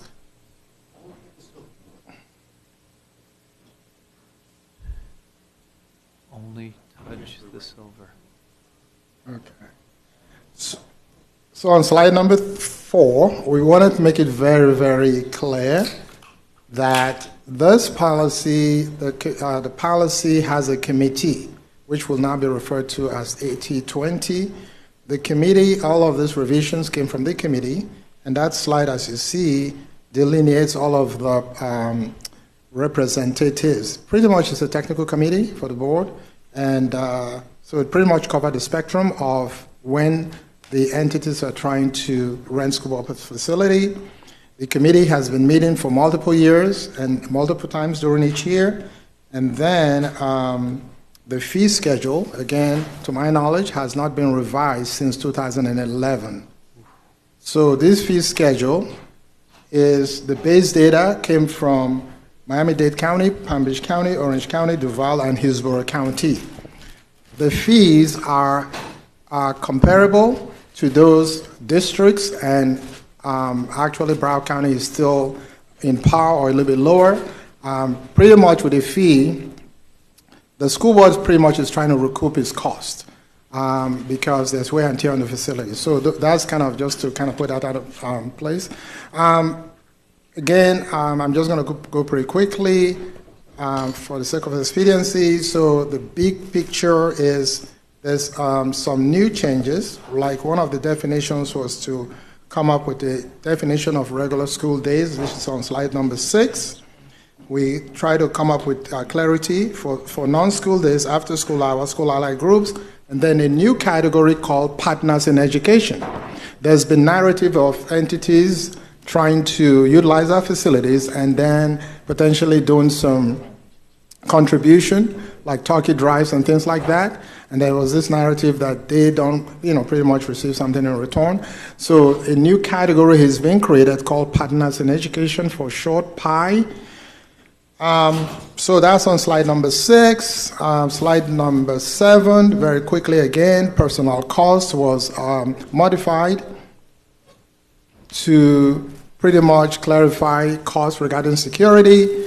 We had a definition, what's the facility, what's the school facility, and then what's the Broward County Public School Department function. Because some departments want to utilize school facilities, so we wanted to again do clarity. Then there's a new definition, again I'm on slide number 7, regarding educational athletics. As you go into slide number 8, quickly, those are just rules to clarify, like the school allied group. And the school allied group right now in the current policy doesn't have to do anything except to reserve the facility in terms of paying, even providing insurance. So we thought that is not in the age of security. So that's been clarified. Again, I talked about PI, which is, I'm not going specifically, I'm just trying to hit the high points.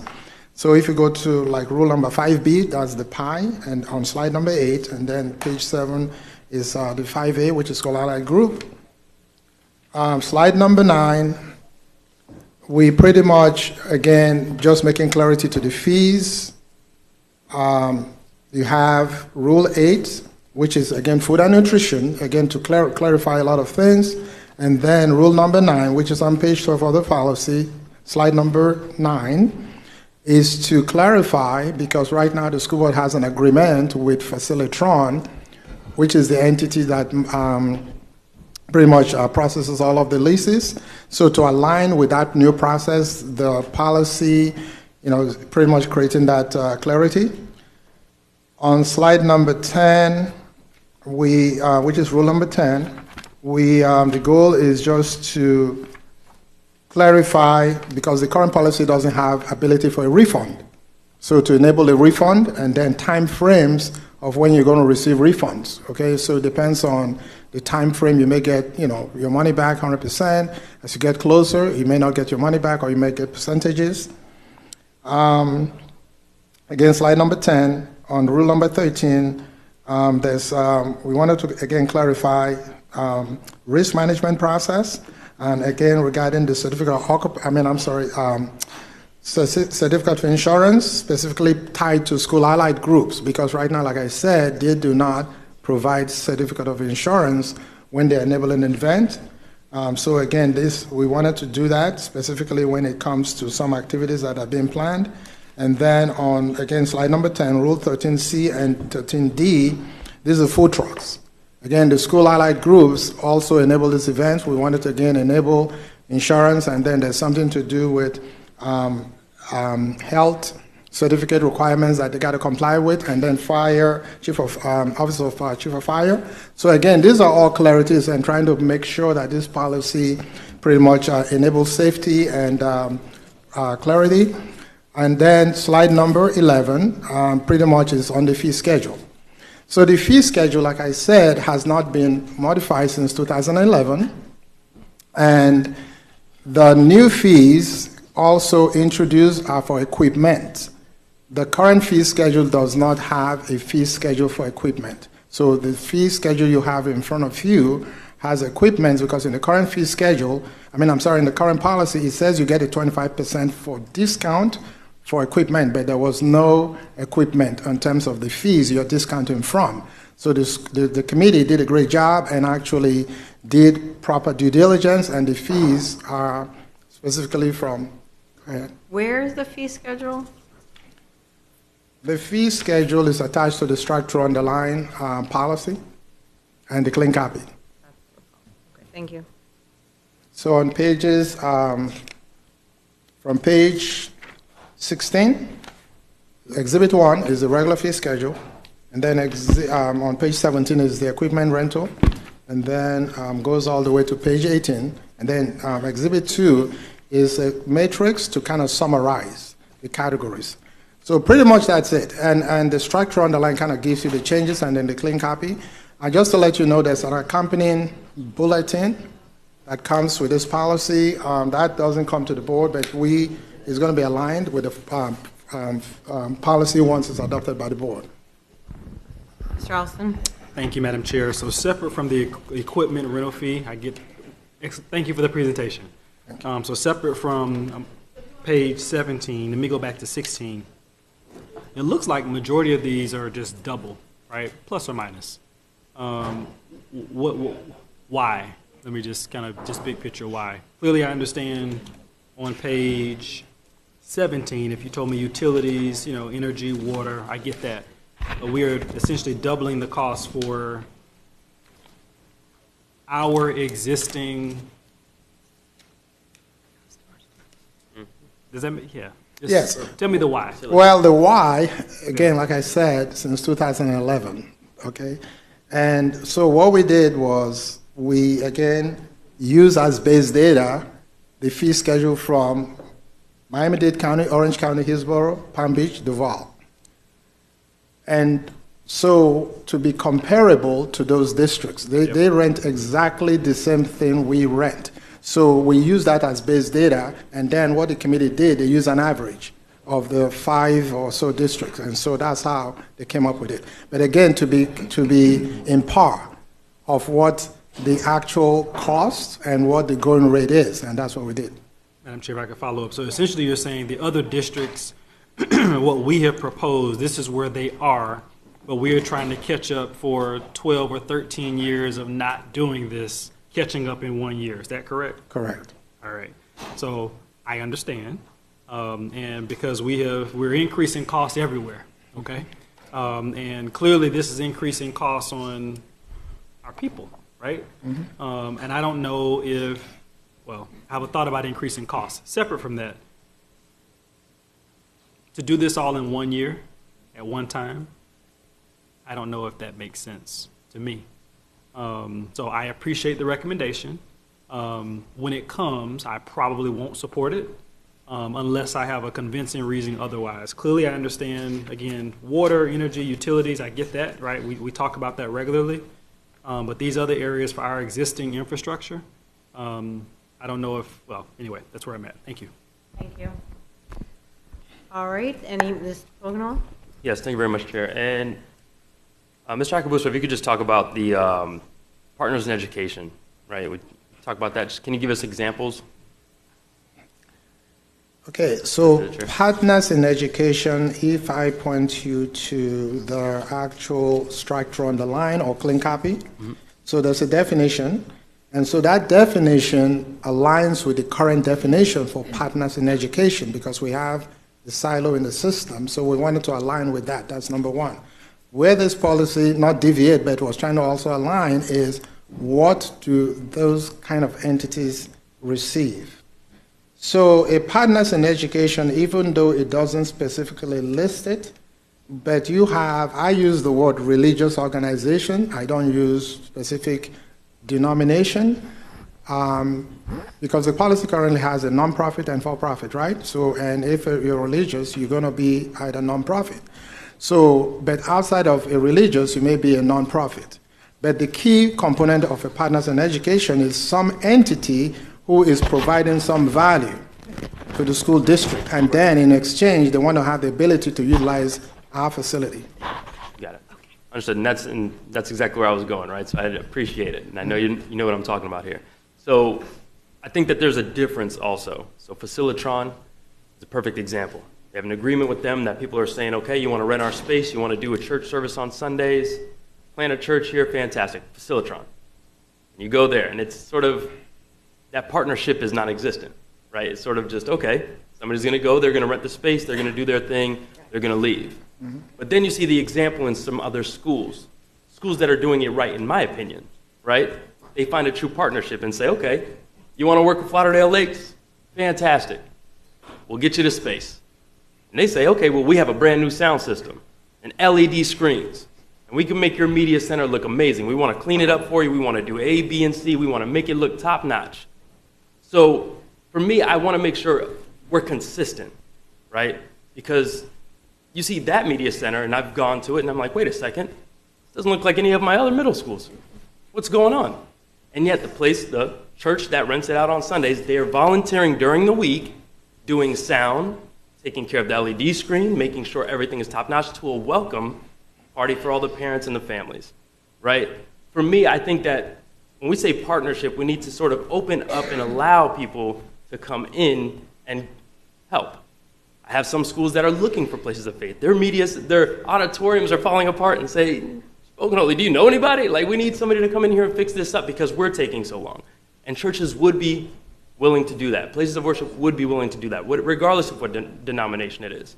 So for me, I just want to make sure that across our district, across everyone, regardless, because I've seen some principals sort of just brush it off and say, oh, Facilitron, and stay out of it. So I want to make sure that that partnership is consistent to be able to allow people to come in and help our schools. People want to help create that partnership, allow them to come in and help.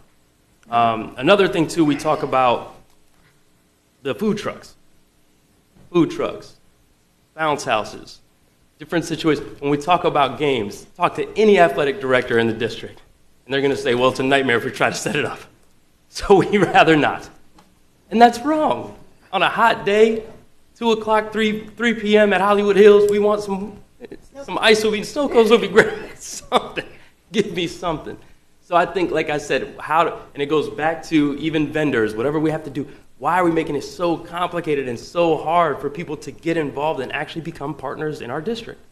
So for me, I just want to make sure that, Facilitron, understand it, I get it. I just want to make sure across the district we're consistent and making sure that we make it easier for people to partner with us to make it a better environment for our students, our staff, our schools, and our community. Because we're one community. So I just want to make sure that we're consistent with that and working together. So thank you. Thank you. I'd like to respond a little bit there, and I appreciate because you're correct. You're not wrong. Board Member Alston, you're not wrong either. There's a lot there. Mr. Akabuso and I talked about this, and I think the conversation was about how difficult it is because you have these old partners that have been paying a really good fee, and then there's the new ones that come in and pay a lot. They get different services. I went through this recently, and it's just difficult.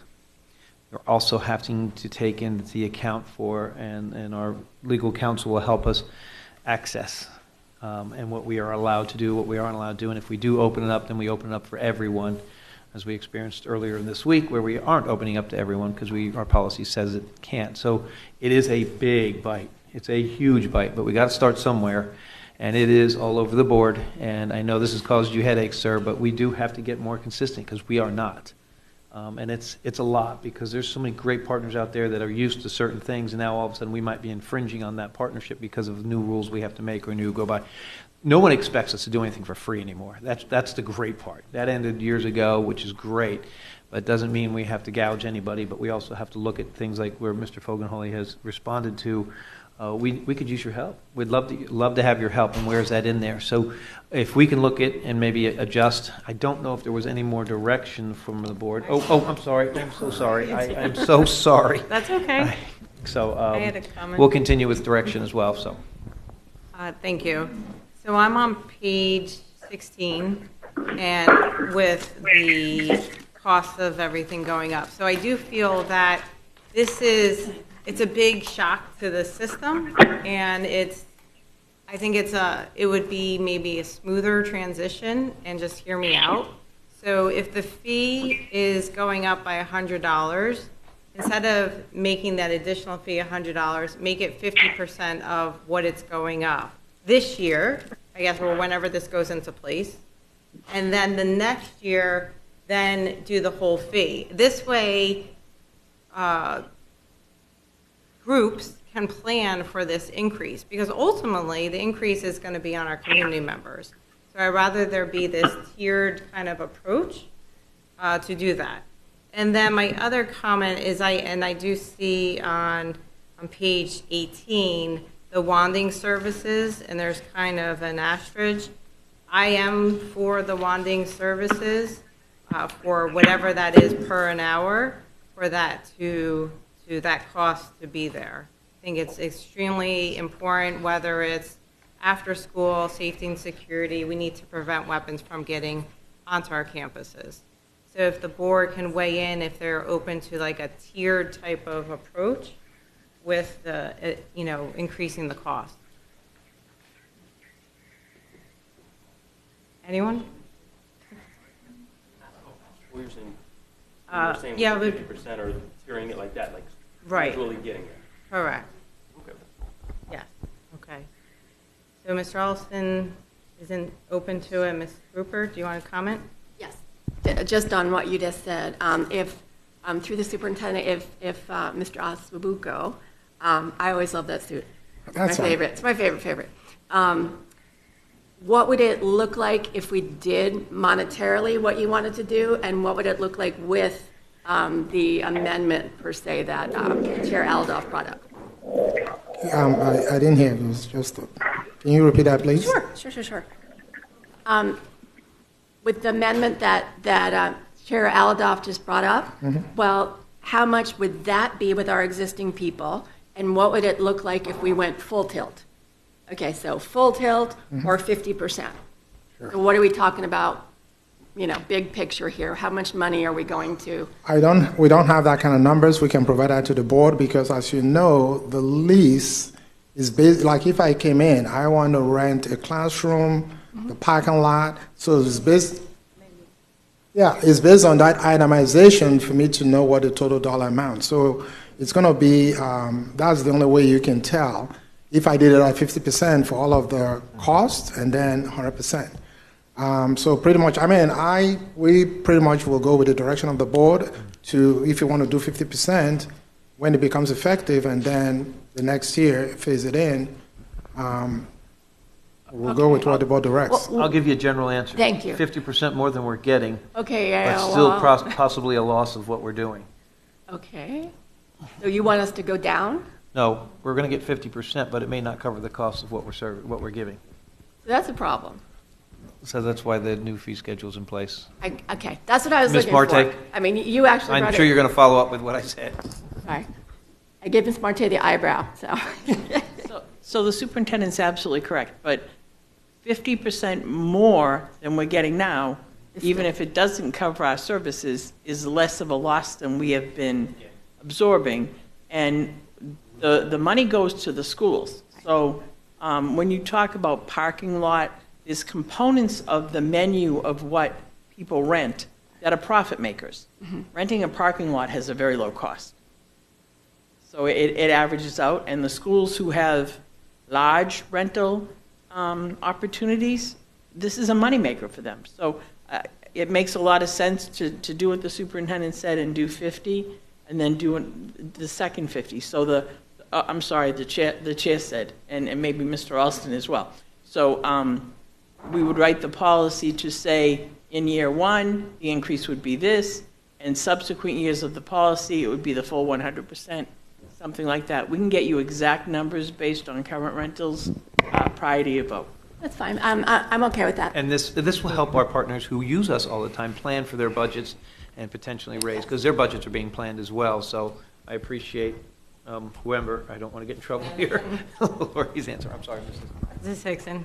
Thank you. And to that point, we've waited all this time to look at increases. Is there something in the policy that we can write in to say we would adjust it as we're moving along? I know we're making a big jump here, but it would make more sense to have a percentage increase based on inflation or whatever on a yearly basis or every so many years to look at it, as opposed to waiting 20 years later and doing a big jump. So can we add into the policy every other year or something to look at what the costs are and determine whether it's smaller increments as opposed to these large ones? To your question, on page 11, rule number 7 requires the committee to meet annually, no less than annually, to pretty much review the fee schedule and then make any recommendations to the superintendent. All right, perfect. Thank you. Just want to make sure that we don't wait so long next time.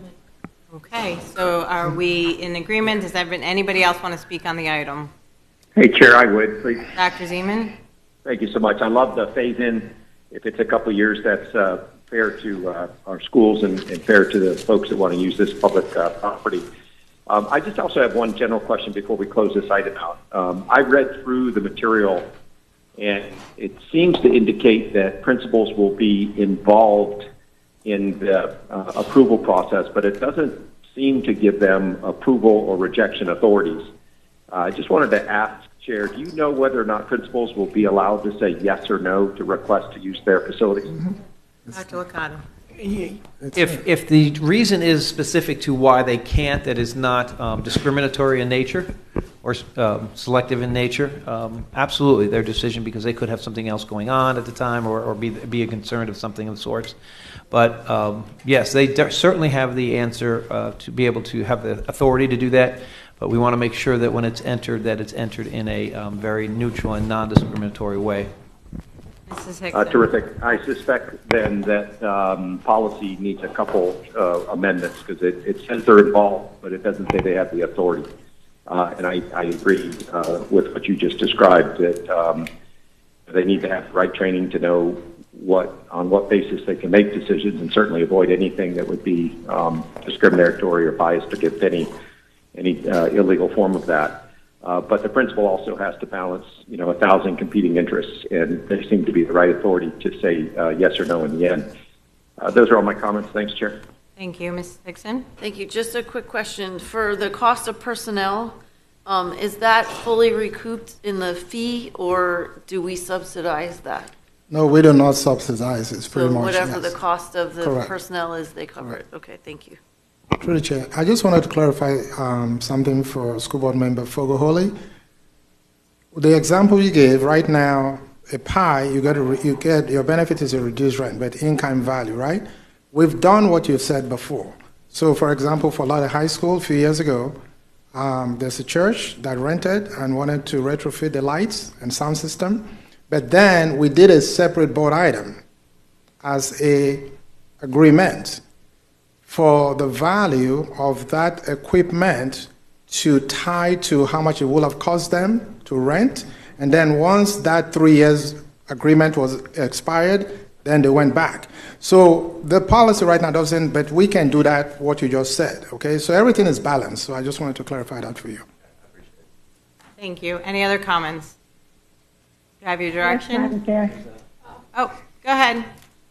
Okay, thank you. I reached out to the principals union in reference to this, and I'm hoping that there's some way that we can just redirect this to someone else to handle, only because the principals have so much on their plate. They have so much more responsibility than what they've had in the past.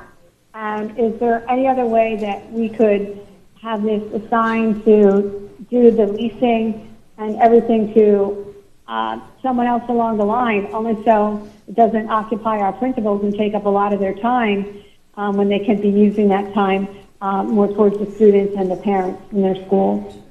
Thank you. Harrison? Yes. Yeah, the policy right now is either the school principal, facility director, or designee. So most of the schools have a designated staff that indirectly works with Facilitron. So the principal pretty much is not burdened. They have a designee. Any other board member comment? Would you just mind clarifying that in the policy, putting that language in there? I think that would be very helpful. Sure. Thank you. Yeah. Any other board member comment? Any public comment, Dr. Wanza? No. Thank you. Moving on to our next item is construction project update, Coral Glades High School, C. Robert Markham Elementary School, Deerfield Beach Elementary School. I will now turn it over to staff for the presentation. Good afternoon again. Today we're presenting on the status of 3 very important projects to our district: Coral Glades High School Auditorium, Deerfield Beach Elementary School Building 1, and Markham Elementary School Building 1.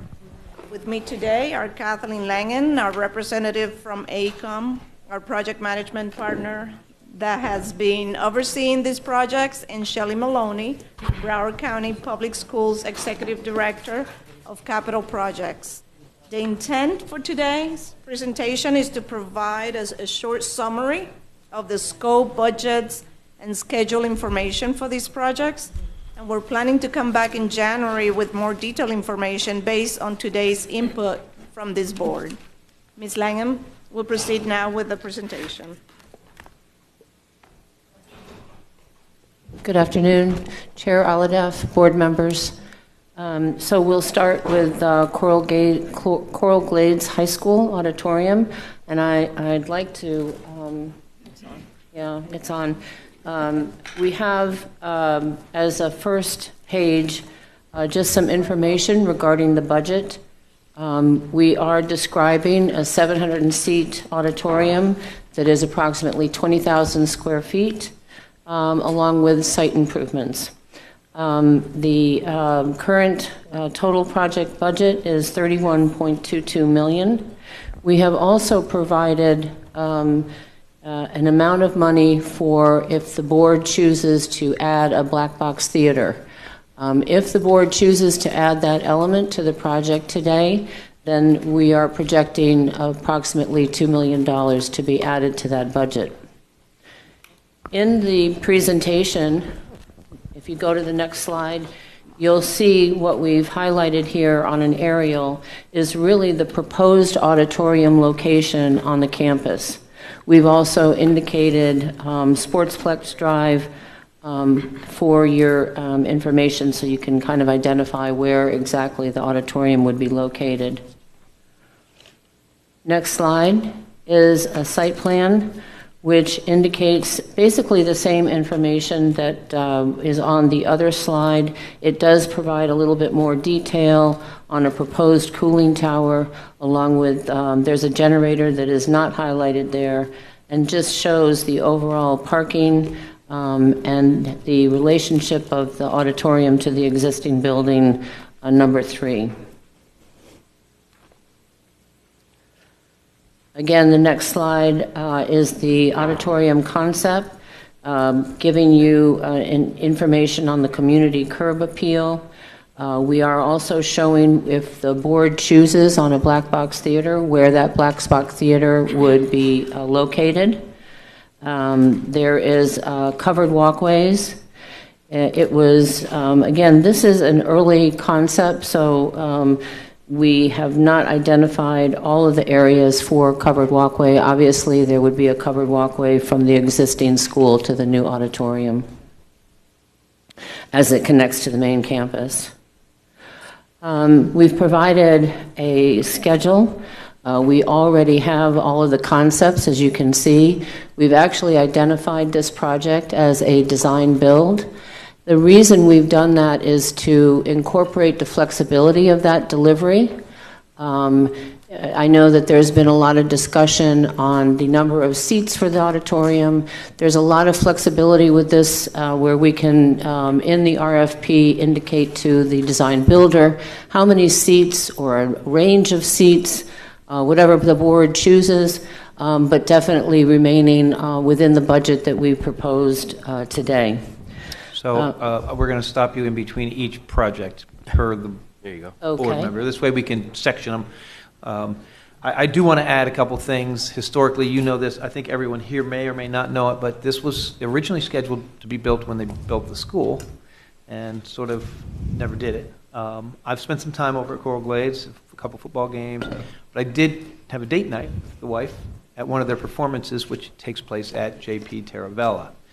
Phenomenal performance, students working as hard as they can, phenomenal show, the teacher. And I sat with Mark, or Dr. Kaplan, that night, and we talked a lot about this. We actually sat next together and talked about what he sees and what his community feels. And this is a place where we have some flexibility. We have got their input. We do want to continue to have their input. The community is rallying around that, as we know through our emails, and we want to do what's best. So we are in the flexible stage. I got to touch it, smell it, see it, hear it in person, but I want to hear it, see it, touch it, smell it at Coral Glades, not at JP Taravella, which is a great school. But as a father of an actress, well, all my kids are actors, it's just an important part of their growing up. It's an important part of our leasing program where our schools are able to generate income, but it also gives attention to the other aspects of students that may not be on a football field or on a wrestling mat or a basketball court or a cheerleading outfit. And this is important. So that's why I needed to be there to see these kids and talk to that principal. So we're open to it, design build, open to flexibility, and also we've heard from the community. So I just wanted to add that. Thank you so much, Superintendent Dr. Licata. Just in closing, the schedule, as you can see, again, allows us some flexibility. I do want to identify that you can see from the original budget that we would need to be adding some funds to the project. The good news is that because, again, design build is so flexible, we can start out with the design build contractor and give an NTP for design. And then once funds are available in June, July of next year, we'll add those funds based on the board approval of the DEFP for next year, and we'll be able to move forward with the entire project. So any other questions? I'm happy to answer before we move to Deerfield. Thank you. So we're first going to do public comment. Nicole Morse, podium A.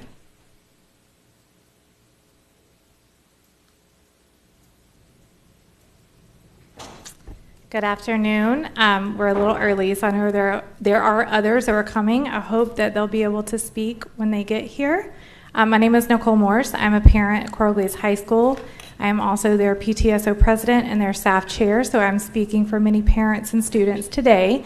First, I would like to say thank you. As a parent of 2 former drama students, I have experienced what it's like to load and unload trucks early in the morning and late in the evening after performances to move over to Taravella.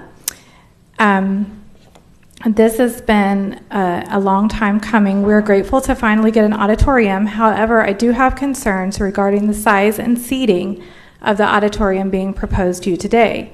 This auditorium only has 700 seats. That is less than the size of our freshman class, which is 750.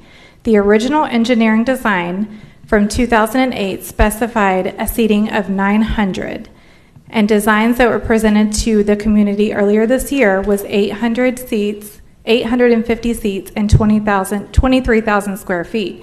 Coral Glades High offers a complete and active performing arts program, including large student enrollments in drama, dance, chorus, orchestra, and band, all of which offer performances that need a large facility with larger seating capacity for the schools in the community. School enrollment continues to grow at Coral Glades High School. It is one of the schools in the district that is actually projected to continue to grow in enrollment over the next 5 years. This auditorium is the last to be built in the district.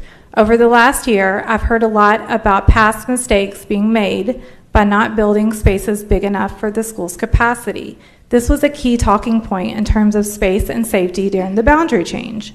Not to leave out the promises that were made to not only the Coral Glades families, but the families that were rezoned from MSD to Coral Glades. Promises were made to provide Coral Glades with resources to succeed. Here is an opportunity to give our community an auditorium that will fit our needs and anticipated growth. Please do not shortchange us on this. We are only asking for what was presented to us earlier this year. Let's please do this right. This auditorium will not only serve the students of Coral Glades, but also future plans for hosting Broward District music and drama events, which will require seating capacity for all Broward participating schools. Let's build this auditorium to serve our community for years to come. Thank you for your time. Thank you so much. Loretta Wallace.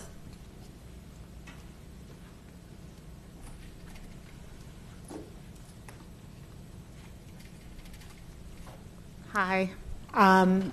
I'm in agreement with PTSO president as well.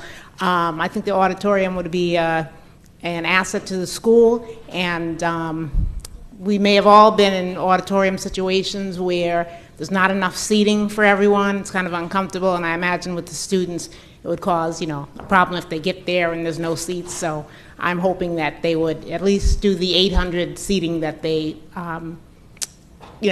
said that they would do in the beginning. Appreciate it. Thank you. Thank you so much. Diana Focus. Diana Focus. April White.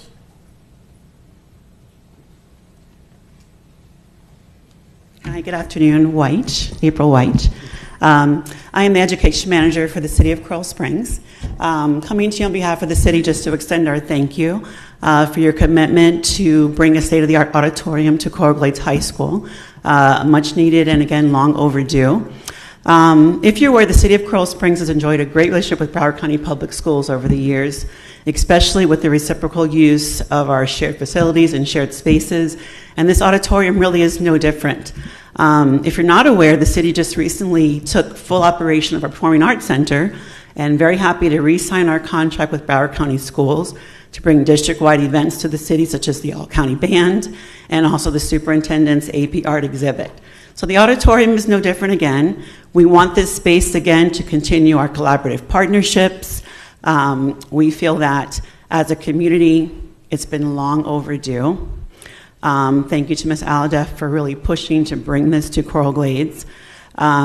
We hope that in this partnership, and you're hearing from our parents and hearing from our community, they're passionate about wanting to bring this to our students. They deserve it. They need it. And we as a city are in full support of a decision that benefits all of our students. Again, this auditorium is not just for the Coral Glades community. It's for all Broward County students and all Broward County communities. And it really brings a wealth of possibilities for its use. So I think that if we're going to do this right, we have to do it right from the start and give our students what they truly, truly deserve. Thank you.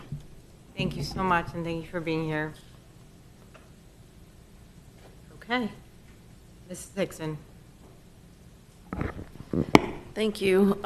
First, I want to say you are correct. It is long overdue. I actually tried to get it on the DEFP the first year I was a school board member, and it fell on deaf ears. So I appreciate Mrs. Al-Hadef bringing it up the next year, and it landed with a yes the second time. So I have a couple of questions and concerns.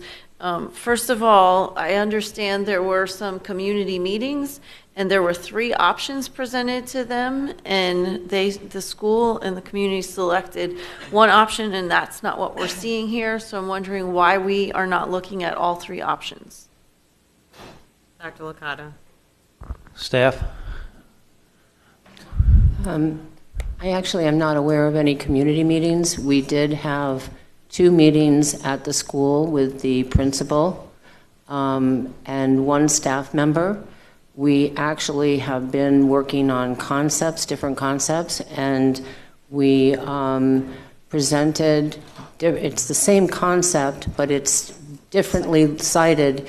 One citing was not conducive to, it was looking at the back, so there was a staff person that wanted that particular citing, but because the back of the auditorium faced the school, it was determined at our last meeting that that wouldn't be the best location and siting for the building. So I am not aware of any community meetings. I don't know if Ms. Maloney, if you want to. Were there meetings at the PTA? Because my understanding was there was a board member there, which was frustrating to me as a countywide school board member because I was not aware of any meetings, but that there were different options presented, in whether it was the PTA or something. No. That was the impression that I was given. Mrs. Hickson, we were not present. If there was a meeting with the community, neither Ms. Langen nor I were there. But there's no meeting with the community, and there is no meeting with me. I was not at a meeting about this.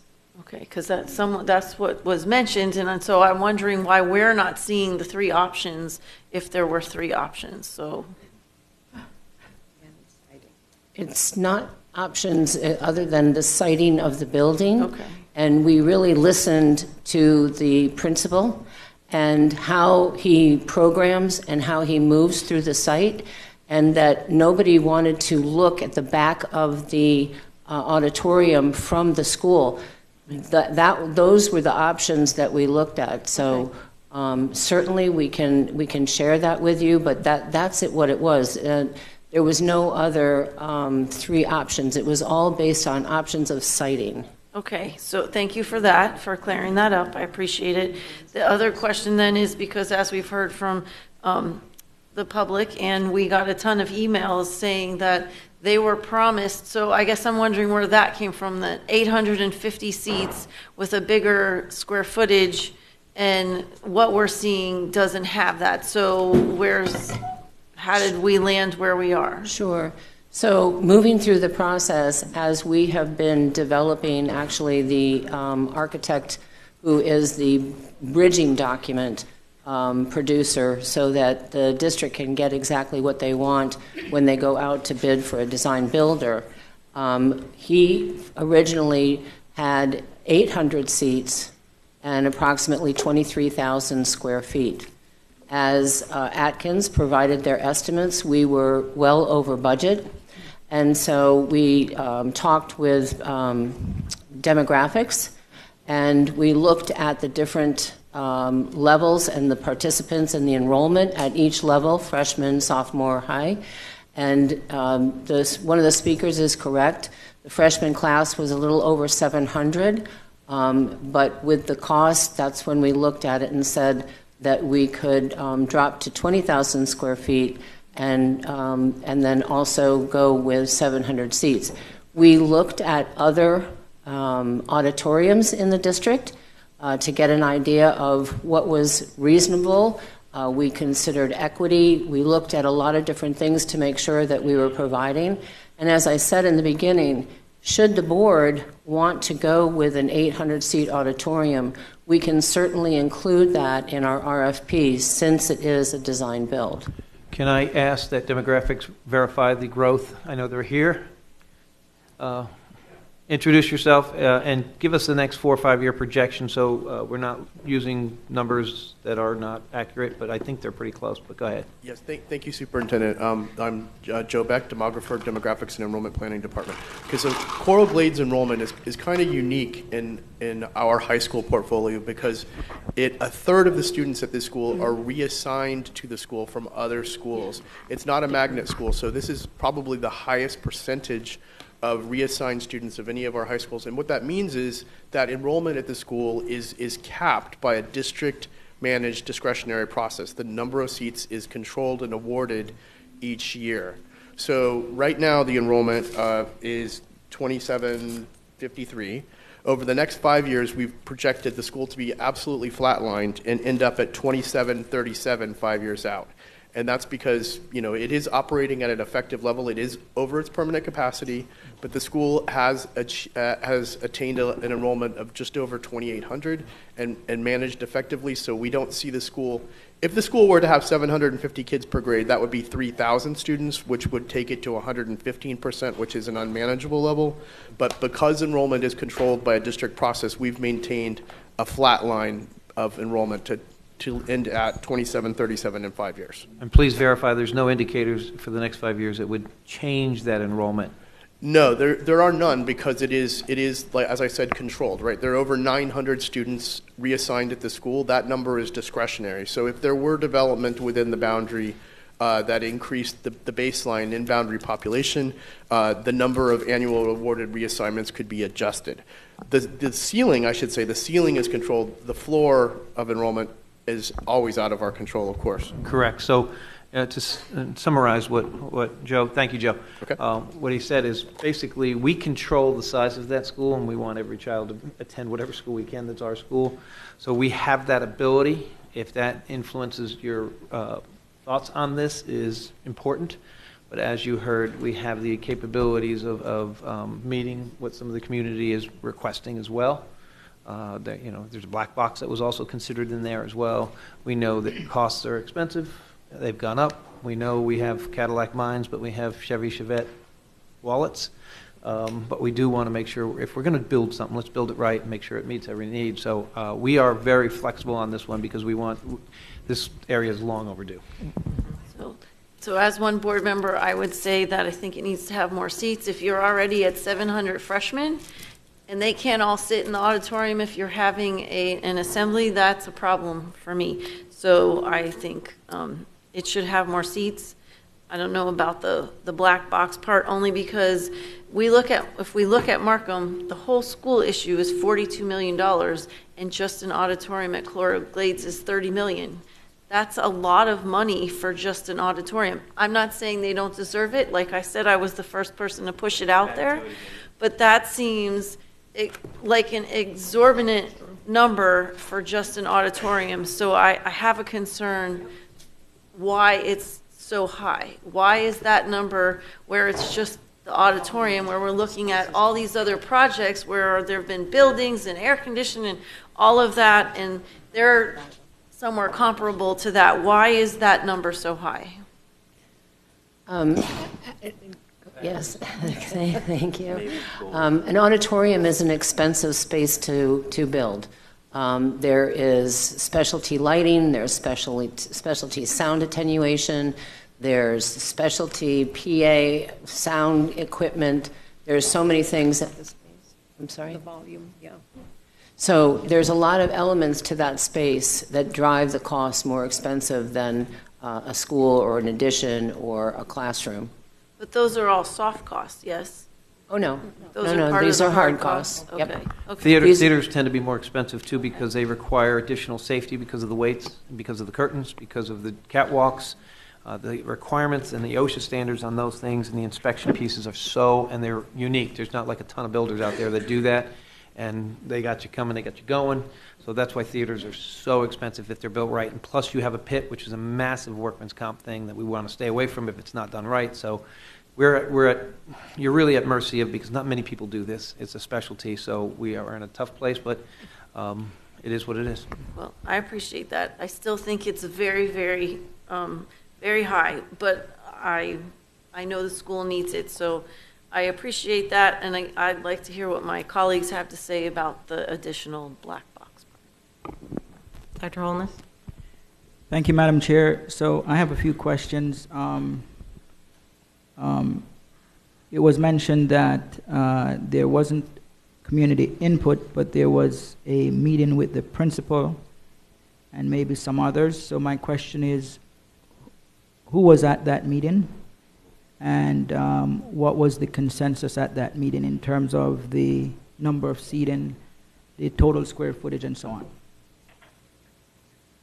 We left that meeting with the impression that the site plan siting of the building is exactly where it was the best for the school. And I would say that probably the principal drove that siting. As I said, there was a teacher involved in the very beginning, and I'm sorry I don't recall his name. I can certainly get that for you, but he wanted a different siting. But ultimately, the consensus was that really looking out of the auditorium or looking from the school to the auditorium, you really didn't want to see large walls. So that was the siting. As far as the attendance, we had a few different meetings. Nobody from the community, as I said, I don't know the gentleman's name. We had a telephone conference with a couple of, I believe, teachers on that call, and maybe it was the curriculum specialist that was also participating. Okay, so besides the participant of the principal and teachers and curriculum specialists and so on, have we sought any kind of community input on this at all, or are we making a decision without community input? I think, Dr. Holness, the consensus of the group was because it was so long in planning, and we had copies of the 2008 proposed plan that had been shared with the community. And so this plan, outside of all the additional spaces that came with that 2008 plan, had been shared with so many. We felt, since we were really within that context, that we didn't go outside for any community meetings. I think we were hopeful today that if the board it built consensus and was okay to move forward, whether we have a black box, whether we have to add money to the budget, if you want 800, we move to 800. But getting that direction today is so critical for us to maintain a schedule. I understand. I respectfully disagree on the community input portion of this. Okay. I believe that when we're having this scale of construction and impact on the community, that where we have a 700 seating auditorium, that we should have had some sort of community input. I value the community and what they have to say.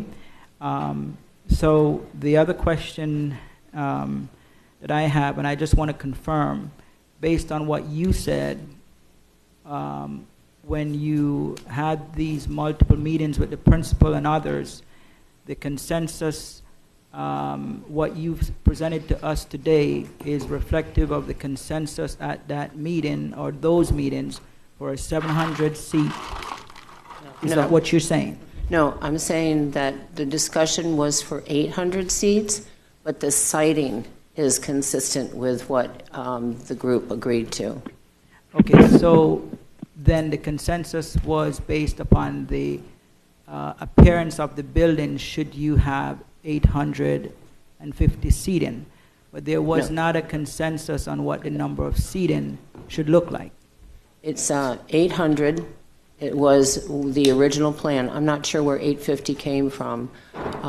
It was 800 seats, about 23,000 square feet is what we had talked about there. And when we went back and worked through that and did updated costs, we were severely over the budget, and so we worked to try and maintain the budget.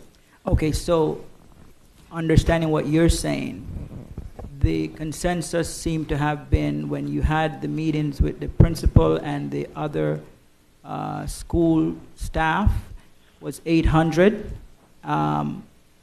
but cost or financial impact resulted in making a decision to reduce this to 700. Is that what you're saying? Yes, sir. Okay, so then that would be a decision based upon your determination of financial impact and what we can afford to do, as opposed to what the principal and the teachers and so on would like to see. Is that correct? I'm going to step in. What we're really asking here is if we alter the budget to make the 800, we can do that. We're matching the size of the auditorium and the placement, and he went over the placement with me and why it was supposed to be. That makes sense, but we also had a designated number in this, and that's why it got down to 700. And that's really what I think the biggest question on the dais is if we're willing to change for next year's money that project to put 800, okay. Okay, good. So that's where I'm getting. I support at minimum 800 seating. We heard from the PTSA president, who's a member of the community, and she seemed to think otherwise. I would have liked to get even further input from more members of the community. But you can see she came today as a member of the community, and she's expressing concern about the 700. So I'd like to see that go up to at least 800. I'd also like I like the idea of the black box theater, and I believe if we had community input, we would have gotten more confirmation on whether or not we should have that. But hearing from the PTSA president of Coral Glades today, it seems that she being a voice of the parents, and I'm assuming reflecting the opinion of the parents, they seem to want a black box. So I am supportive of that as well, and I hope the board will move forward with that. Thank you, Those Mr. are my Alston. comments. Mr. Alston? Thank you, Madam Chair. And I'm going to use this as a theme probably for this item and for the other two items.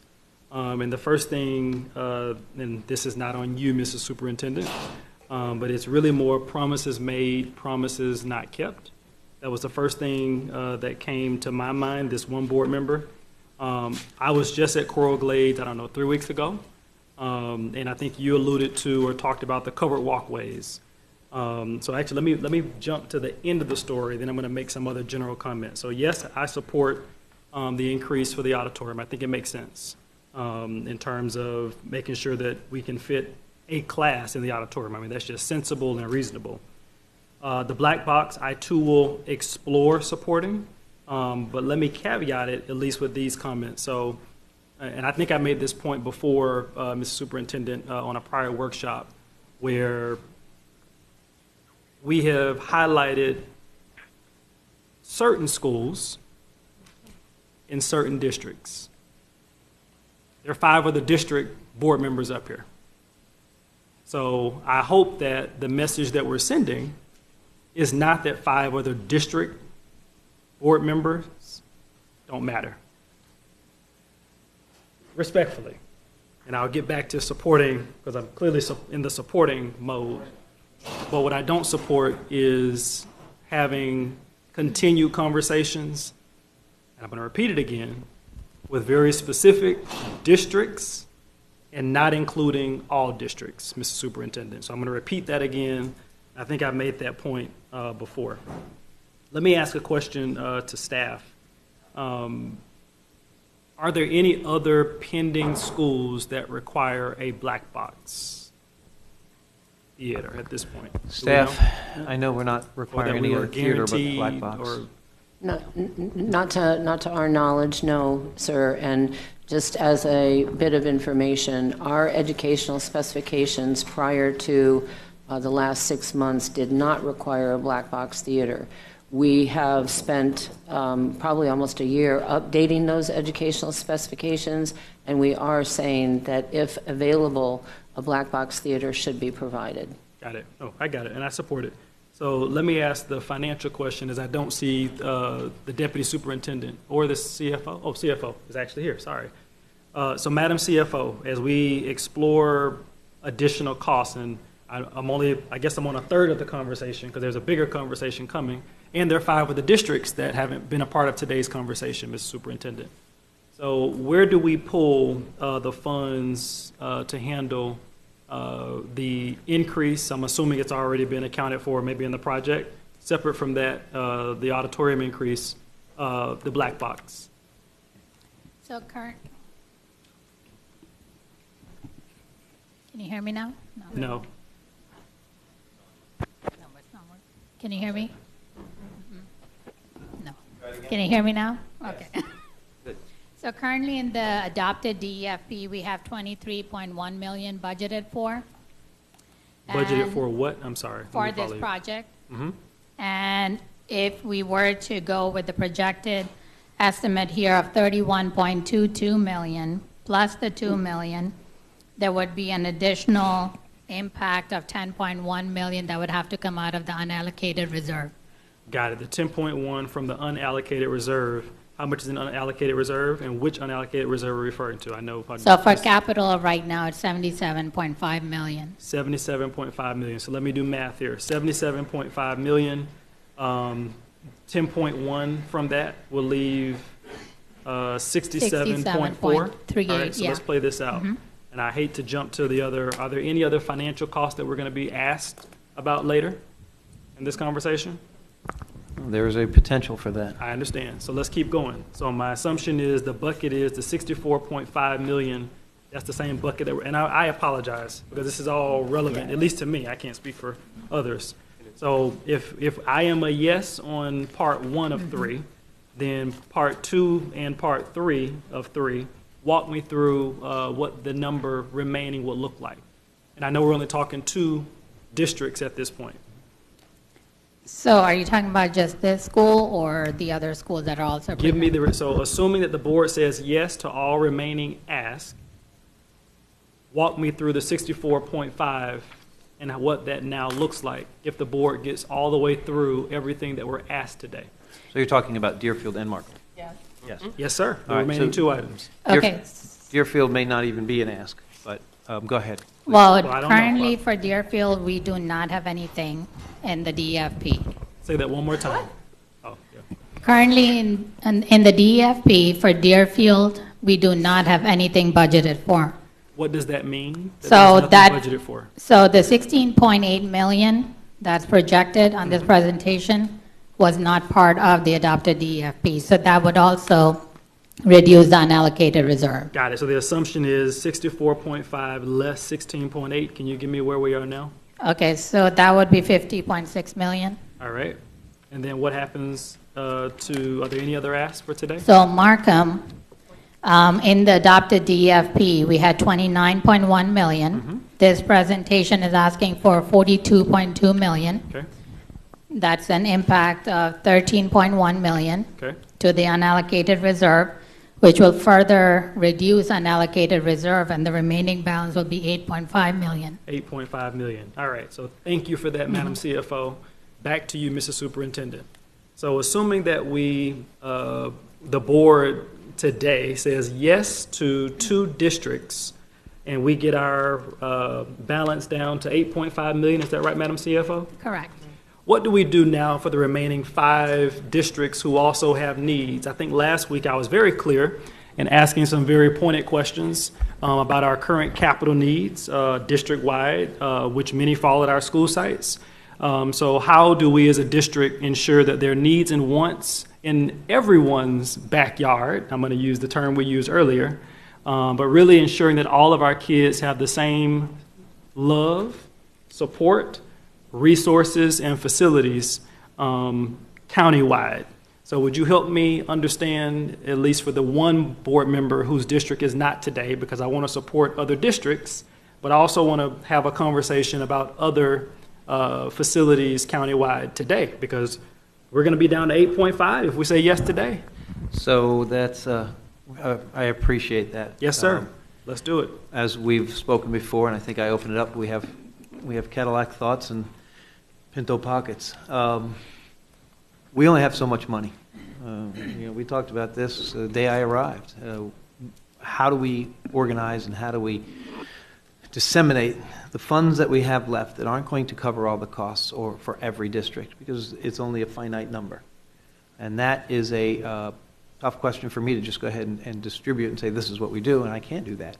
But what I can do is bring it to you and ask all of you to make those decisions in the best way possible, which is equity. And I know that some of our projects are impacting other districts right now that we've reached out to, some cafeterias and some a brand new school. We've just allocated another $22 million over in Oakland Park. So this is the end of the road if we do this, because then we have $8 million left in the capital reserve. And, we do get, I don't know the exact number, but I believe it's about $470 million next year for capital from the state, correct? Yeah. Next year, about 473, if I'm not mistaken. Yeah. That's already been sort of earmarked, unless we make some changes to that. But we're at the end of the road of what we do, and is waiting 13, 14 years for, or however many years for a theater. Is that put you at the top of the list? 20? Is it 20 years? I thought it was 2009. I'm sorry. Or does what district you're from put that at the front of the line? So these are tough decisions, and what we have to do is make those tough decisions, because this is a finite pot. And when we move through this, we know that when the money was asked for to build all these projects, it wasn't near enough. And it didn't include enough money to do the facilities maintenance. So you're asking me a question about what's the priority? Well, we have this much money, and we have a lot of priorities out there. And I can't just print money, but I know that we have to make a decision on what's best for that remaining few dollars. So I'm asking for some help here and from you all as well. I'm not done yet. If I have the floor. Ms. Slagan wants Sure. to weigh in. Yep, no problem. Thank you so much, Chair and Dr. Licata, board members. So we've been talking about the long-range educational facilities plan since I arrived here 3 years ago. What I would offer to the board is we have written and sent to procurement a facility condition assessment and space utilization RFP. Right. That will give you the data of the updated needs and the updated costs escalated 5, 10, and 20 years in advance to be able to incorporate into the long-range educational facilities plan. That will tell you where your needs are, and that will tell you the costs. The last time you all did this was back in 2014. Things have changed. We had the SMART program. This will help the district understand and make decisions. But I'm sorry, Madam Chair, thank you for that. I appreciate that. But also, having been a practitioner of what that report will look like, I'm pretty sure the number is not going to go down, right? The number is actually going to go up. So you're actually making my point. So thank you. But separate, so back to you, Mr. Superintendent. So today we'll be down to 8.5 million remaining and let me back up. I wasn't making the point about picking districts, right? I wasn't making the point around equity or equality. I think you mentioned those two comments. My point was, number one, you made it perfectly clear, and I think let me speak for me, have also made it perfectly clear that our bank account is low, but no one wants to talk about it. Secondly, I've also been perfectly clear that we have needs district-wide, many, and I know, Madam Chair, because this is your district, and we're going to talk about another district soon, that promises have been made, but we as a district, I'm not talking about you, Mr. Superintendent, have not kept those same commitments that whomever might have committed to. So that's the point where we are. The bigger point I was raising is this is not a countywide conversation today. It's not. I can't speak for the countywide board member, one who's here, one is on the phone, but I think all of us visit schools and we know that there are issues, needs and wants, two different things, countywide. And my apologies that this is on the first conversation that I had to drive or bowl down the alley of finances, but it's important because I don't know if we can actually answer each one by one, right? Are there needs? Are they important? Yes. You know where my heart is, right? But what I also will not do is get down to 8.5 million today. I won't do that. So that's where I'm at. I apologize that we had to get there so quickly, Madam Chair. But I mean, unless there's another bucket of funds that I am not aware of, Madam CFO, please tell me.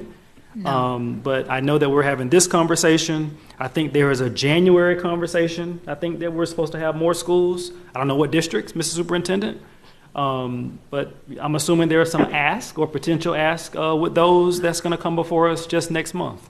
So maybe from this one board member, I'd like to understand if there are other, because as my colleague all the way to the far, seated to the far right, not the far right, seated to the far right, has said before, we have given all these statements as a district, and somehow we find money, right? We're going to say yes to 3 things today. We're going to get down to 8.5 million, and then somehow we're going to figure it out. So I think where we are, Mr. Superintendent, is this goes back to the plan that this board passed with direction to you to help us identify savings, cost avoidances, and areas where we can find more to do more, because right now we're not there. So my heart is for the first project we're talking about. My heart is also for the second or third projects. And, clearly I know both communities well, but we just don't have the funds. And I'm okay with saying that. And I've been saying it. And I hope that others will join in the conversation to have the tough community and courageous conversations that need to continue with this district. Thank you. Thank you. Mr. Foganoli? I was hoping you wouldn't call on me next. I'll follow that one up. I know. And I appreciate the thoughts. To Coral Glades and Auditorium, I was here when we did approve that the first time, right? Like there was, let's remember where we were at. This room was packed. So to Ms. White, don't think that because there's not 50 people here today, we don't remember. I remember. And the community really, asked for it. Me being, having a nephew there, nieces going there, theater kids going to be, part of that. I know how it is important, but also it's important for us to have that discussion as well. To understand finances, to say that, right? To keep saying we keep finding money is difficult. But I do believe it. I'm going to say that. Let me just get to that point. So yes, the auditorium, yes, the black box theater as well, and to the more seating, because we had discussed that, like I said, the promises, and it almost becomes that, right? When we say something, we approve it, yet it comes back, costs more money, and then it gives us an opportunity to back out. That's frustrating also. As a board member, I thought I voted on this last time, and now we're back at it again, sort of, and that's discouraging. So for me, it's difficult to have the conversation, though. Like Board Member Alston said, we think about our districts. I'm not going to say the schools, but there are some auditoriums that I walk into, and it's difficult. It's difficult. You can't even operate or have shows in our theaters. So, to talk about new ones and to see renderings, it's tough. But it's exciting for that district. It's tough for us. And to my colleague, we have to be fair. We have to, fight for each other's districts because we're all Broward County board members. But for me, it's the same thing of when I talk about salaries or anything else when it comes to money. Every single person up here wants to say yes every time. I don't question that at all. I don't question that my colleague all the way over there wants the best for my district the same way I want his. And our countywide wants the same thing for all of us. We all want to say yes. But until when are we going to have the tough discussion, say money is tight, and be realistic with it? So, I hope that opens up for a new conversation and honesty. Thank you, Chair. Dr. Licata? I know that this preceded me for about a month or two, I believe, but just to recap, this was approved at what number? 23. It was approved at 23? 23.1. Okay, and that's what we built the 700 for, to stay within that budget. And that would not reach into the reserves, correct? No, 23.1 is already in the DEP. Allocated, right. Yeah. So just to clear that up for those that are wondering publicly. Got it. Ms. Dixon? Thank you. Just to clear that up, for the unallocated funds, it sounded like when you were subtracting from there, you subtracted the whole 30,000. Correct. 30, I'm sorry, thank you, 30 million, but that's not coming out of unallocated funds because there was already 23 put aside for DEFP, so only 7 million. Still a lot of money, don't get me wrong. You're right, though. But I think I think the calculations are off. Can you review the numbers again? Yes. You're right, because it jumped down to 8. Yeah, it went No, to wait. 8 all of a sudden. That didn't Right. really make sense. So if you could go back, I don't think we'll be dropped down to 8 million, I think. There's, the calculations were wrong. I think it's 40 or 40. The unallocated started off at 50, right, somewhere around there. It's gonna be So we're 46. subtracting 7, 16. Let's wait for the numbers. Aaron, Trust us, yeah. are you, whenever you're ready? Right. You should. That was the point. Yes, we you can can come give- back. Anybody online, Dr. Zeman, would you like to Yep. speak on this? No? I would. It's whenever it's Not all of it. appropriate. Go ahead, Dr. Zeman. Oh, I'm sorry. Oh, thank you very much. To me, there's like Mr. Alston's brought up a really great point, several great points. We don't have any extra money. Our budget's fixed every year. This year it's $5.6 billion, and almost $500 million for capital. What I've been frustrated about, Mr. Alston's point, and then expounded by about tenfold, is that we continue to be being asked to opine or vote or build consensus on one item at a time when we can't see the whole system. And it's frustrating to me because organizations don't make great decisions if they just take one at a time. There's tremendous political pressure to say yes to everything, and there's no need to balance the infinite wants with the fixed budget that we have. But again, today we're given somehow 3 projects. I don't know how they were selected. I don't know why we're focusing on these and not all the others that are under construction. But it's very frustrating to me, who wants to make great decisions, as Mr. Alston and Mr. Bogenholly said, in the interest of our system and the interest of our students, to see these things one at a time or 3 at a time, because I don't know if the extra money at Coral Glades High School is the best way to spend an additional $10.1 million, because I don't know what the other needs are. I don't know what's still outstanding from what we promised at the beginning of the Smart Bond. And so it's just very frustrating for me to be looking at these things this way. I'm very persuaded that what we promised to people when we asked them to vote for the Smart Bond is what I would really like to deliver. But I have yet to see the list of what we promised versus what we are planning to deliver.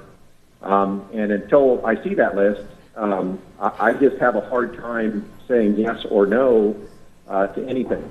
On the next 2 items, I know that we're going to get to them, but the same is true. We can't see all the wants and all the needs, even expressed as a 10-year-old list from 2014 when we asked voters to vote for it.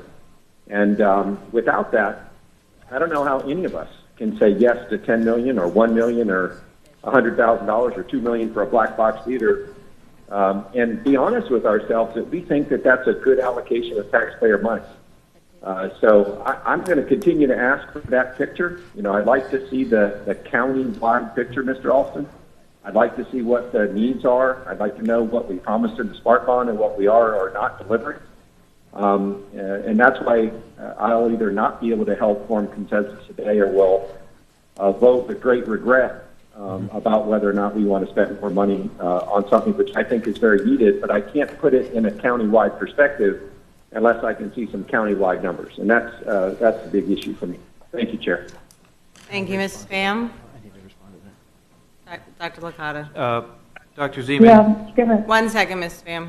Dr. Zeman, I'd like to respond to that real quickly, just as a reminder that October 17th, Robert Markham Phase 1 was approved, and we wanted to put it through a timeline as we were requested to on moving forward. And this project was, I believe, for Coral Glades somewhere in May, a month or 2 before May, that was put together for a timeline and put it to place to bring it forward. So that's why those were brought forward, as well as Deerfield. But Deerfield is a sort of an outlier on this. It's the same idea, but it's an outlier. So these were actually asked to be brought back to be given a timeline. They were approved, so that's why they're presented to you today. And Mr. Superintendent, just to finish up real quick, are these all things to fulfill an item on the original SMART bond list that we said we were going to do for our voters? Was it on the Smart Bond program? Staff, you have a list? These projects are not SMART projects.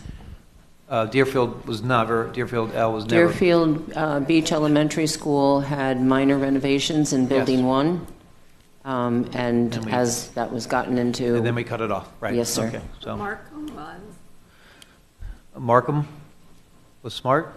Yes. Markham started out as SMART, and when we received, when we further developed Building 1 and all of the elements of it, I believe, and I think the CFO should speak to it, I think they took it out of SMART. Please, Aaron, can you comment? Can you repeat that? Did that answer your question, Dr. Zeman? No, it didn't. What was the scope of work for Markham Elementary School in the original SMART commitment we made to voters? In the original SMART? In the original SMART, it was the replacement of Building 1. Terrific. And what was the commitment for Coral Glades High School in the SMART list that we put out in 2014? Don't believe the auditorium was part of the SMART No, at the all. auditorium was not part of the scope. It was minor, some minor Okay, just work. let me finish that. One more question then, Chair. Sorry for going long. What was the 2008-2009 commitment to Coral Glades High School about an auditorium?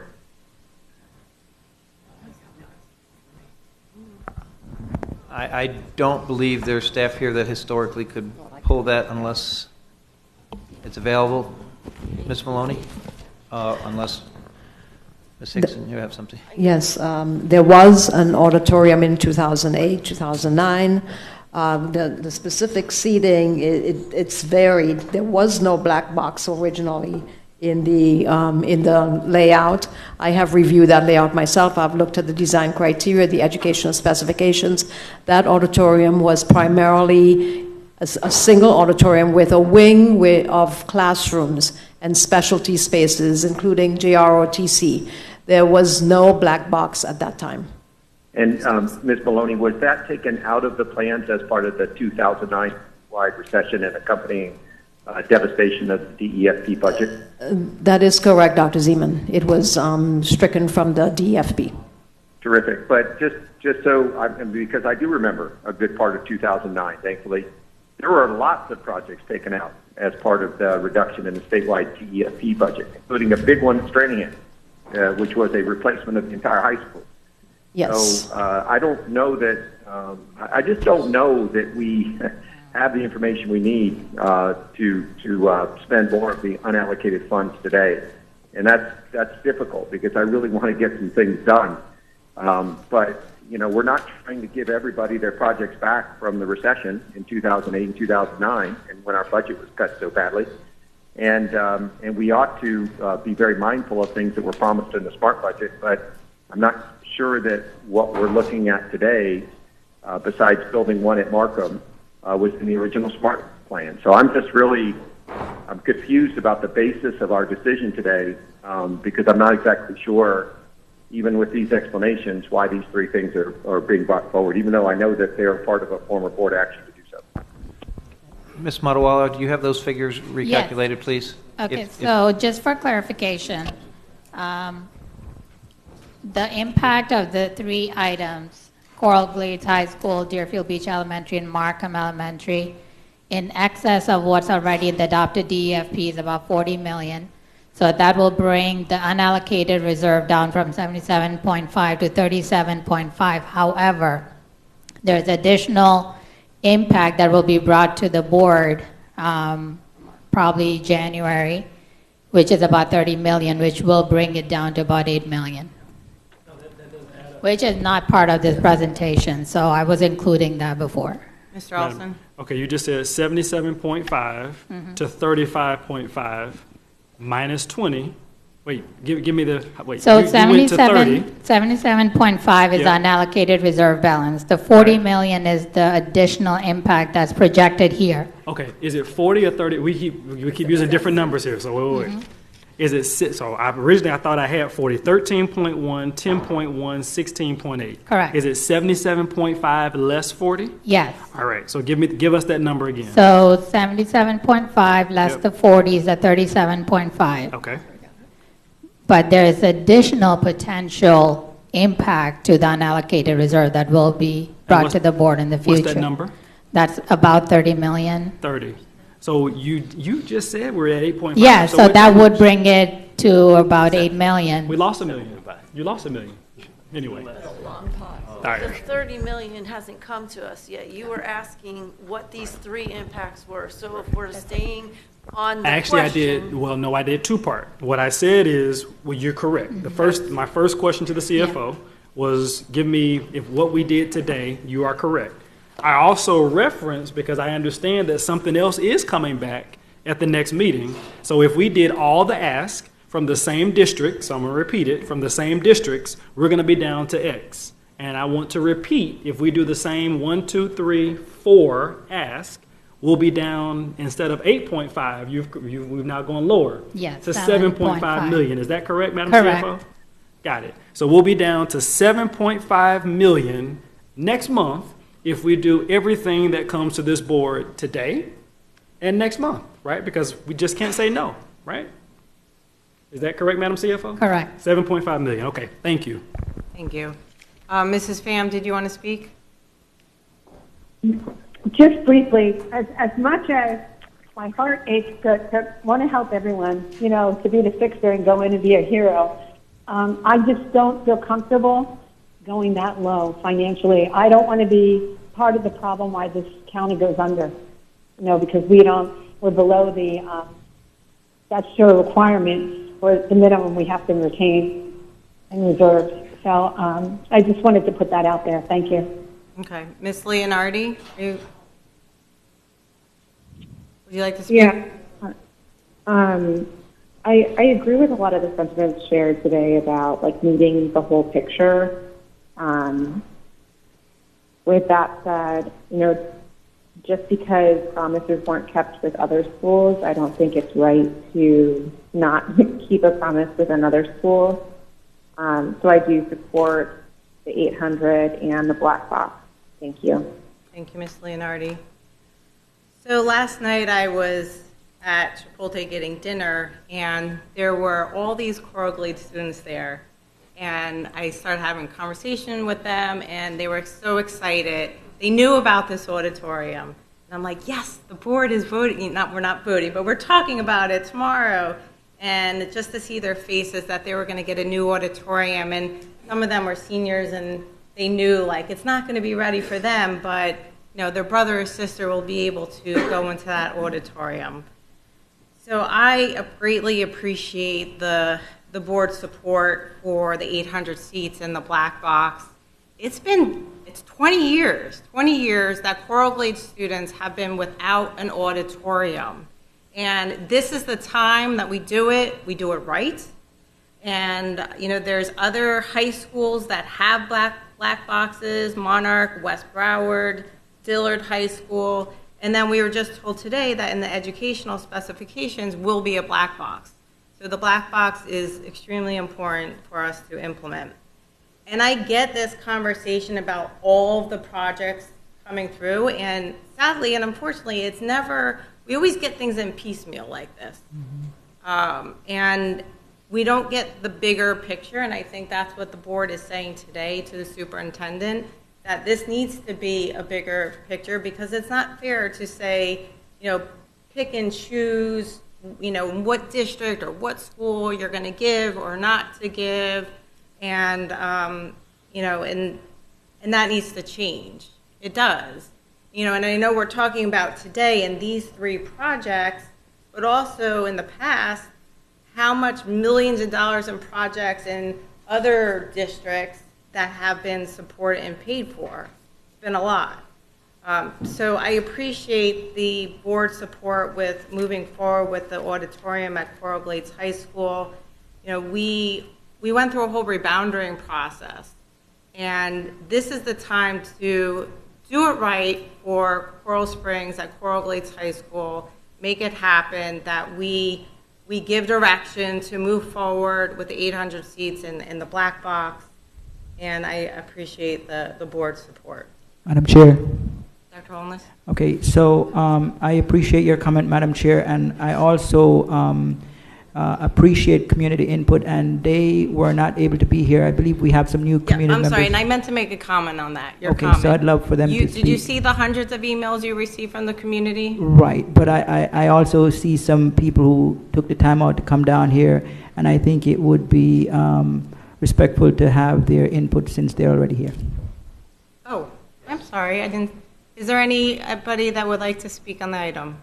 Please go to podium A. Thank you. Yes, please. Yes, please. Didn't happen.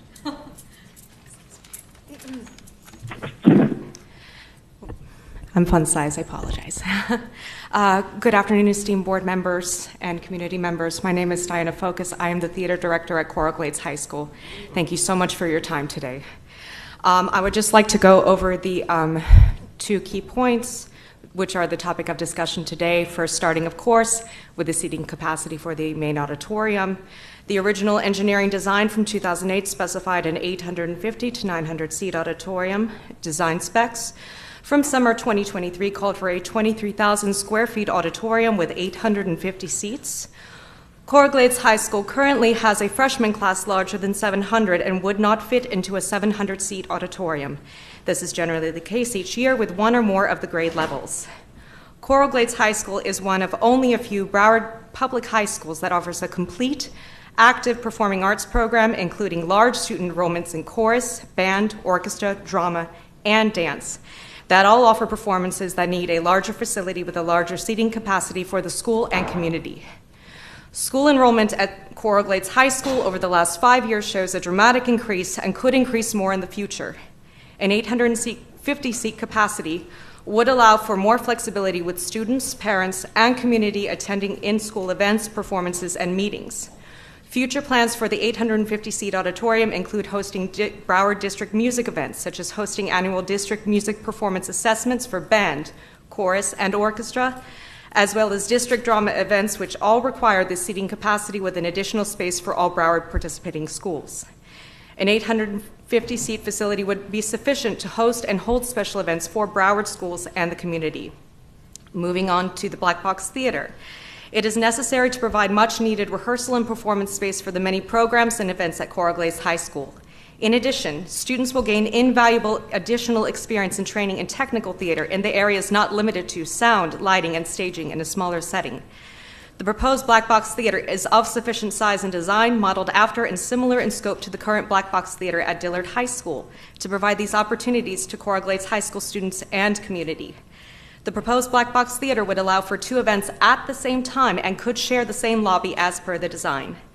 A Black Box Theater will provide a smaller, flexible, multi-purpose space for smaller productions with a smaller audience in an intimate setting, noted as in the ed specs on 723, and as well as in the 3LR Design Consultant's narrative on 723. This will likely be the last auditorium to be built in Broward County Public Schools after 20 years with no facility at Coral Glades High School.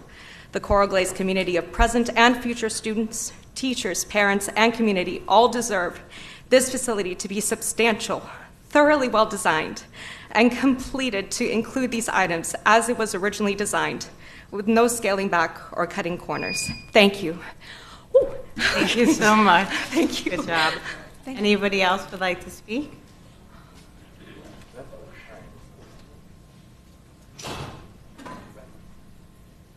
We're going to speak on the Deerfield Beach Elementary No, School? we're just on Coral Glades right now. So we'll wait. Thank you.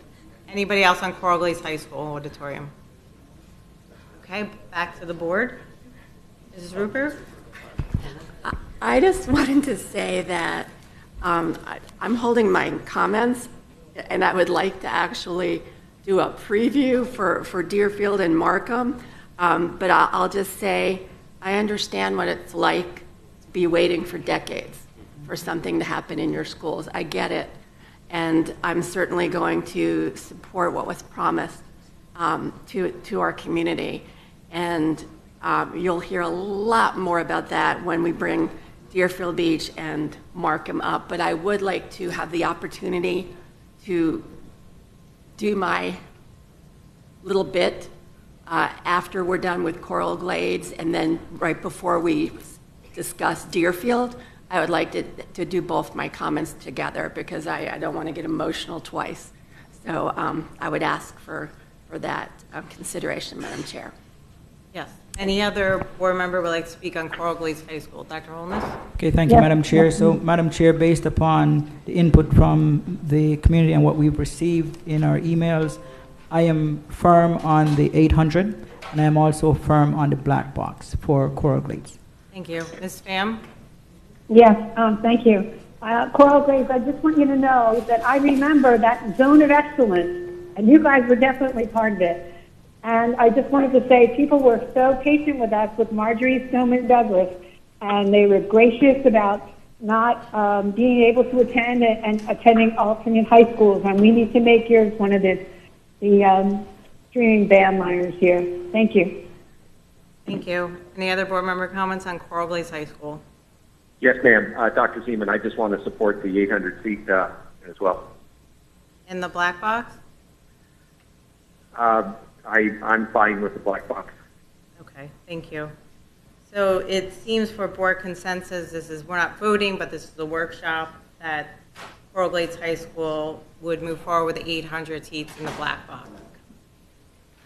Staff, Okay. if we could prepare that for our next, so we can bring it to the board for official vote. 800, black box, same location, and costs. Madam Chair?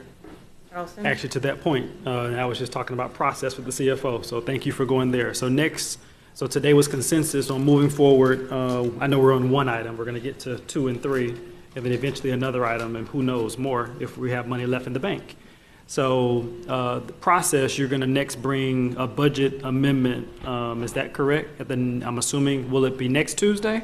Or will we now wait for January? So January, okay, is it January now? Where we're going to have a budget amendment, and it's going to highlight, actually, let me assume all 3 of these will be on the affirmative side from consensus today. Then all 3 of these will show a starting number of 77.5 and then the ending balance of 37.5. Is that correct? Is that how it will be presented to the board for us to vote publicly? I would have to review all the items being brought forward that are going to reach into it for the 30, because we could get to a place where there's not enough money. Well, I'm asking process. So sounds like there's going to be a budget amendment for the board. It's not going to be next week.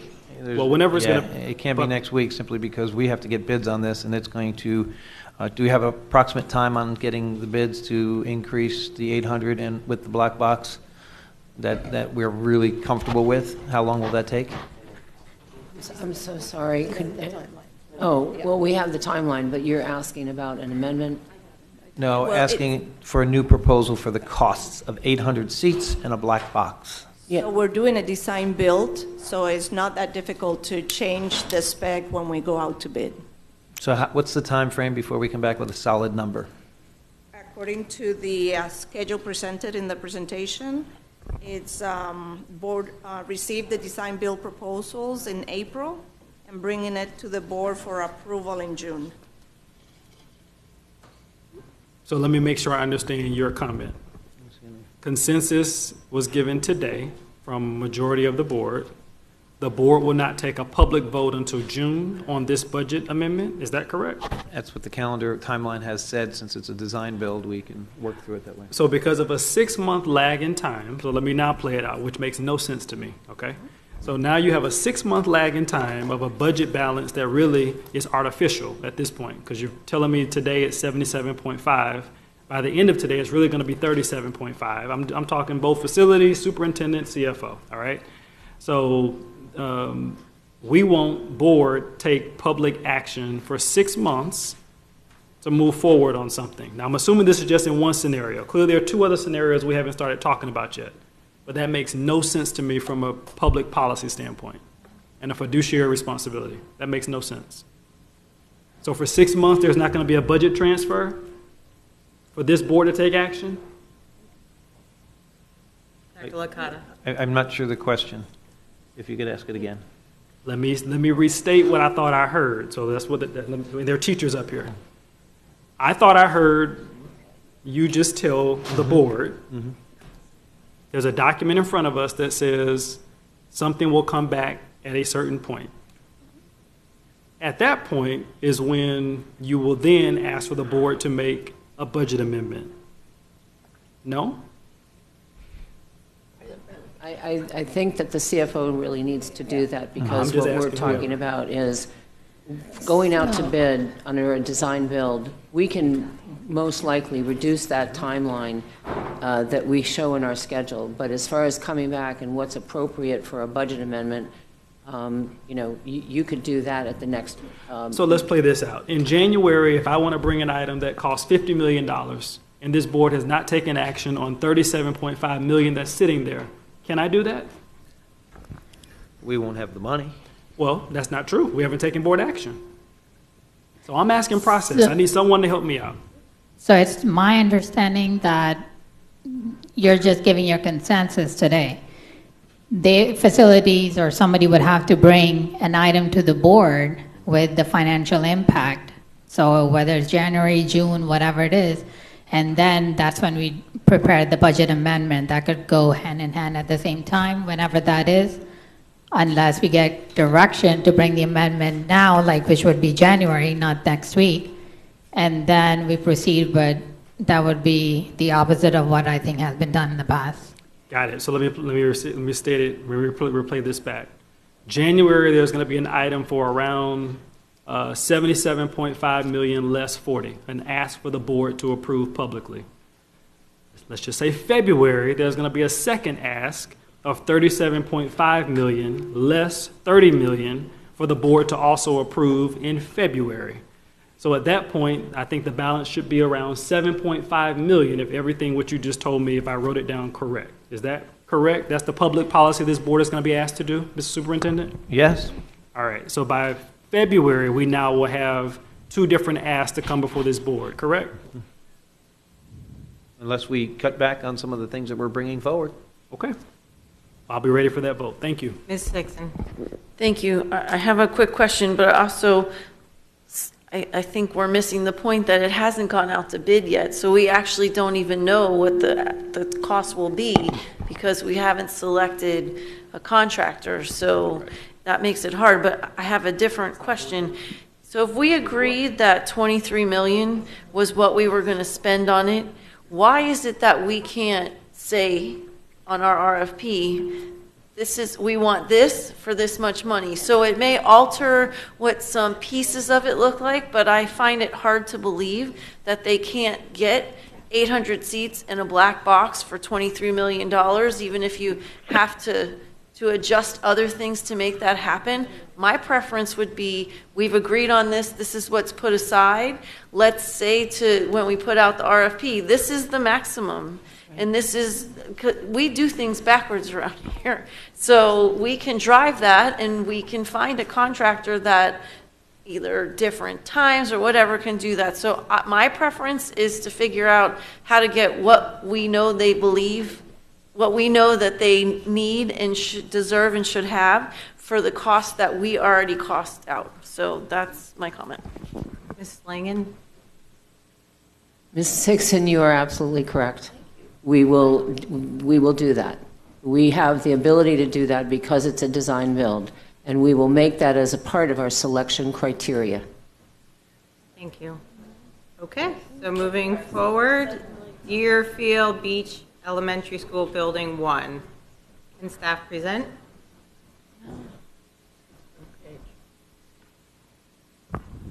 Dr. Licata? Could you repeat that? I'm so sorry. We're moving forward to Deerfield Beach Elementary School, I beg your Building pardon. 1. Okay, so Deerfield Beach Elementary School. What we presented here today is just a history for the board. We have new board members, and we wanted everybody to understand the history of this building. I will, instead of reading it all, it's up on the screen, and you have it for you in the presentation. I think the highlight is that this building has been talked about in collaboration with the city and different professionals and politicians, and that they would like to see us restore this building to its original use, which is auditorium, and there are some classrooms that would be up for discussion. We had, and I would have to get you the exact date, but the board approved us to remove this scope from the contractor who was working on it. That scope included minor renovations, and ultimately, after quite a long time of trying to work through those renovations, we were unsuccessful in making that happen due to structural changes or issues. It was unsafe to even go in the building. So we then received approval to get a preliminary condition assessment completed, and that was done by the architect of record. And so while you didn't get all of that back up, there's, as any facility condition assessment shows, it shows all of the elements of repairs that would be needed. What we did was we priced that out, all of those elements of improvements, and we priced that out to the dollars that you see there. It is not up to us, and we are not recommending any work to be performed outside of the board needs to decide if this would be a joint city school board project, where the funding would come from. We are simply giving you an update of the situation that you have in this building, and then would ask that you provide leadership, the executive leadership for facilities and whomever, to work with the city to develop a strategy to be able to either restore the building or demolish the building. So that's basically where we're at. And I would like to add that there are other avenues that we could potentially take in partnering with the city potentially if they're interested, and that would be a direction that I would ask that we consider. And I think Ms. Rupert and I, we've talked about this before regarding how we would do that. I've visited the building. I've been in the building. It's a beautiful building. I remember walking down that street many times growing up. It is a hard cost to rebuild. It's not a historic monument yet. It is? It is. It's officially historic? Yes. Yes, it went on to the National Register of Historic Places in 1990. Okay, so it is historic, and there's a couple things we could do here.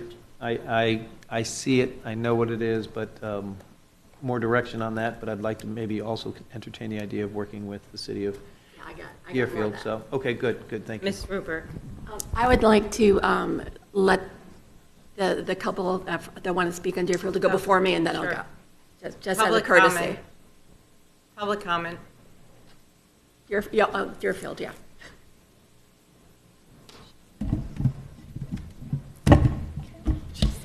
I'm Danielle Dunphy. I live in Deerfield Beach at 33441. I am the staff chair for Deerfield Beach Elementary. I'm a local neighbor to the school. I live only a block from the school. And I'm a proud parent of 2 students that are at DBES. So I would like to present an idea for consideration as it relates to our historical building project. As this dilapidated building crumbles year over year, I'm hopeful that with the energy, attention, and community-wide support that we've now garnered, that we will finally be taken seriously and move forward swiftly with some decisions on this project. As the June 23 Atkins-Rom report points out, it's unlikely this building can be made to withstand the hurricane winds and meet the building codes without altering the characteristics of the building. Hurricane season starts June 1st. So we have about, I think it's 15 classrooms, the auditorium, a front office in this building. We're expected to have 690 students by 2028. So that's about 100 more than we have now. And right now we do sit at 91.3% capacity without building 1 in use. In fact, we have 1 portable that's still in use. So with the forecast, we're definitely going to need this building. Additionally, a new theater would lend the opportunity for a performing arts program, and certainly a tremendous educational value and a driver for future enrollment into the school. So in 2022, the state of Florida had 12 elementary schools in new construction with an average of $269 per square foot. Palm Beach and Miami, of course, were on the higher end. They were at $328 per square foot. So our current estimate projects this renovation to cost nearly $17 million. That's over $1,000 per square foot. And it's a good $6 million more than the estimate from June of 23, because again, this building continues to fall into further and further disrepair as time goes on. So with that said, I would like to, I'm excited for Enrique Palacios to speak next, as we have a proposal that we would like to present to you all. We have garnered the support from many in the community on this. We talked about it at our staff meeting last week. Everyone was in support of it. The Historical Society, the Rotary Club, even our Deerfield Beach Commissioner, Hudak, also endorsed this. So next, I'd like to hear from Enrique. Thank you. Thank you. Thank you. Any other speakers?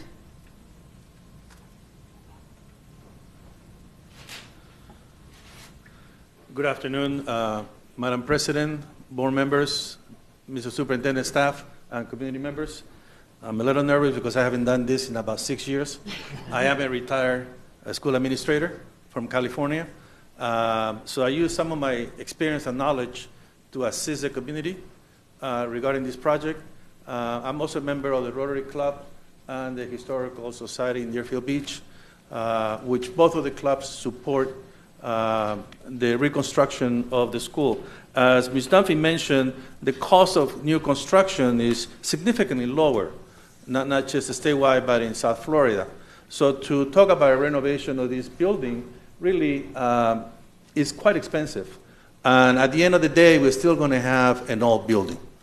So we have a proposal that will provide a modern educational facility for students, provide ADA compliant facilities, provide structurally safe facilities, preserve some of the historical architectural features of the building, and reduce construction costs, which is an item that you've been talking about for quite a bit today.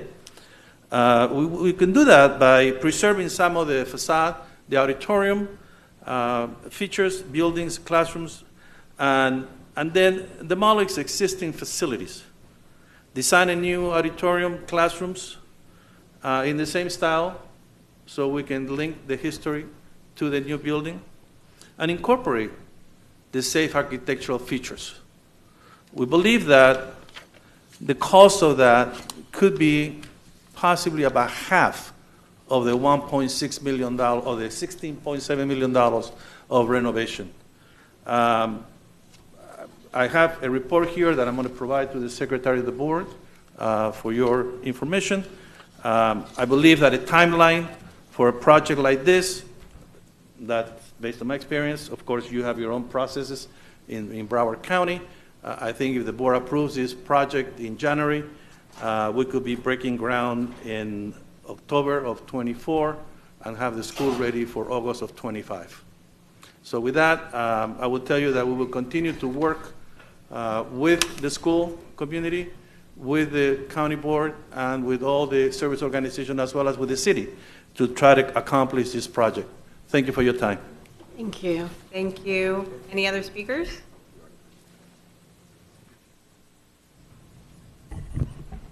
Hello, good afternoon. David Santucci, City Manager with the City of Deerfield Beach. I first want to thank Dr. Licata for the time that I had with his staff last week where we got a chance to discuss this project. It was a very productive conversation. I will start off by saying that the public sometimes does not always have reasonable expectations of government. And I think when you look at a price tag of $16 million, that is not a realistic expectation of this board. It's a shame that it cost $16 million, and I will say that the years of neglect of this building has driven up that cost, and it's a shame to see that. But I'm very encouraged by the public in the community of Deerfield Beach to realize that expectation of $16 million is unrealistic. And so what you do have here is you have a community who does have a realistic expectation and is asking for a compromise. What they're asking for is to recognize the historical significance of that property, of that building, on the National Registry. They're also recognizing the needs of the students, which is the technology, which is the expanded space, and they're asking you to be reasonable in your determination of what to do with that building. As the City of Deerfield Beach, the position of the City Commission, which I support, is that the school board be held, ultimately responsible for whatever it does, and they're asking you to move forward with the promise that was originally in the SMART bond, but in light of what this community has come together, and she's absolutely correct, and Commissioner Hudak, who is the district commissioner of that area, and his support of their efforts, I do think that there is some reasonable things that we can discuss and hopefully work together in making some determinations. I've talked to third parties who also may be interested in the auditorium portion and being a participant in that, and I think that there are things that we can collectively do in partnership. And with that, I'm complete. Thank you. Thank you. Thank you.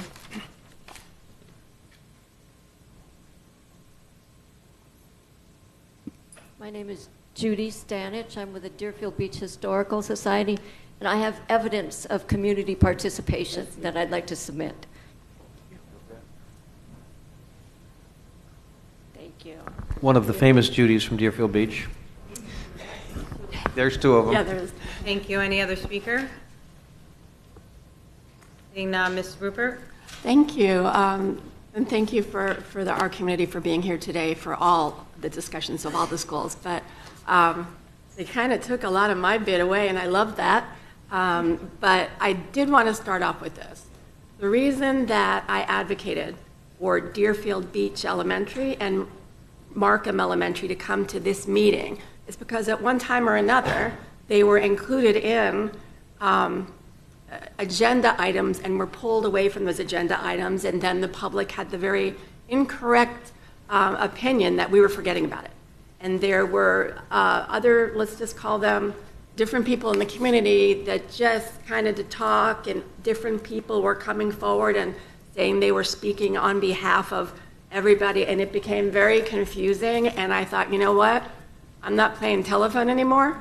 Let's just bring everybody together for this meeting so we can put everything in the open. I can't call up my colleagues and say, listen, I need you to get in touch with Deerfield Beach. What I can do is reach out to the commissioners and the city and historical society, et cetera, and ask them, please come. And I have to give a big thank you to Danielle, because honestly, without her, I don't really think we'd be as far as we could. And while I was up at FSBA, I think it was Thursday in the afternoon, is that right? I was online for the conversation, Wednesday, Friday, whatever it was. It was up when I was up in Tampa. And we had a conversation about this, and I said I would definitely bring forward. So I'm just overwhelmed with excitement about this. Okay, I wanted them to come because I wanted to understand and my colleagues to understand that for many, many, many, many years, and it's no secret, District 7 got left behind in a big way. And the sad part is that, and I told you I'm going to intersperse Markham and Deerfield at the same time because it's the same train. And Markham, the old board of old, it's hard for me to go back that many, fast-tracked the roof at Markham because of the disrepair it was at that time. And here we are, all these years later, and I to see that our buildings have deteriorated, even though we fast-tracked them, it's just hard to understand, and it's hard to take. So I understand if some board members think, oh, how come we're not talking about schools from this district? It's because I've had to push push, bring up, get it on the agenda, try another idea, keep moving, because I did not want our schools to fall behind. So here we are, this many years later, and it's time for equity for all districts, not just District 7, but all districts. And it needs to start somewhere. And I want to appreciate fully that Deerfield Beach wants to come to the table and have a conversation about a coming together, modified, medium, whatever we can get, to fully make it a functional facility, safe for our children, and still include architectural elements that would make it beautiful and bring back that historic, fabulous 1920s era that is just, I don't know about y'all, but it's my favorite time. And if we don't do that, shame on us. And I will stand up by myself. I don't know if I could stand up on the dais, but I will definitely stand up myself until this gets done. But I do want to talk to you a little bit about the process of things that were happening. And as soon as I heard about them, I tried to pull everybody together so we were all talking at the same time, and my colleagues and the superintendent could be part of that conversation. So for the people from Markham that are upset that we came to today's meeting, even though we're going to have a meeting tomorrow, it's because I wanted the opportunity for my colleagues to be part of the conversation. Then we're going to hear from the community, and we're still going to hear from the community twice in December, no less, in the Pompano community, and then Deerfield in January. So for Deerfield, we had a resolution from the city of Deerfield Beach.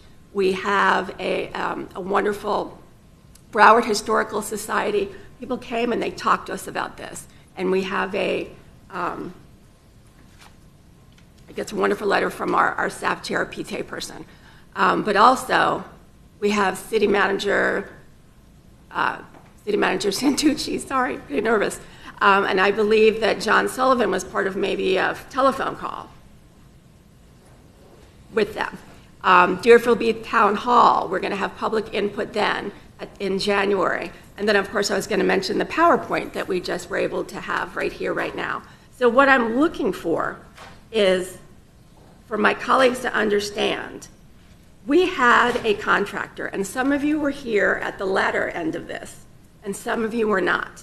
But we had a contractor that had to wait a very, very long time because of a horrendous, and I'm just going to say it, flea situation that they would have to dress up like they were going to space to even get in that room. And it was just not for lack of wanting to get in there. It was lack of safety for the people to even go in there. And it was too dangerous for them to go in because the fleas were that invasive. I'm sorry, that was more than a year. Maybe a year and a half. I don't know, but it was a very long time, of which this really deteriorated to the point where it should never have gotten that way. So I want my colleagues to understand that part of it too. And then it was taken away from that, that contractor to Pompeo, and that's kind of where we are now at that point. So what I ask from my colleagues is this. Let the city of Deerfield Beach come to the table. Let them have conversations with the superintendent.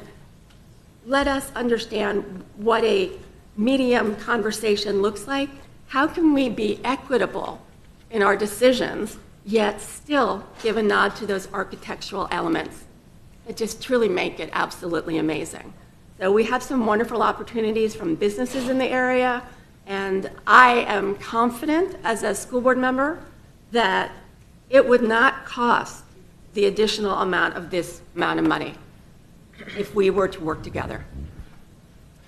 Ms. Rupert, thank you. And you and I have talked about it. I went out and did some work on this and talked about it, but I did not feel it was my place to start representing this group. And I touched on the end. I met the Judys. We talked. I met with the principal. He is Amazing. First of all, he's an amazing principal. So is the assistant principal. Yes.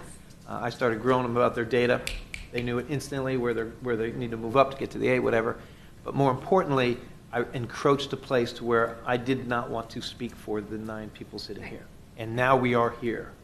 And I would really appreciate this idea that I can move forward with my staff and sit down and talk with them about potentials of how we can do this with the right way of doing it and some options without, of course, without money, or with money, however it be. But look at several different ways and partnerships with the city so I can actually get the permission to move forward in this and not represent or make any decisions, but put together a bunch of things with them so that I'm not misrepresenting anyone here. Right, and I appreciate that because there was a lot of that going on, and it wasn't us. So, yeah, it wasn't you, it wasn't me, it wasn't us, it wasn't the City of Deerfield Beach either.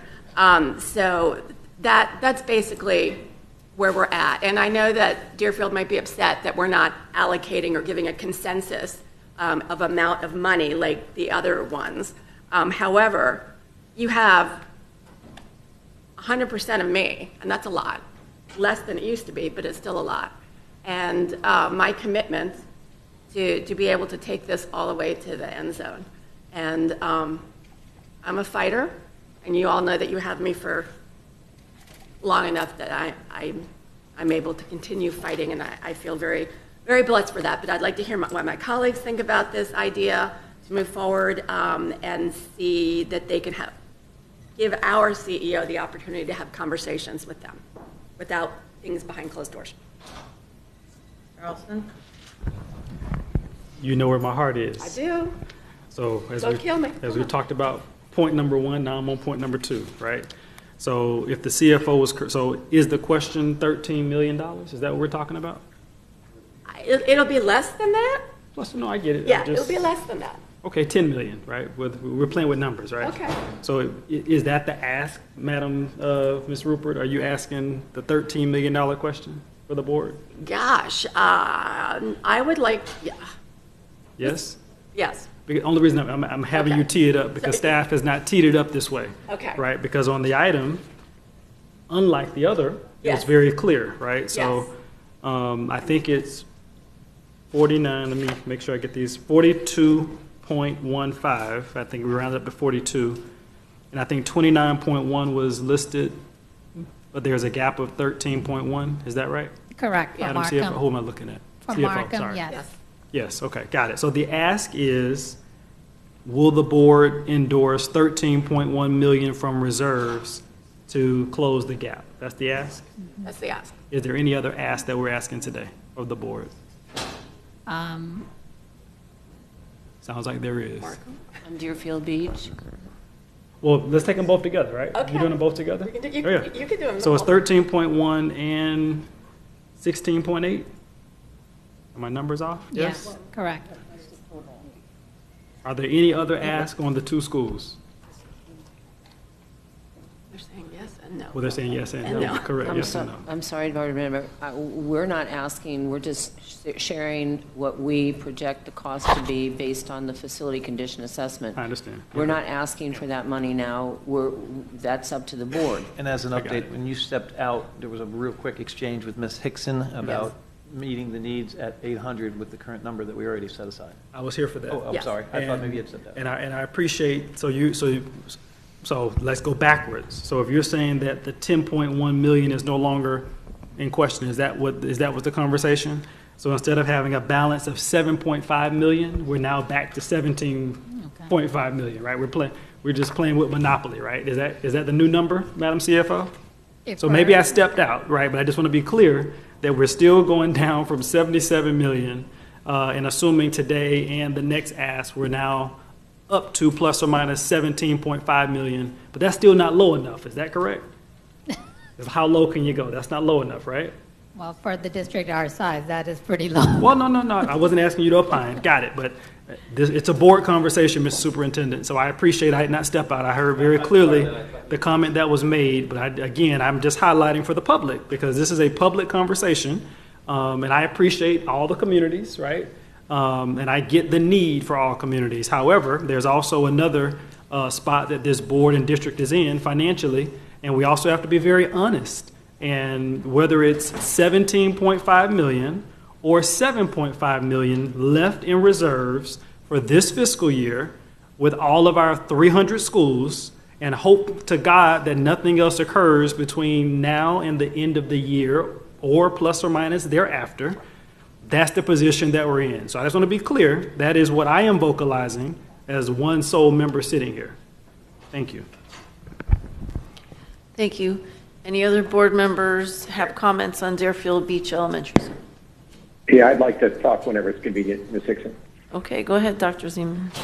Oh, thanks so much. I'm a little confused. I just heard the speakers talk about a partnership, not just public speakers, but also the superintendent talk about exploring partnerships with regard to Deerfield Beach. So I'm also then confused about how it's an ask for $13 million. If we're giving the superintendent our support in going out to talk to partners and imagine what Deerfield Beach could be with the city and different groups wanting to contribute, I think that's what the ask is, not for $13 million, which we don't know if that's the requirement. Am I right, or am I missing a disconnect here? Yes, Dr. Zeman, I believe what the direction was for the superintendent to go out. That was the point earlier. There's no real asks today. Their consensus to look, because we need to get the RFPs and actual bids before these are imaginary numbers right now. We don't have solid numbers until we send it out. Well, I'm sorry that I'm gonna take a shot here, but I think the imaginary number is we can build an auditorium at Coral Glades for $23 million. I'm still floored that we think we can just tell contractors how much it's going to cost to build things. It doesn't. In my experience, this is going back decades of building things. That just doesn't work that way. So I'm just focused on this particular issue on Deerfield. I think what the request of the board is, do we support the superintendent going out and actively starting to talk to people and see who's got to put money and time and energy on the table? And if that's the ask, that's the discussion I want to have around this. Yes, I do believe that's the ask for today. Dynamite. I fully support the superintendent and our senior staff getting out and talking to people, and within a couple months coming back with options for how we can do Deerfield. Thank you very much.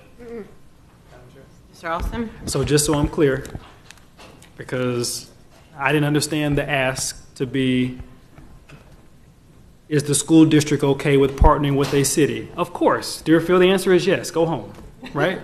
That is not what we're asking today. I want to be very clear. I started this conversation, and I was told clearly that the ask was, and I'm going to repeat, and we're going to play this back many times when this comes back to the board for the public.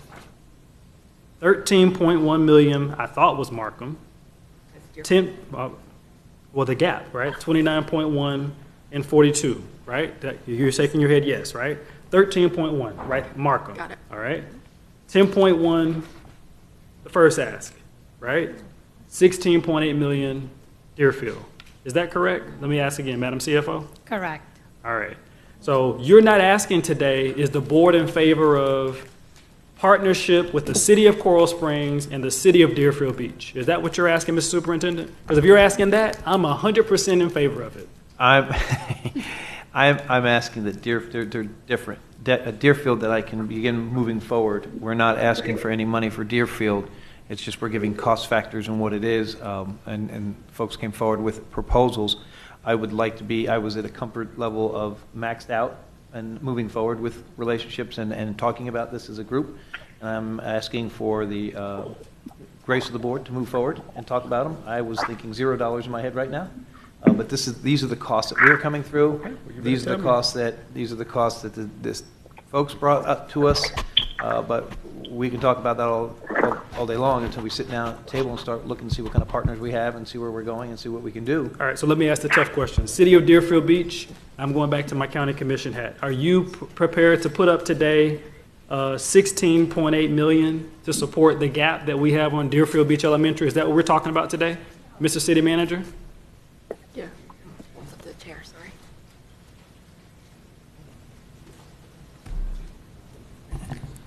The City of Deerfield's beach official position by resolution is that the school board be held responsible for the renovations of that building. Thank you, Mr. City Manager. So what the manager just told us, Mr. Superintendent, is the city is looking for $16.8 million from this board. So by us saying go talk, I don't think the city has already taken action. I guess we're not taking action because we are in a workshop setting. So back to the question. If, Madam Chair, you're asking me, should the superintendent go talk to the city manager and he's going to repeat himself? Sure. But if you're asking, are you asking the board for $16.8 million? If not, to your point, Madam Vice Chair, now we're back up another close to $30 million in reserves. Is that where we are? Because I don't think the district board member is saying that. Again, there was no ask in here. It's just a price-cost adjustment. But we're limiting it to the city of Deerfield Beach. But there are other entities and partners that may be interested in grouping there. So, but I am not asking for, we are not asking for 16 million at this time. Those are just the numbers that it would cost to take. And then there was proposals out there that would partner with us on that.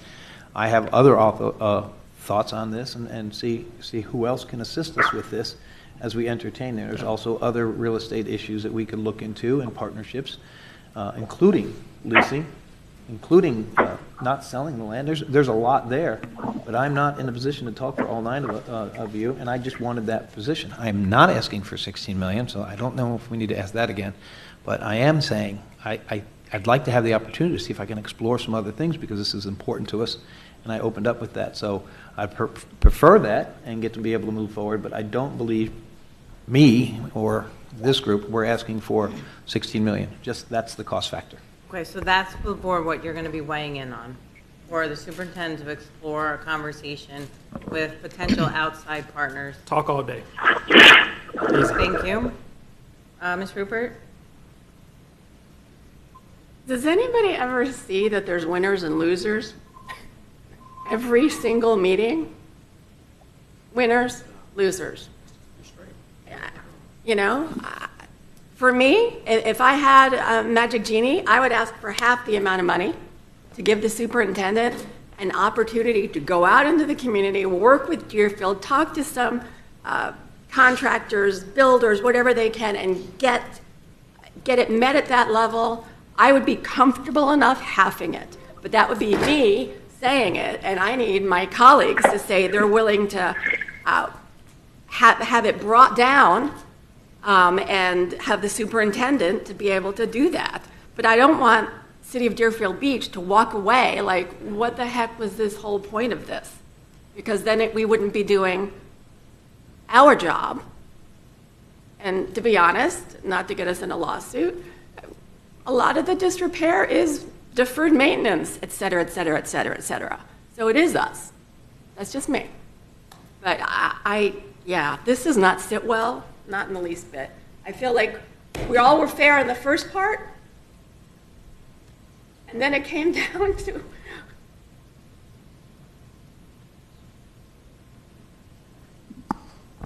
Ms. Dixon. Thank you.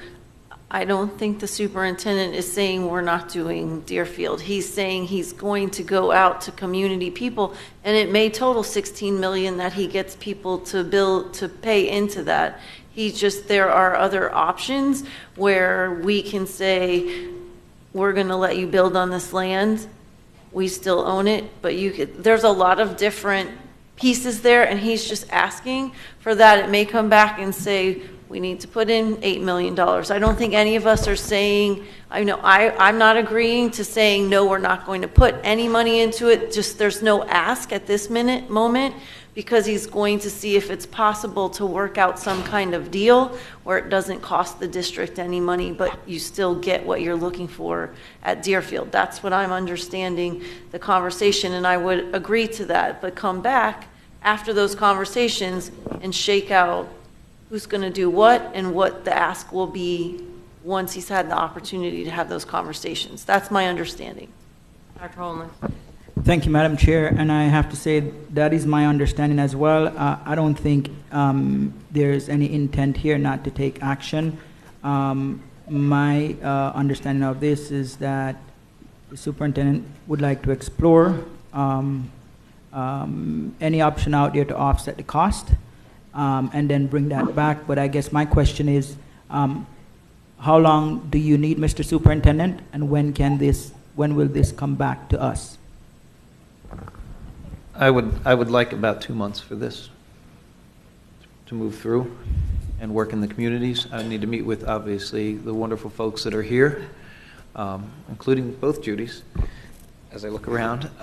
But I'd really like to put our heads together. I have some ideas as well, but again, I was encroaching in time when it almost seemed like I was making decisions for the district, and I don't want to go in that route. I want to make sure I have support and move forward and keep you abreast of everything as we move forward. Understand, and I know that the city of Deerfield might have been put on the spot in being asked if they're going to contribute anything, but I believe that the superintendent might want to have that option as well, to have further dialogue with the city, with other entities, to see if they can come to some sort of agreement to offset the cost. I believe that's what you're asking, right?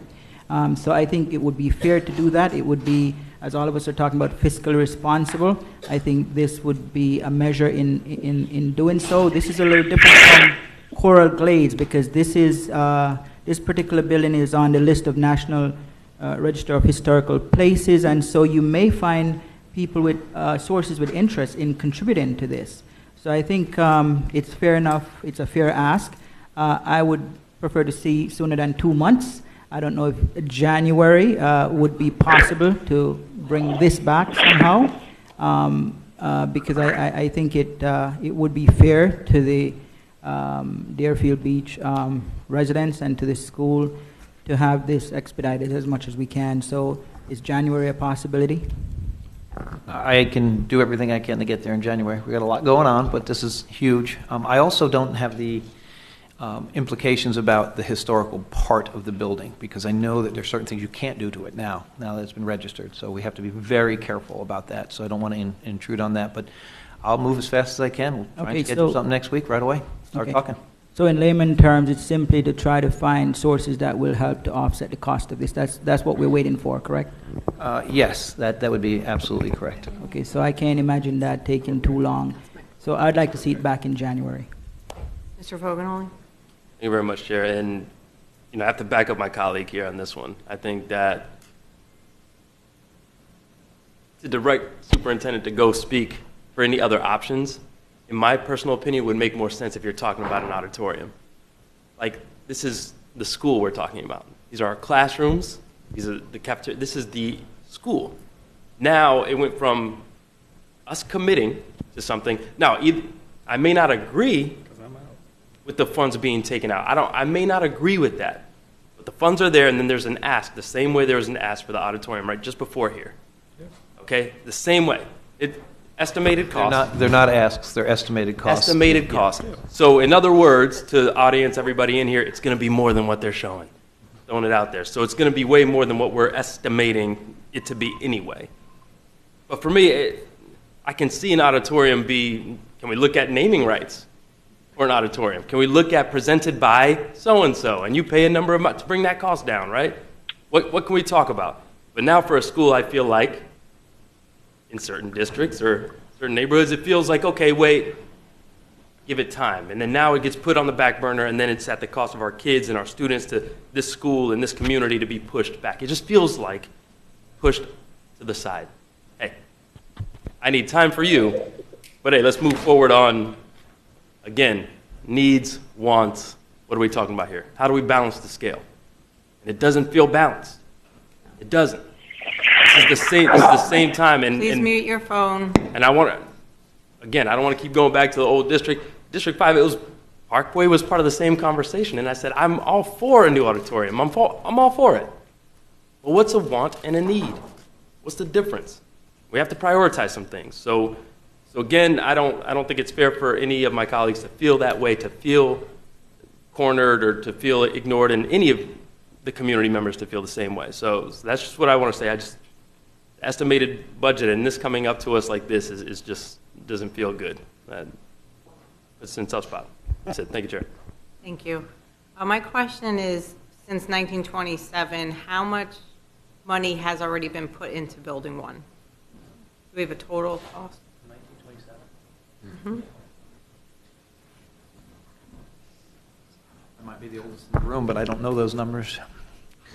Do we have any idea of what was done or history of? We have what's been done outlined on the slide. Anything but prior? No, before 1927. Would I didn't have any. the city records would have anything that was done by license, correct? Yeah, That was that's what permit? we had in the school board records. Okay. As far as the price exactly of what that money was, we would have to go back and see if we could find that. Okay. I'm just curious how much money we've already put into Building 1 since 1927. And then for me, this is one of the schools I would have liked to see a board member going to the schools and us seeing it before the workshop. Dr. Lakai, I know we talked about us going to schools to see what we're actually looking at before having this workshop. I'm saying we've talked about us going physically to schools before we're workshopping them. Yeah, as a group, and being able to see what we're like voting on. We're not voting today, but having the conversation on. We voted. Okay, does anybody online want to speak? No. Okay, so let's weigh in on Markham. You put me back in. Deerfield or Markham? Well, I think Deerfield, where we landed on having a conversation, the superintendent having a conversation. Okay. Mr. Olson? So this absolutely doesn't feel right, and I know what, and I appreciate publicly starting this conversation, and I also publicly knows what it looks like when someone has to go sit in the corner when a conversation starts one way and it ends another way. I started this conversation, Mr. Superintendent, clearly asking what the asks were, and you and your team clearly told me what they were. If this conversation today started off, we have 3 different situations, and today I want this board to give the superintendent direction to go out and talk to the business community so we don't have to touch $77 million in our reserves. If that was the starting place of this conversation, I would be in a different place right now. That's not what was asked from this board, Mr. Superintendent, when we started.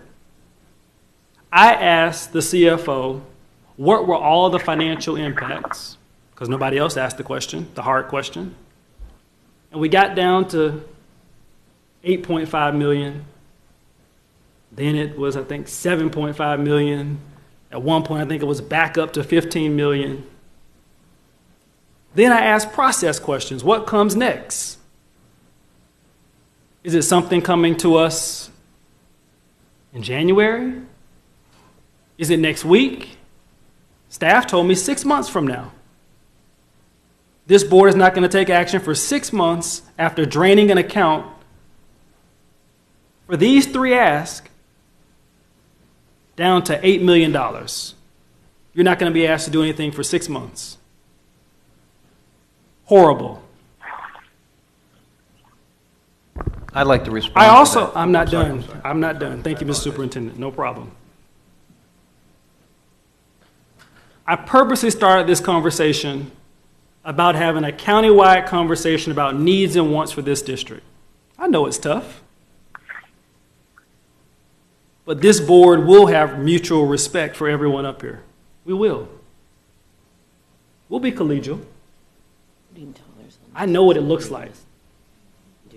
I don't know what it feels like, but I know what it looks like. And what I just saw for the last 30 minutes, it doesn't look good, it doesn't feel good, and we all know it.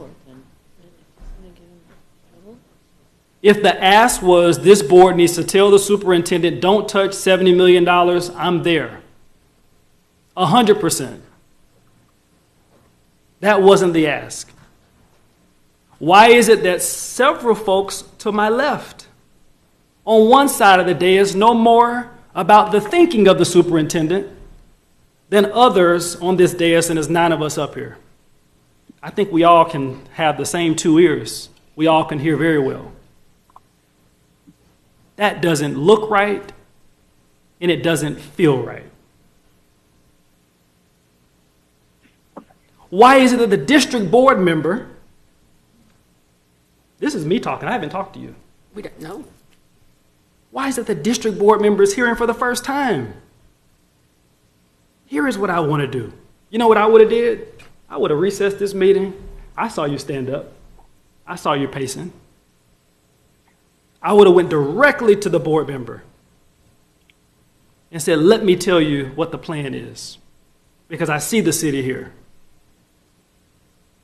There's a reason I asked the city manager. I don't know. We haven't talked, not on this topic. Other folks from the city. We've all gotten the same hundreds of emails, Madam Chair, from Coral Glades. We talked about it. We know that. We agree the financial situation that we're in, I think we do. Some believe we should keep spending all the way down to $0. Others believe we shouldn't. That's a real conversation. But what just occurred for these last 5 minutes, 10 minutes, 30 minutes? It's not right.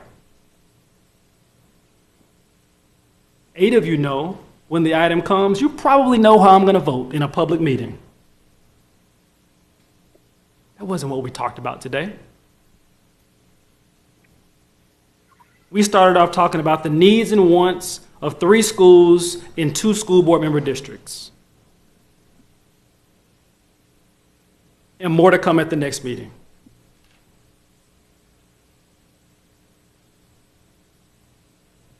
You know where I'm at, Madam Chair?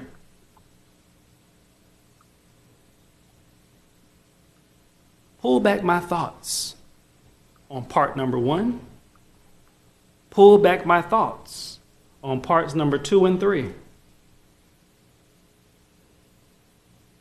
Tori Austin doesn't believe we should touch the reserve funds, period. That's where I'm at. I also don't believe, well, let me be the first board member to say, I'm going to be the first to direct the superintendent to go work with the business community. Let me make sure I get the numbers right. Let's see if I can find fiscal responsible board members that's going to join me on this one. Markham, you do matter. 13.1 million. You matter. Coral Glades, you matter. 10.1 million. Deerfield Beach, you also matter. 16.8 million. This board should be directing the superintendent today to go work with the business community, go work with government, nonprofits, key stakeholders. That should be the direction of this board. Now that we've, I think, had a conversation that has taken a complete 180. That's where I'm at, Madam Chair. Because, and I apologize, and I normally don't take this long. Keep it ticking. Because I'm angry about the hypocrisy once again. And I use those words starting the conversation. District 5 matters. Other districts that aren't on here matters. I know my friends in Miramar are listening, and Pembroke Pines. I didn't start the conversation that way.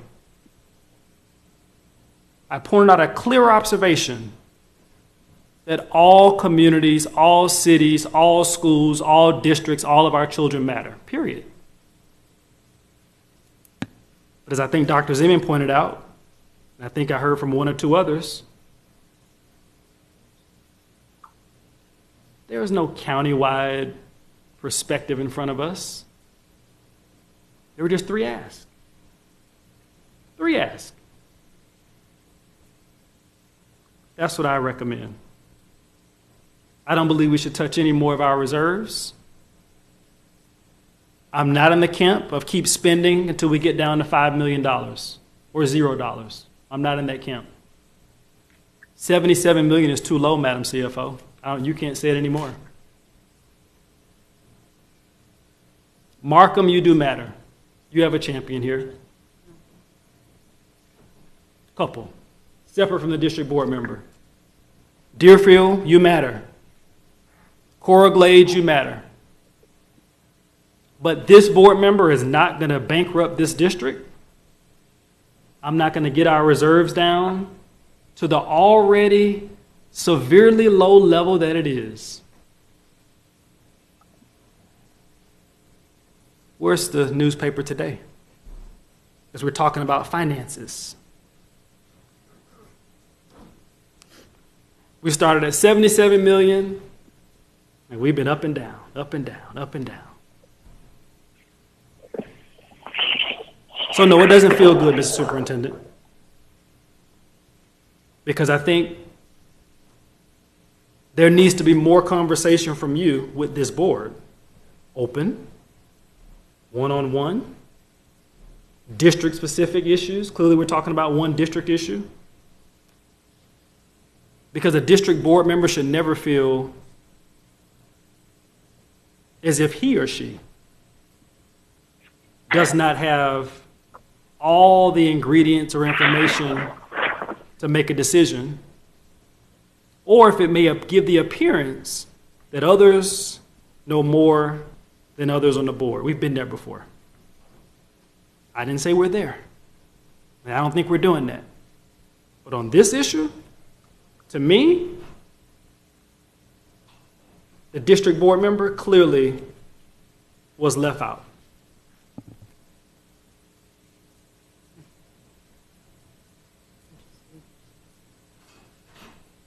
I'll close, Madam Chair. All of our schools are important. We have billions of dollars of needs. I don't think we set a policy yet, Madam Chair, on board member comments. We have billions of dollars in needs today. We only have certain asks that are before this district, before this board today. There are many more that I know of sitting on every district today. That's what's not right. What also is not right is that we will continue to spend down reserves and funds until it gets to zero. That's not right.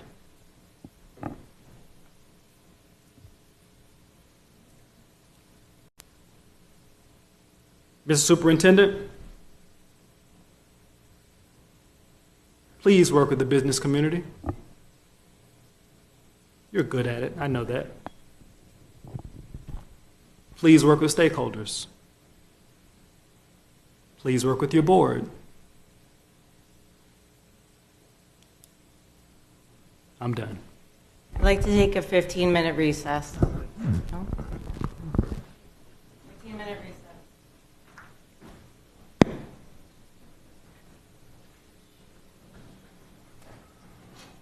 Weekend 15-minute recess.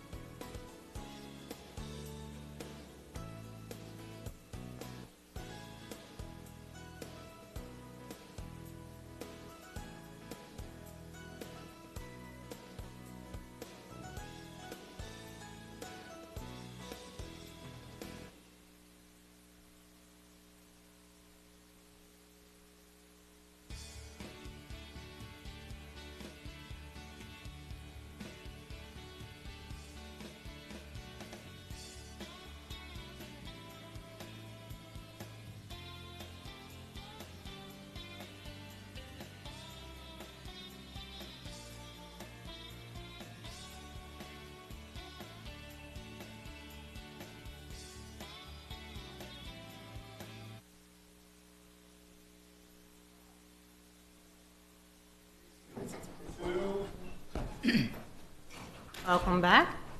Dr. Licata. Thank you very much. During that brief intermission, I was able to connect with some of our folks in the audience, which was outstanding, because in 3 minutes we were able to accomplish a lot. And where we're going now, we just need to move some construction trailers off the property if we can, if they're not being used by the classrooms. I think I heard one of the teachers say that. I do want to speak to some of Board Member Alston's statements. There's so much in there that he said that is just, I feel it too. I feel so much of what he said. We have to be wide-eyed when we look at things. But we also have to be able to speak to each other as though we're working on the same team. And I will be honest, I felt like I was being spoken down to the entire time. And that's my feeling. I also feel that you assumed a lot of things. I can't change your perception. We didn't come with asks. We came with telling you how much it's going to be if we do this or we do that. I also believe that we've been here before. I've spoken to Ms. Rupert. I've spent time with her. We've talked about partnerships and moving forward, and I told her this at one point. So I was taken aback that there was an assumption that I was speaking to individual board members and not giving everyone the big picture, and it's certainly not true. But most importantly, we are here. We are in this place because we were so bad before. We were so bad before. And I say we because this is me, this is us. I own this, I live this, I breathe this. But to constantly come to a strong, tough, difficult place when there's been 13, 12, 11, 10 years of just mismanagement, and just look the other way, and then bring it to a halt with a tone that leans on me as though I am the sole responsibility person for this. My shoulders are as wide as can be. But this is a team, and I've said that publicly, that we are working well together. And when I felt spoken down to, in a sense that a lot of this falls on me, and I was doing some things that was not inappropriate, and then caught yourself, I just didn't think that was being part of a team. And it took a lot for me to sit and listen, but I out of respect, because I didn't interrupt, I did, but it was accidental. But I agree with so much of what you say. You and I are about money right now. I panic about it. I've said it before. But to assume there's an inequity in my perception that Coral Glades should get something and Deerfield Beach Elementary should get something and Parkway and Markham and all those, we have so many bills and we don't have the money to pay for them. And you've asked me to bring forward what we think is best. Well, right now we're looking at 2 schools that have been sitting for a long time that have been promised a lot in only 2 districts, 2 regions. And we don't have enough to do all 9 or all 7 or all 7 or 6 left over. And I just need us to think about how we speak to each other when we try and resolve these problems and not make these cross the ward, all the way down the line, public statements that we're not doing the right thing. We're trying to do the right thing. And we're not trying to take sides. We're trying to do the right thing by all. And that's something I agree with you constantly.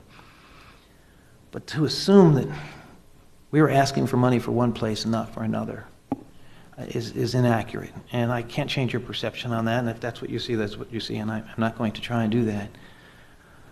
But I need your support in knowing and saying that we don't have money to do everything that you said. You are absolutely right.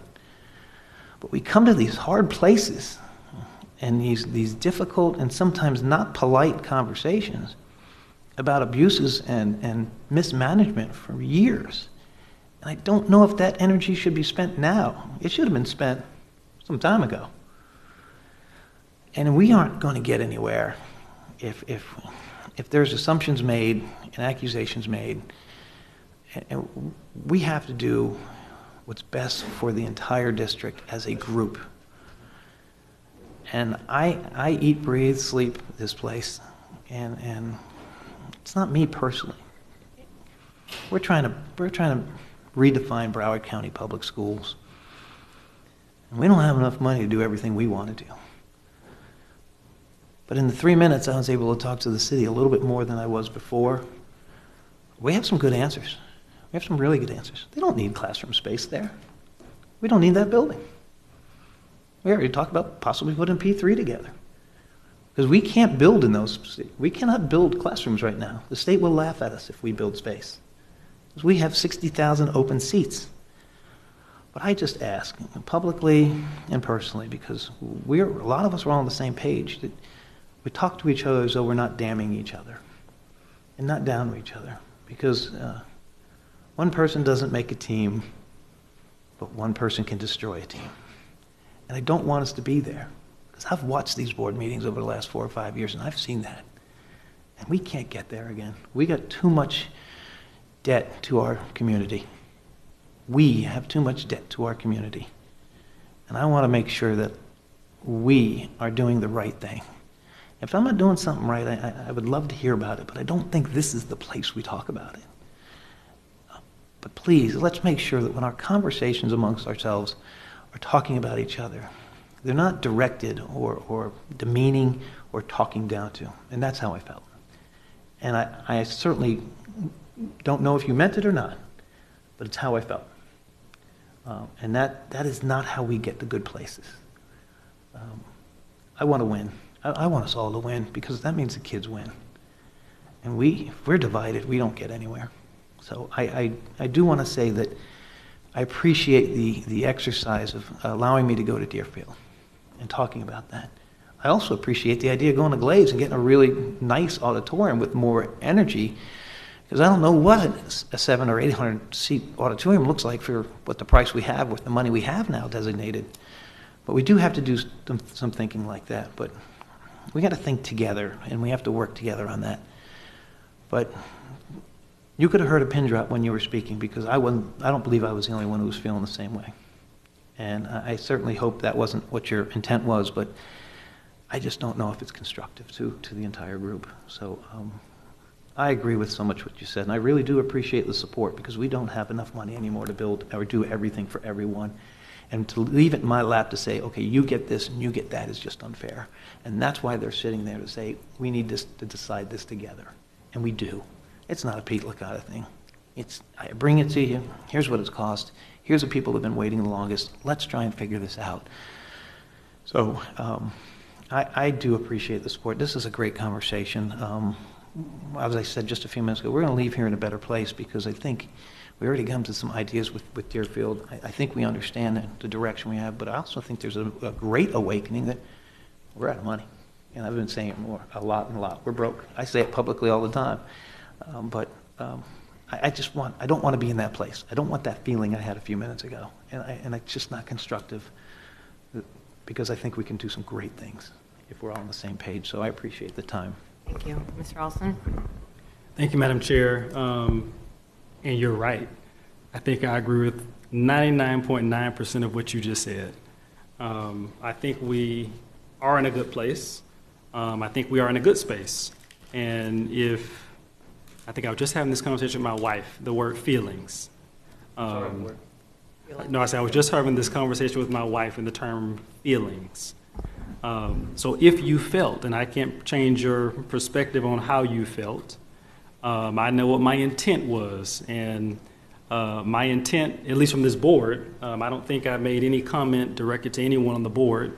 I think I always direct my comments to the chair, which I'm supposed to do by Robert's rules, and to you as superintendent, right, as opposed to staff. So if you felt or if you took away that I was derogatory, I think that was your word, or speaking down to you, I sincerely apologize, because that wasn't my intent. Anyone who knows me, that's not my vein. And I think separately from our conversation off the dais, and we'll have another conversation as well, I think you also made the comment, or if you perceive that my comment talking about board members and comments, it was not about your communication to board members.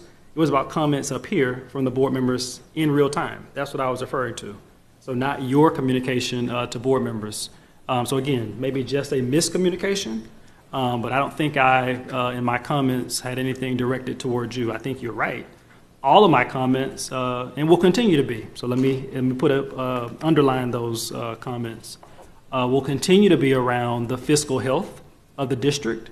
To your point, I think I was very clear over a week ago, and I've been clear even before that point, my perspective. The last point I'll make, so we can keep this moving, is to your point.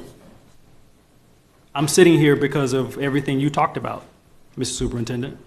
I think half of the board, more than half, I think changed because of what you talked about.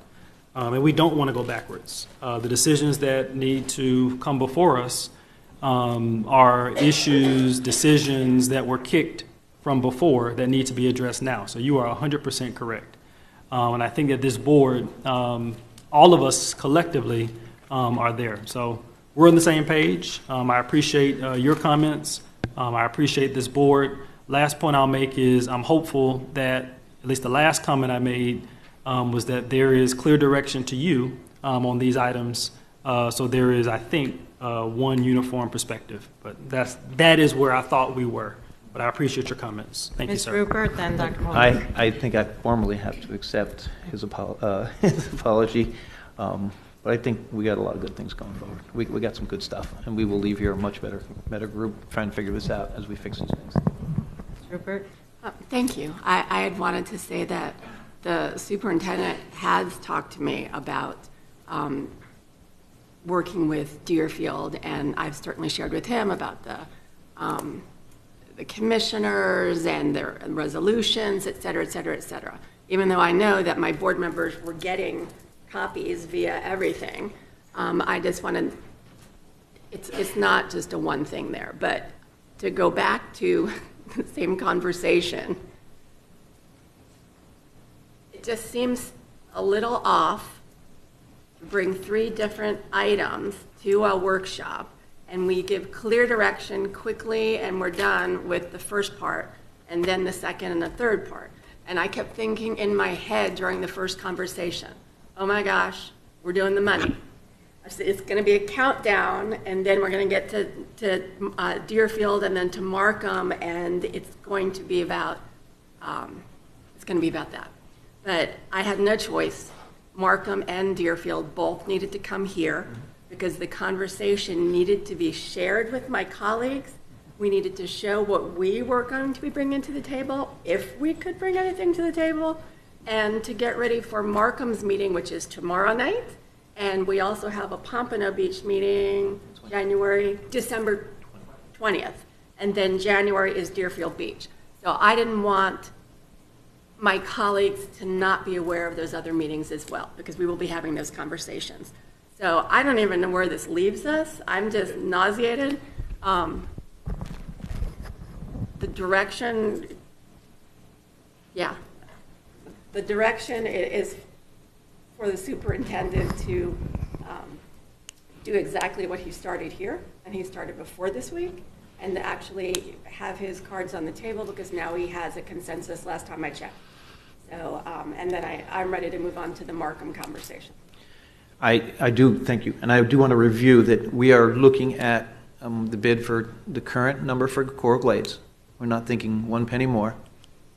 Am I correct in that? Not 1 penny more, because we've already allocated the, right, and see what we get. We are working in Deerfield. We're going out to Deerfield as much and doing whatever we can to work a situation where we can restore that building and have a productive school. We can't build classrooms. Thank you, Joe, for that.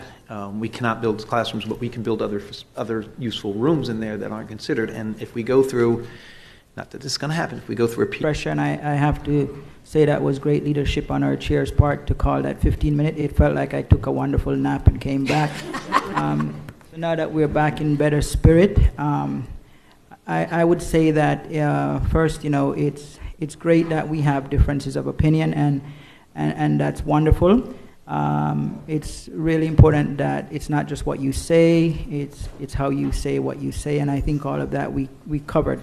Now, regarding the, and I just want to speak on what I thought was the implication of possibly having any conversation with the superintendent regarding any of this. I can tell you this board member had no conversation with the superintendent, no added discussion on any of this. I am board member for District 5. Coral Glades and Deerfield Beach are not in District 5. However, I consider myself also a board member for the entire district. So if I'm in Pembroke Pines, I am a board member, and if I'm in Coral Springs or Deerfield, I am a board member. I represent District 5, but I think it's important that we don't place so much emphasis on being assigned to a specific district that we start to have a feeling as if we're not being supportive of other districts. So on that premise, I have no greater need to advocate for Coral Glades as I would for Deerfield Beach, because I'm not in either district. But the point I was making is that when we look at Deerfield Beach, you know, it is a historic site, and I believe, from my understanding of that, that might provide further opportunities for other sources to want to provide some sort of funding because of that specific, you know, because of being historic as opposed to Coral Glades, which would be a completely different scenario. It's really not comparing apples to apples. So when the superintendent indicated that he may need some additional time to explore the options of getting more funding based on the fact that this is a historic site and maybe the city would want to weigh in, maybe the county, maybe there are other sources, maybe because being a historic site, being built in 1927, my understanding or my opinion of that is that there might be other sources that want to weigh in and provide some funding. So I think giving the superintendent that opportunity, that was my line of thought, had nothing to do with having any preference for Coral Glades versus Deerfield Beach. I was not on that chain of thought. Board Member Rupert, I am with you. I am supportive of this happening, and that is the reason I say to the superintendent, get the information you need as far as additional funding, but we need you to come back as soon as possible. So I don't want to wait 2 months. I want the assurance that you're going to work diligently to get that information and bring this back ASAP, not in February. I want to see this back in January so we can discuss this and move forward. Thank you. So let's continue the conversation on to Markham. Ms. Rupert, you want to speak first? Well, I did have one more point actually about Deerfield, that as you're speaking, Mr. Superintendent, into the Deerfield community, possibly when you do bring that item, that it would be an up to point on a contract, that the district would be willing to do an up to $2 million, $3 million, whatever it is. Have that in the back of your mind when you have those conversations. Thank you for that. And for Markham, I'm going to start once again with an apology to the community, because they wanted to postpone this item until after we had the community meeting, which was which is tomorrow. But there's so much time has gone between meeting with parts of people from Pompano and this meeting that it became imperative that we at least have a jumping off point, that people don't think that we're forgetting about them. And I'll say it, I think maybe the third or the fourth time this meeting. Tomorrow is Markham-specific meeting. December 20th is Pompano Beach meeting. So they're about all the facilities in Pompano Beach. And then January is Deerfield Beach. So we have them set up because I wanted, before we go to the public, I wanted the public to have a sense as to where we are as a board, what kind of direction are we going into. That was really my impetus to bring, to actually ask it to go onto the item before us, because I wanted that jumping off point.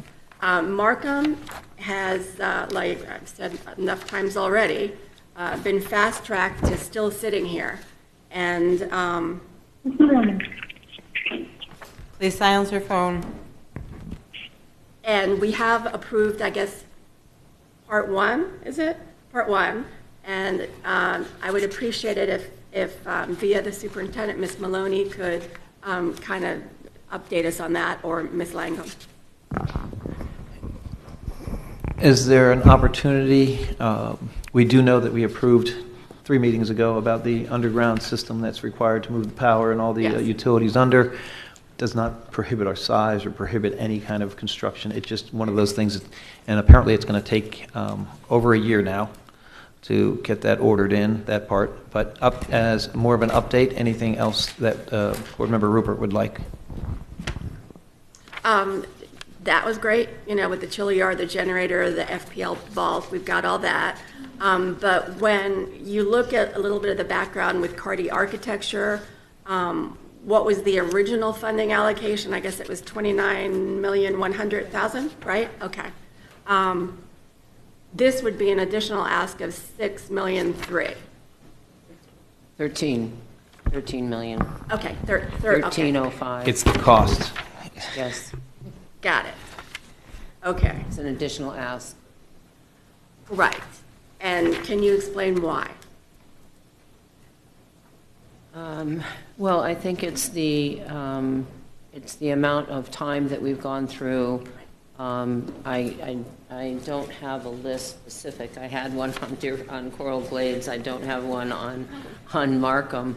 But I can walk you through. What I think is important is to respond to some of the concerns that you brought forward at the last board meeting. Yeah. And that is why we included a series of renderings and visuals for the board to see, to get a sense of what this building is going to look like, what it's going to house. We can address the issue of the classroom size. That will be a discussion, I'm sure. And I would ask Ms. Maloney, in her conversations with the state, she can speak to that. But just to walk through, you know, I think that if you look at the new building 1 and you look at the visuals, the east aerial, north aerial, and so on, you can see the type of building that we're talking about for Markham. Yes. And the architectural elements that are there. I don't seem to have the rest of the renderings. I hope that you all received them. We've got the east, the north, the southeast, the view of the VPK, Yeah, that's not the south whole view, and view of presentation. hangout stairs. I'm sorry, Mr. Chbosky? Okay. And Well, could planning... they were removed, but what we're trying to convey here is, for the board, is the size and scope of the building that you all have funded and that we're asking for the additional funds for. Obviously, the increase in the systems that you approved in October is a huge part of the increases of the cost for the Markham project. We also have some increases with the portables. We've added a few portables. The timeline, due to some of the delays that we've experienced, is going to impact the length of time that the portables are leased. You know, if we can do better on the schedule, we certainly will. I did want to mention, Mrs. Rupert, the roof. We've talked about that, and that building 1 roof, when we decided to replace the building rather than do the minor HVAC and that glass in the front vestibule, we stopped that roof, and at quite a large savings for the district. So when you see a tree growing out of that, it's because what we did was we went out and repaired and patched the roof with the agreement of Principal Dukes to be able to hold on to that roof until we could get them into portables. So I'm happy to come back to you with a list. And I'm going to make sure that you see the differences from the Cardi letter. I think we made a commitment of that. The Cardi letter, and they outlined all of the concepts that they came to us with that were architectural features that certainly would have most likely gotten the district an award for beautiful architecture, but it certainly was out of line with the cost that the district was had budgeted. And so here we are, and we are asking for that little over 13 million. So can we make sure we get the list of what was requested there, even if we have to go back to the video? And also planning, Markham is expected to hold steady on numbers, if not increase, correct? Yes. Increase. Yeah, actually increase slowly. So we're looking at a school it's doing well. So keeping that in mind. Right. Can we cut the tree down? Can we get someone to cut the tree off the roof? Yes. Get a lumberjack. We're actually starting the fire alarm work, and we're going to decommission Building 1, so absolutely we'll take care of that. If I may, through the chair, I don't want to go back, but I do want to bring clarity on the Coral Glades. So the 31.22 million that we have said that is the projected budget, we will work to achieve the 800 seats from that increased budget. We can't commit to the original 23 million, but we will work towards the 800 seats with the total budget on the ask that we've made today. I just want to make sure we're all on the same page. And the black box. Yeah. And the black box, absolutely. Well, that's the other $2 million. But give us an opportunity to get, if you're giving us your direction today, give us an opportunity to get our design build out on the street and start working. Okay, so for tomorrow night, there's going to be some hard questions. So I'm just asking that we have as much information as possible. We're leading with a servant heart, I hope, and we can remain calm. But what I want to say about timelines is, and government work, it seems like, and Mr. Fogenholly to my right hit the nail on the head, it seems like we're always asked to make a decision, and then we think we did, and then 3 months down the road, it's brought back for yet another process. For an example, August 2024, there's going to be a board item for approval of Phase 2 GMP, and then April 2024, board item approval for Phase 2 100% design LOR. So it's like you come in April, and then you got another item for August, and we all thought that we already voted for it before. So if there's any clarity, because I know that question is going to come up tomorrow night, you don't need to answer it now. Just be aware of that so you can kind of explain that better. I do want to thank Dr. Licata, his staff, you guys at AUCOM, awesome, with the kitchen portable. And I know that we're doing the dining area portable in December. I'm looking forward to that. That's made a huge difference. And that's smart thinking. So putting kids first, which is where every one of us wants to vote each time. We don't want it to be a countdown of money. We want it to be a count up for how much can we help our kids, what can be benefiting them. So that's my personal part with that. I will say Sanders Park is one of the feeder schools. I'm sorry, it is down the road.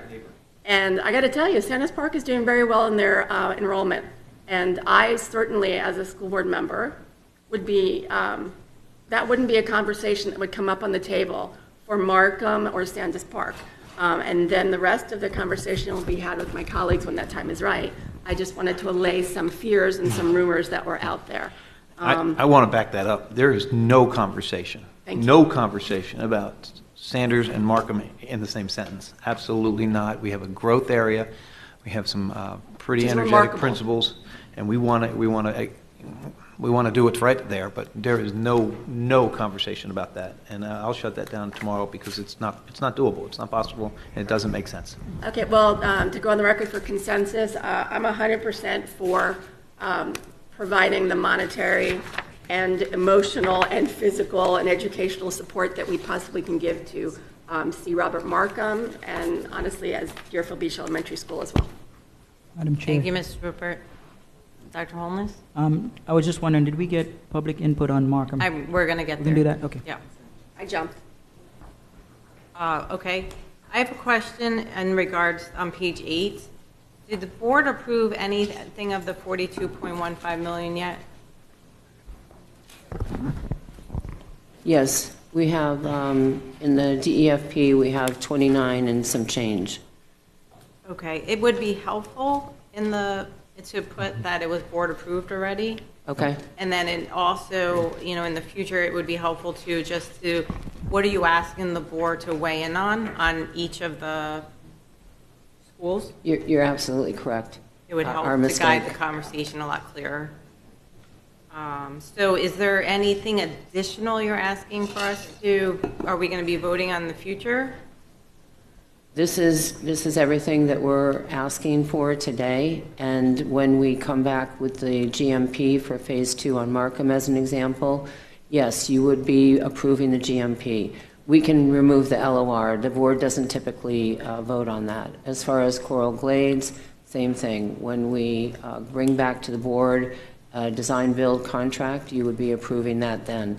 With regard to Deerfield Beach, when, Superintendent Licata brings forward a plan, then we would relook at costs and, depending on what happens, and that then would come back to you all.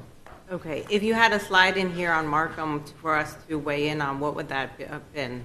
Just to approve the additional monies to get us to the 42.15.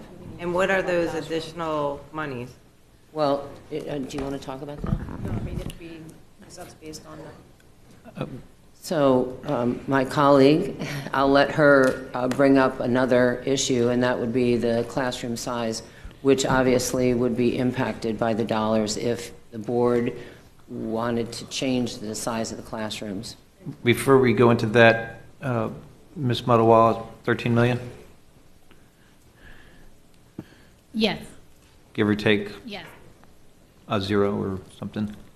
All right, now the conversation about the design of the build and the cost that it was estimated at. Yes, so the 13 million is based on a classroom size of less than 800. We are in the range of 650, 670, somewhere in that range, 680, which is allowable by SREF. I have conferred repeatedly with the state. I started doing that back in 2016 when we were beginning our planning on Cypress Bay Elementary Classroom Addition.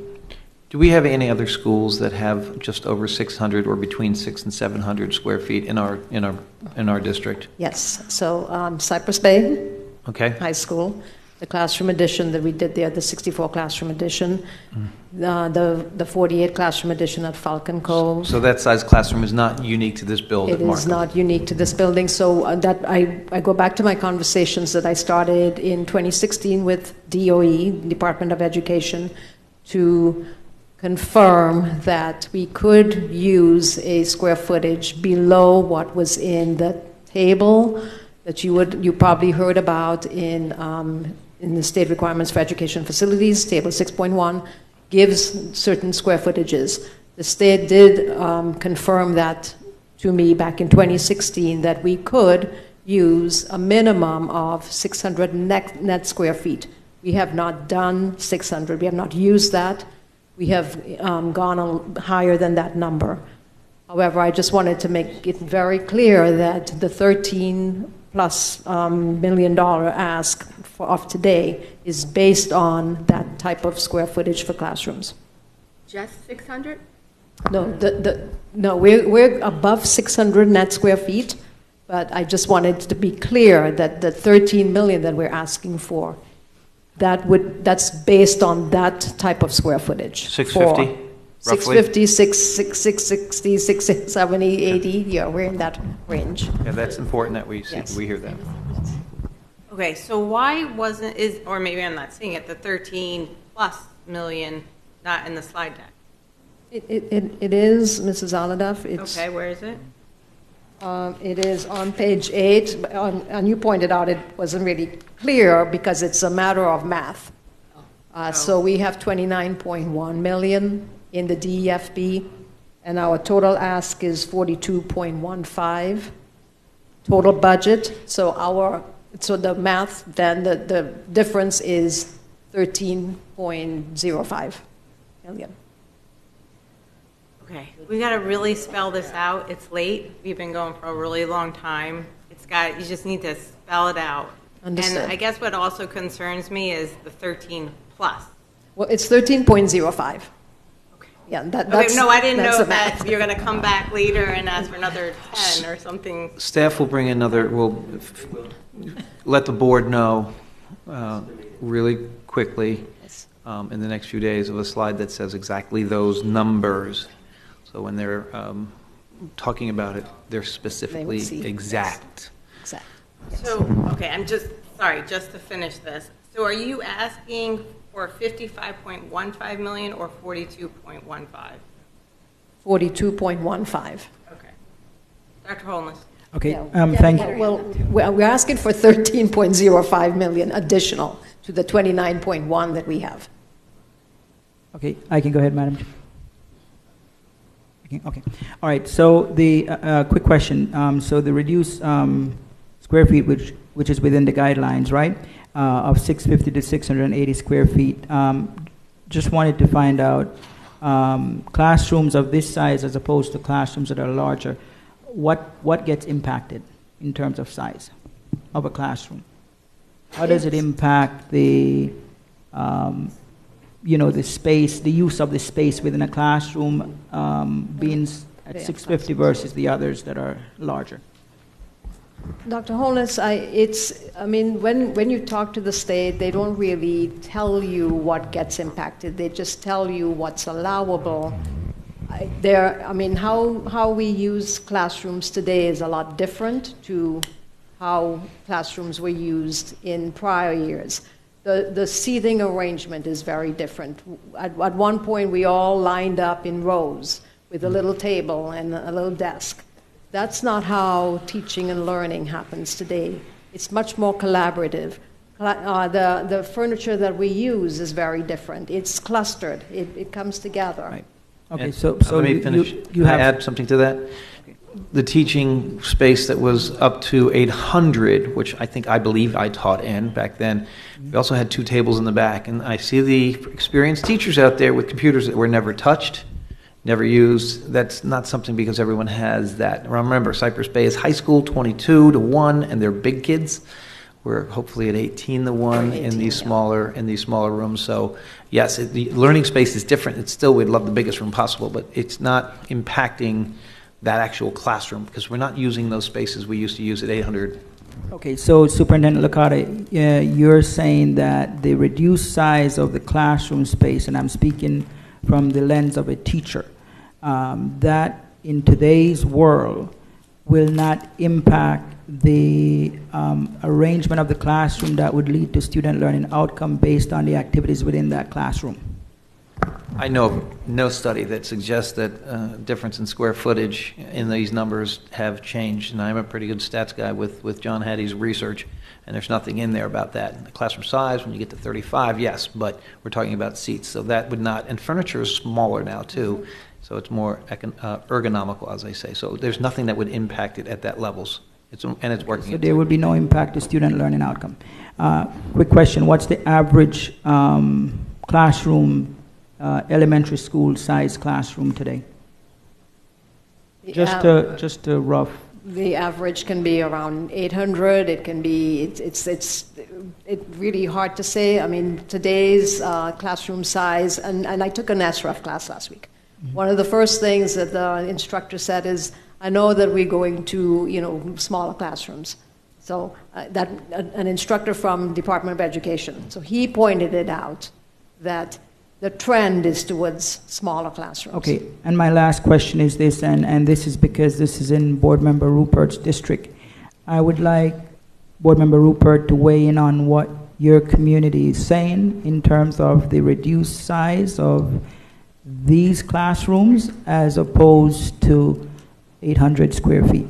Do you have any community input from your district on how they feel about building this with reduced size classrooms? Ms. Rupert. Well, tomorrow night's meeting will bring a lot more public comment, but what I've heard and listened to them with their feelings is they feel like they're being shortchanged and that they're getting less than. Right, so I would hate to make a decision about that today until we get your input from the community that you're meeting with, how they feel about the reduced size classroom, and bringing that back to us. I think that community feedback would be important in understanding how the community feels. And also, I don't know if I understand what Dr. Licata said and your perspective on the reduced size classroom not impacting learning outcome, but I would like for staff to provide us with some substantive information about whether or not classrooms that are reduced size as opposed to those that are not on average of 800 square feet have any difference in learning outcome, or what kind of impact will it have? So I don't just want, and I respect your perspective, Dr. Licata, but I don't just want subjective feedback. We are making a move to spend a lot of money to build these classrooms, and I think that it is important as a board that we have substantive information coming back to us whether or not building these classrooms of this reduced size has any impact on learning outcome, or what will be impacted, as well as getting community input from Ms. Rupert and her community to see whether their perspective, their feelings on the reduced size classroom. So I think with that, I would much rather wait to get that kind of input, and I believe your meeting that you said is coming up shortly, tomorrow, before we move forward and make any decision on this. Mrs. Hickson. Thank you. Thank you. I wanted to say something and then make an observation. So I still would like to try to get the auditorium at 23 million. When I first said it, you said absolutely, it's going to be a build, and that's what happens. We keep changing it. I think that it's important to try and not say we have this bucket and we can keep dishing it out. We agreed to 23 million. I would rather try it and see what happens than say, no, we're going to go for 30 million. I think there's a way to rearrange the space or have something in there that at least brings it down. So I stand firm on what I said before. It kind of snuck in there, no, we're going to do 30 million when we landed at 23. So with the black box in there, so that's that. I will also say that I have been to MSD and I have been to Cypress Bay and their new buildings, and those rooms are way too small. As a teacher that walked in there, they're squished together. The saving grace in some of them is they have the stadium kind of seating, but as a teacher, I would have been very uncomfortable with all of those students in that small space. So my preference, we'll see what lands tomorrow, is that those rooms are bigger, because we aren't sitting 18 and 21 in there. In high school, we're sitting 40. A ton of them. I know that Markham is an elementary school, but just my own personal observation on that. So thank you. Can I ask staff if you could work up what the number would be if we increase the classroom size for that as well, so we're prepared? Yeah, we have that number, Dr. Licata. Is it acceptable for them to share that? Yeah. Yeah, it's estimated right now that it will be an additional 11 million. Thank you.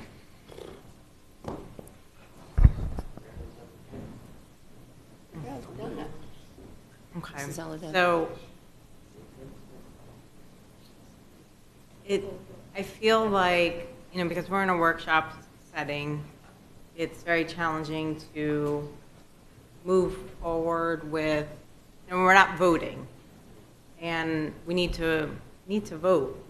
These items need to come to the board. I mean, if you guys are open to it, I think it needs to come to the board for an actual vote, because there's too many unknown factors or possibilities.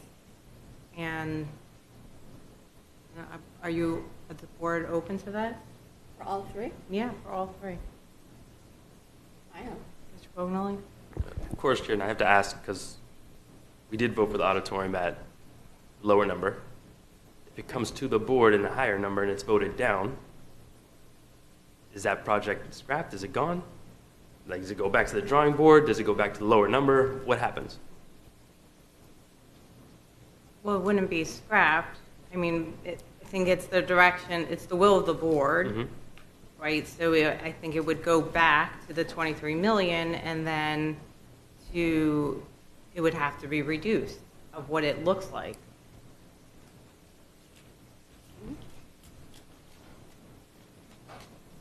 Dixon? Thank you. I think it's, until we go out for an RFP, someone actually makes drawings and they figure out what the cost is. I think agreeing to this is what we're going to do is kind of, it could be higher, it could be lower. I think it's important. Yes, I agree we need to vote, get it moving, because to Mr. Austin's point, if we wait too long down the road, it's going to be triple the cost anyway. So I think that what we're supposed to be doing here is consensus of what they're going to put the RFP out for, and then it needs to come back as soon as possible with that information. But to Mr. Fogenholy's point, if we say this is what we're willing to spend on it, then maybe the grounds around it are a little shorter, or maybe backstage isn't as big. But if we give confines of, we want a black box, 800 seats, and you have $23 million, I don't see why they can't work in the confines of that to change maybe what other things look like. Or again, we're looking for Cadillac pieces of it when we have a Pinto budget. So let's look at our Pinto budget and see what we get for that, and then work up, as opposed to the Cadillac and then trying to figure out how to pay for it. I just don't, I think we do it Absolutely, backwards. Mrs. Hickson. I mean, we will go out and get the best that we can get for the district. So all I was saying was, it's, I don't want to promise, but we will definitely try. I mean, I think the board recognizes through all these projects, people may not be happy, but we try and work within the budgets. And sometimes we get criticized for that, but that's what we try and do. So it's up to the board, to make those changes. So I would just say that we will work towards that goal and come back to you and get this out as soon as possible. Well, and to that point, I guess it would be important for us to see options then. That was kind of my point earlier. We are showing one thing, but when we looked at Dania Elementary, for example, and there were all these different options, this one cost this much, this one, and we ended up somewhere in the middle of that would be important for us to be able to look at, because we want them to have everything that they want. But in the confines of what we have, because we are not the cash cow, which we used to be in 2008, right, 2008, and then everything fell after that. I worked here. We were easy dishing out money, but we don't live in that world anymore. So even for all of these projects, I know some cost goes up, but then we're also not looking at what it looks like. There are pieces that can look different if we agree to it, as opposed to just, okay, here's more money, okay, here's more money, and I feel like that's what we keep doing. So I want them to have, I want everybody to have everything that they want, but, our bucket's gonna be empty soon, and we have to look at it different. I feel like we give the contractors all of the power, but we're the consumer. So at some point, where's our power in what that looks like? There has to be someone else that maybe can do it the way that we like it in the bucket that we have. I don't know if I expressed myself very well there, but thank you. All right, any other board member comments? This is Rupert. I just have a question. For the umpteen hours that we've been here today, what have we given to staff? Have we given them direction? And can somebody please tell me what that direction was? Because I feel like the scarecrow, and I saw a lot of this, and I felt that way. So I'm not being, obtuse about this. I'm actually need to know. I believe we're taking all the notes that we're talking here and trying to combine them into something that we can present to the group without being non-transparent, but being also very positive and supportive of the idea that we need to move forward on this. I just see all the facts and giving the community the realities and not trying to give it a flavor. Sort of like earlier today, we didn't have a real positive flavor on the 4+1, but not give it a flavor, but just very statistical. And then we can talk about it afterwards on how you present it or how we present it and make sure that we're all on the same page. But I think the facts and what we're talking about, what everyone's brought up, has to be brought to them. I think that's fair. So, Dr. Licata, can we just go one by one to say when it will come to the board for us to vote on?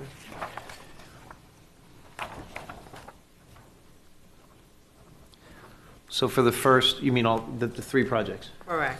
So on number 1, staff, where do we feel we'd land on that appropriately and timely? Because to Mr. Alston's point, the clock is ticking and the bank's running dry. So if we come back in 6 months, it's moot, as they would say.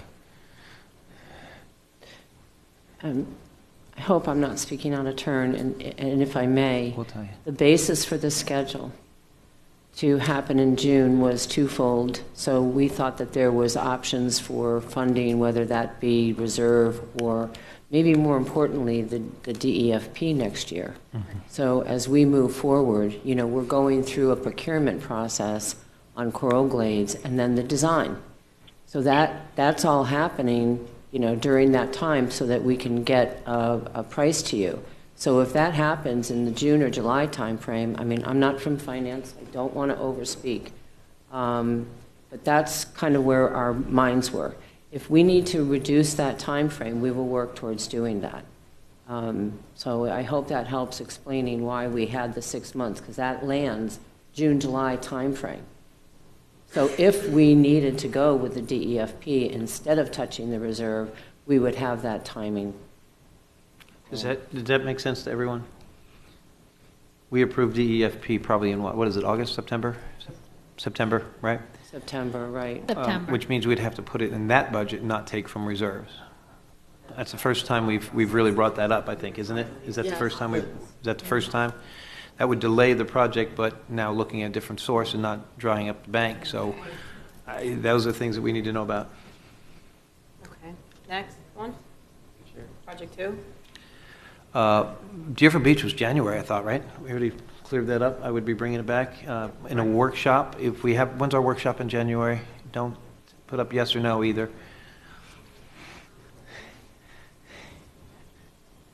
January 30th. Okay, that's good. Because I think That's might would be February. Ms. Gruber?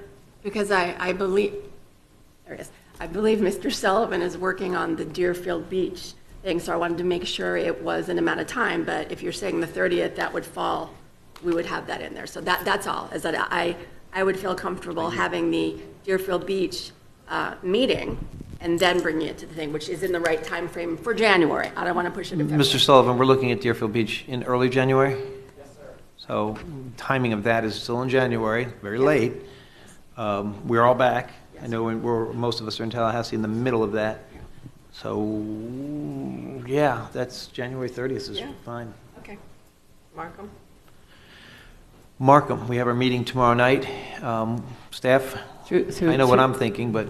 Through the chair, we'll do the meeting tomorrow night. But again, we're not talking about a GMP until the timing would be after or right at the DFP approval. So again, just looking at, we don't need that money right now. That's actually in August we're projecting for the final GMP for Markham of 24. Ms. Rupert? Could I ask for one little bit of information for tomorrow night, which is where was Markham in the scheme of the original SMART program? Like, from my memory, I think it was in the latter part, and then we fast-tracked it because of the roofing issues, but I believe that it was towards the latter end. So I think that's an important part of the conversation for tomorrow night as well. Okay. So just to say, hey, it was supposed to be done in 2020. Well, okay, I understand, and we are calling for inspections to receive our 110B, which is substantial completion for Phase 1. I know it gets confusing, I know. but that was the original work for Markham that we removed Building 1. So that work is complete. And so we're working on getting our final inspections in the 110B now. So, I mean, that's good news. Oh, no, it is, but just remember, you'll have that for tomorrow night. Right, that, I'll have to it. share that information. I'll have it. So, just trying to help. Thank you. Thank you. So does that narrow down the calendar date when you want it back? Does that narrow down our date when we want it to bring it back to them? Well, January for Markham as well? Yes. Can we do January 30th as well? Okay. On once? Is everyone okay with that, or do you want it sooner? Yes. What are we bringing? Okay. Well, we're bringing the final. Public comment says- on Markham? Public comment on Markham?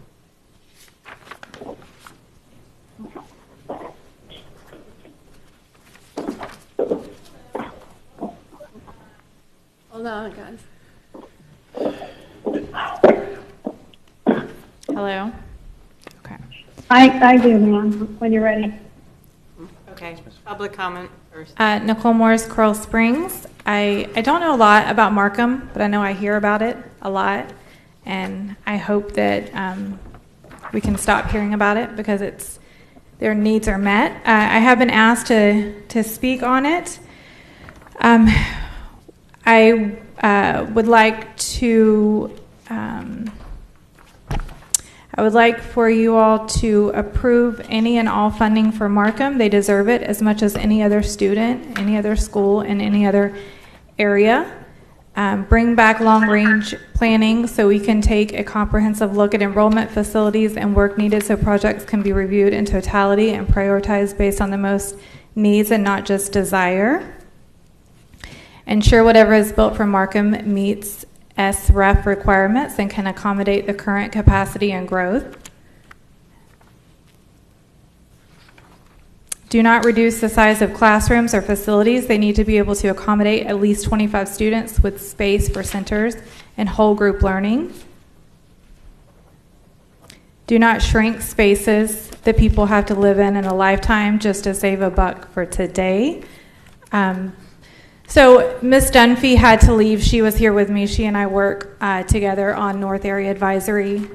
We both wanted to speak to Markham. She was here for Deerfield. I'm here for Coral Glades, right? But we work together in the North Area for all the schools in North Area and even schools in other areas. You know, when we hear something that's going on, we reach out to those parents or those leaders and say, how can we help? What can we do to help you? So it's really unfortunate today to hear that maybe some were pitted against the other. I hope that all the schools can get funded. I hope that all the promises made will be promises kept. I want the auditorium that we were asked for, but I hope Markham gets everything that they need too. I don't want anything to be pulled away. I think that we can figure out how everyone can get what they need so that all of our kids can go to school and feel loved and appreciated and cared for, and that they don't come to our school and say it's shiny and beautiful here, or that we don't go to another school. My son has been to other schools and said, well, why don't we have this? So I just hope that we can make it work for everyone and stop pedaling back or backpedaling on what we've said we were going to give, and we get really excited. So all of the parents want what's best for all the kids at every school. Thank you. Thank you. Any other public comment? Mrs. Pham. Mrs. Pham?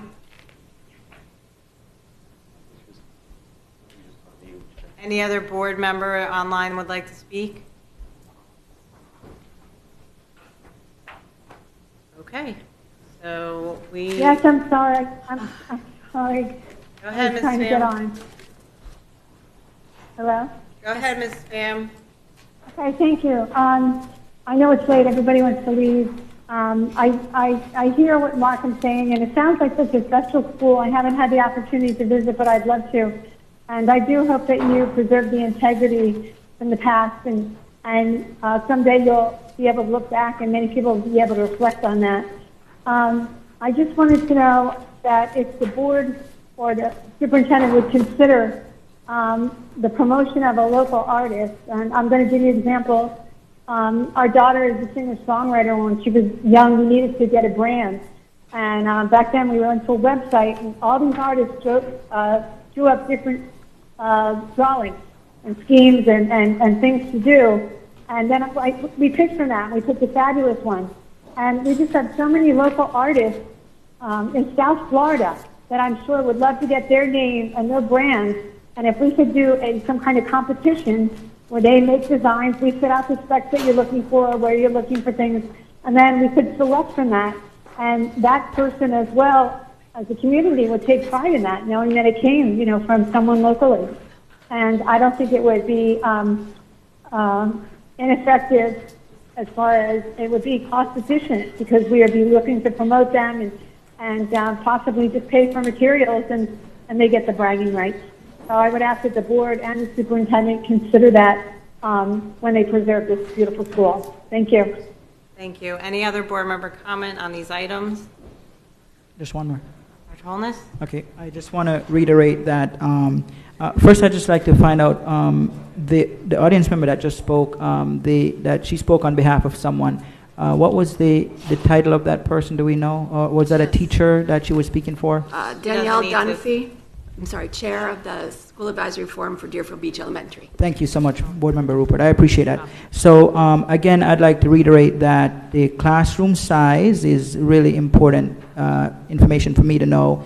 And based upon that response as well, as opposed to what I've heard before, that smaller classrooms are now the way in which classrooms are going. But then we have opposite view on that as well, saying that teachers still would like to have the opportunity to have space for centers and for doing other things in the classroom. So the size is important to me, and I'd like Board Member Rupert to provide that input when you come back. And also when we discuss this at a board meeting or wherever, that's going to be something that would be of interest to me, is the size of the classroom. I personally think 650 square feet is just way too small. Okay, thank you. Okay, so to recap, Coral Glades High School Auditorium will start going through the procurement process and design, and then come back to the board for a vote in June or July. And Deerfield Beach will come back to the board in January 30th, and so will Markham, January 30th. Okay. Moving forward, our final item, Rule Development School Board Policy 6830, Wellness. Staff, the board has read the packet. If you'd like to give a 1-minute highlight, and then we can go to board member questions.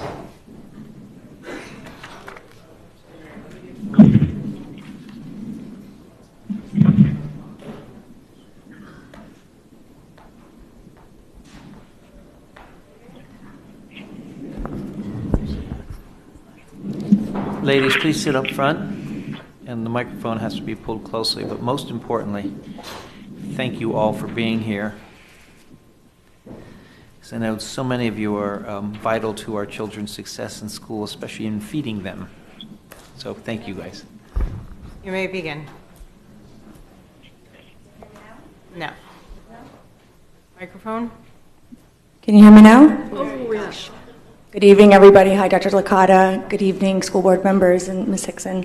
My name is Casey Maggio. I'm the program manager for nutrition education training for the Food Nutrition Services Department.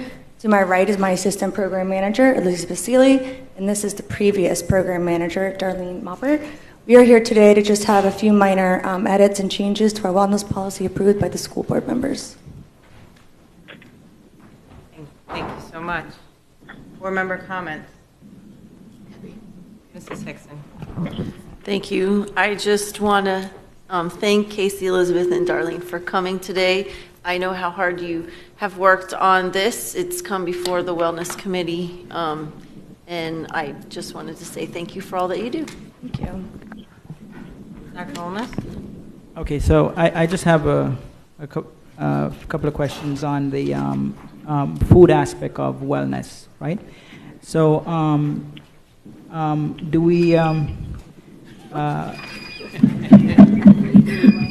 Come on, give Jeff another minute. Okay, I guess my time is up. It's been a long day.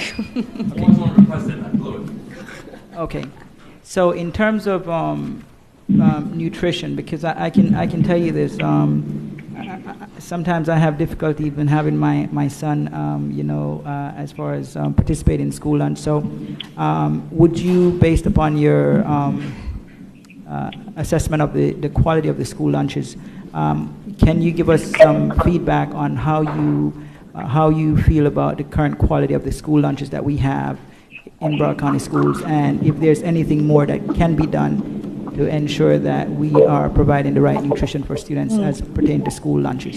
So that's a great question. So as a registered dietitian myself, and actually all three of us are, and as parents, which all three of us are, I love your question.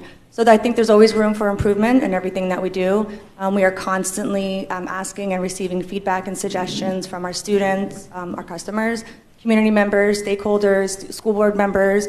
Last school year, we did a focus group at every single high school, and we took those results into very serious considerations. We implemented 99% of what the students were asking for. We've also done previous focus groups at elementary and middle schools, asking all of our students what they want, because we're here for the students just like you guys are. And so I do feel like that we've done a really great job over the years. I feel like school food has really improved. It's not the school nutrition that we had when we were kids. I'm from the 70s, and it's very different now. And I do feel like we've improved a lot. We offer fresh fruits and vegetables. We have a vegan option every single day. The crust of our pizza is whole grain. We have salads, vegan salads, rice and beans for our cultural diversity of our population. I actually do feel like we're doing a great job. But once again, there's always room for improvement, and we're constantly asking for feedback so that we can do that for our students and for our customers. Okay, and I'm going to have to replay this part of the meeting for my son so he can be convinced as well to try to partake of the school lunches. But what kind of, in terms of improving even more the quality of school lunches, what kind of hurdles do you see that you have to overcome, or what are the factors that Yes, thank you for bringing that to attention. So we do have some opportunities, as we would like to call them. So one of our things is our manufacturers and our distributors. So what we offer is based on what we can actually obtain and what the distributors are willing to ship for us. Because as you know, one of the largest school districts in the nation, we do have some opportunities there with making, delivering, and storing all of the products that we have for 200,000 students. We also have so many students that have to take into consideration different age groups. We serve all the way from Head Start to VPK, elementary, middle, and high school, and we serve breakfast, lunch, dinner, snacks all across the board. So we have to take all that into consideration when we are making our menu planning. Some of the ways that we come to these decisions is we have menu planning committees that we meet several times a year that encompass cafeteria managers, which we feel like is a forefront of serving our kids. A lot of our cafeteria managers know our kids the same way we know our own children, their first names, their family members, so on and so forth. So we incorporate them into every single decision in our menu planning, in addition to stakeholders, community members, and focus groups. Okay, and my last question is, how do we measure up to the lunches being offered in other school districts, in other states, and in other countries that are developed countries? So as far as other districts in our nation, we actually belong to the Urban School Food Alliance. That is a nationally membership where large school districts can apply and be members of. And we have monthly meetings with them. And so we get to hear about best practices across the nation. And so we're constantly asking, listening to what other people are doing in large school districts that have the same opportunities as we do. I'm actually going to let Darlene Moppert speak to the other part of your question. Well, Broward County has always been in the forefront. Even before the Healthy Hunger Free Kids Act of 2020, Broward County was making changes in terms of their school lunch program that set us up as a model school district. And this was even attested to a month ago when the state of Florida came in to do the federal review on behalf of the United States Department of Agriculture. I think it's a challenge in a district as large as ours with students with such multi-ethnic backgrounds that we're trying to encourage eating meals, our nutritious meals. Broward County is an interesting county in that we have many people who don't have the resources and depend on school lunch, so we're very concerned that they get the nutrients that they need every day.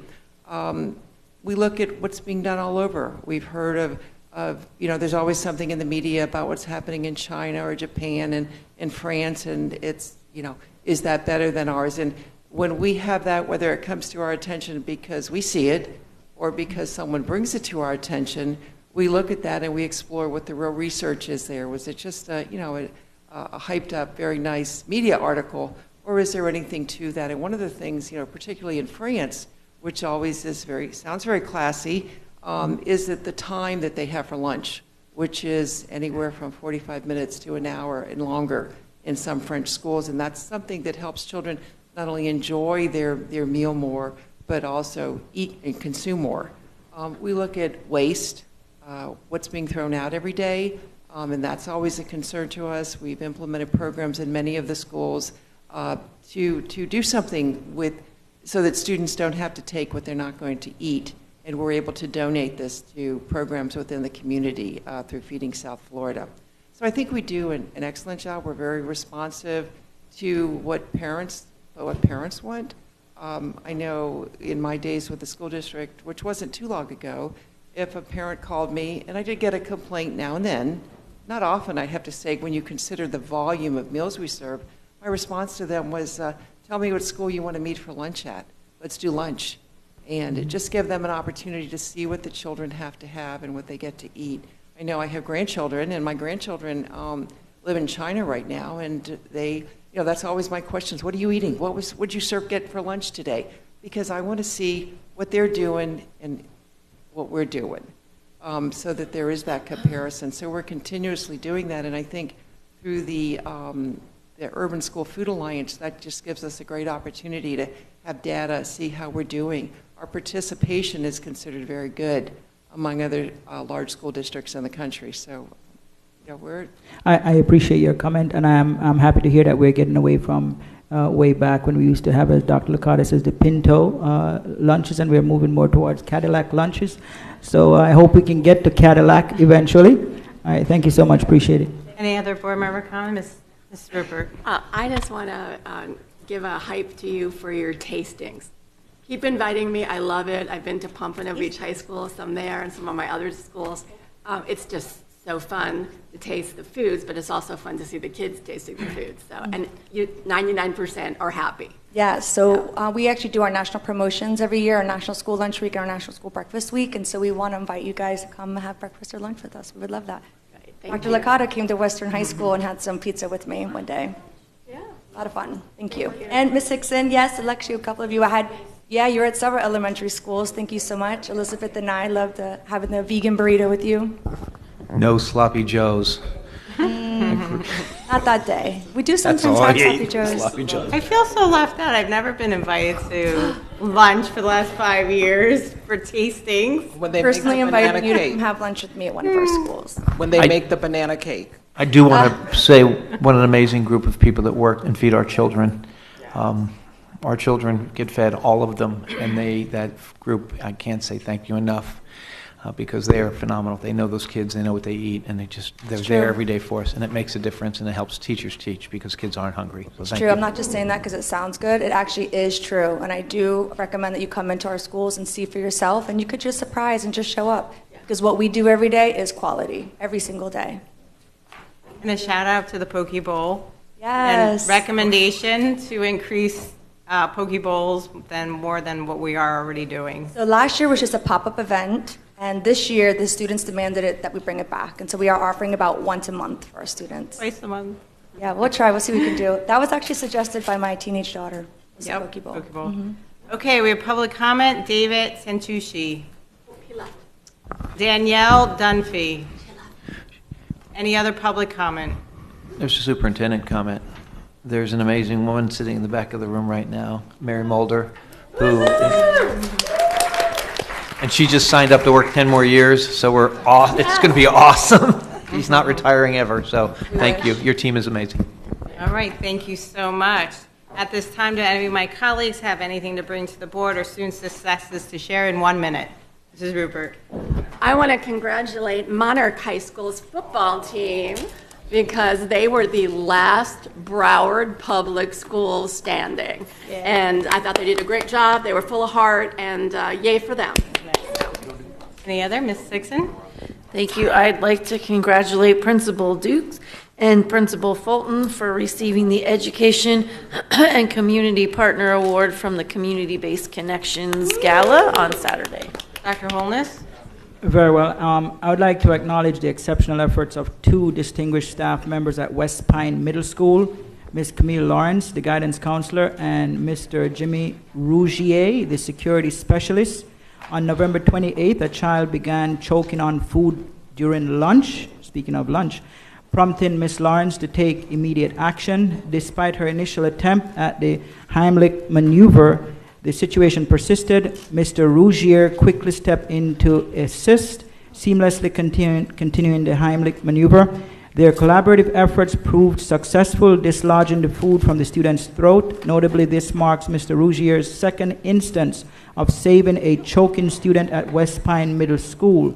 We commend both Ms. Lawrence and Mr. Rougier for their swift and effective response, ensuring the safety and well-being of our students, and I'd like to give them a round of applause. Then I have one more thing.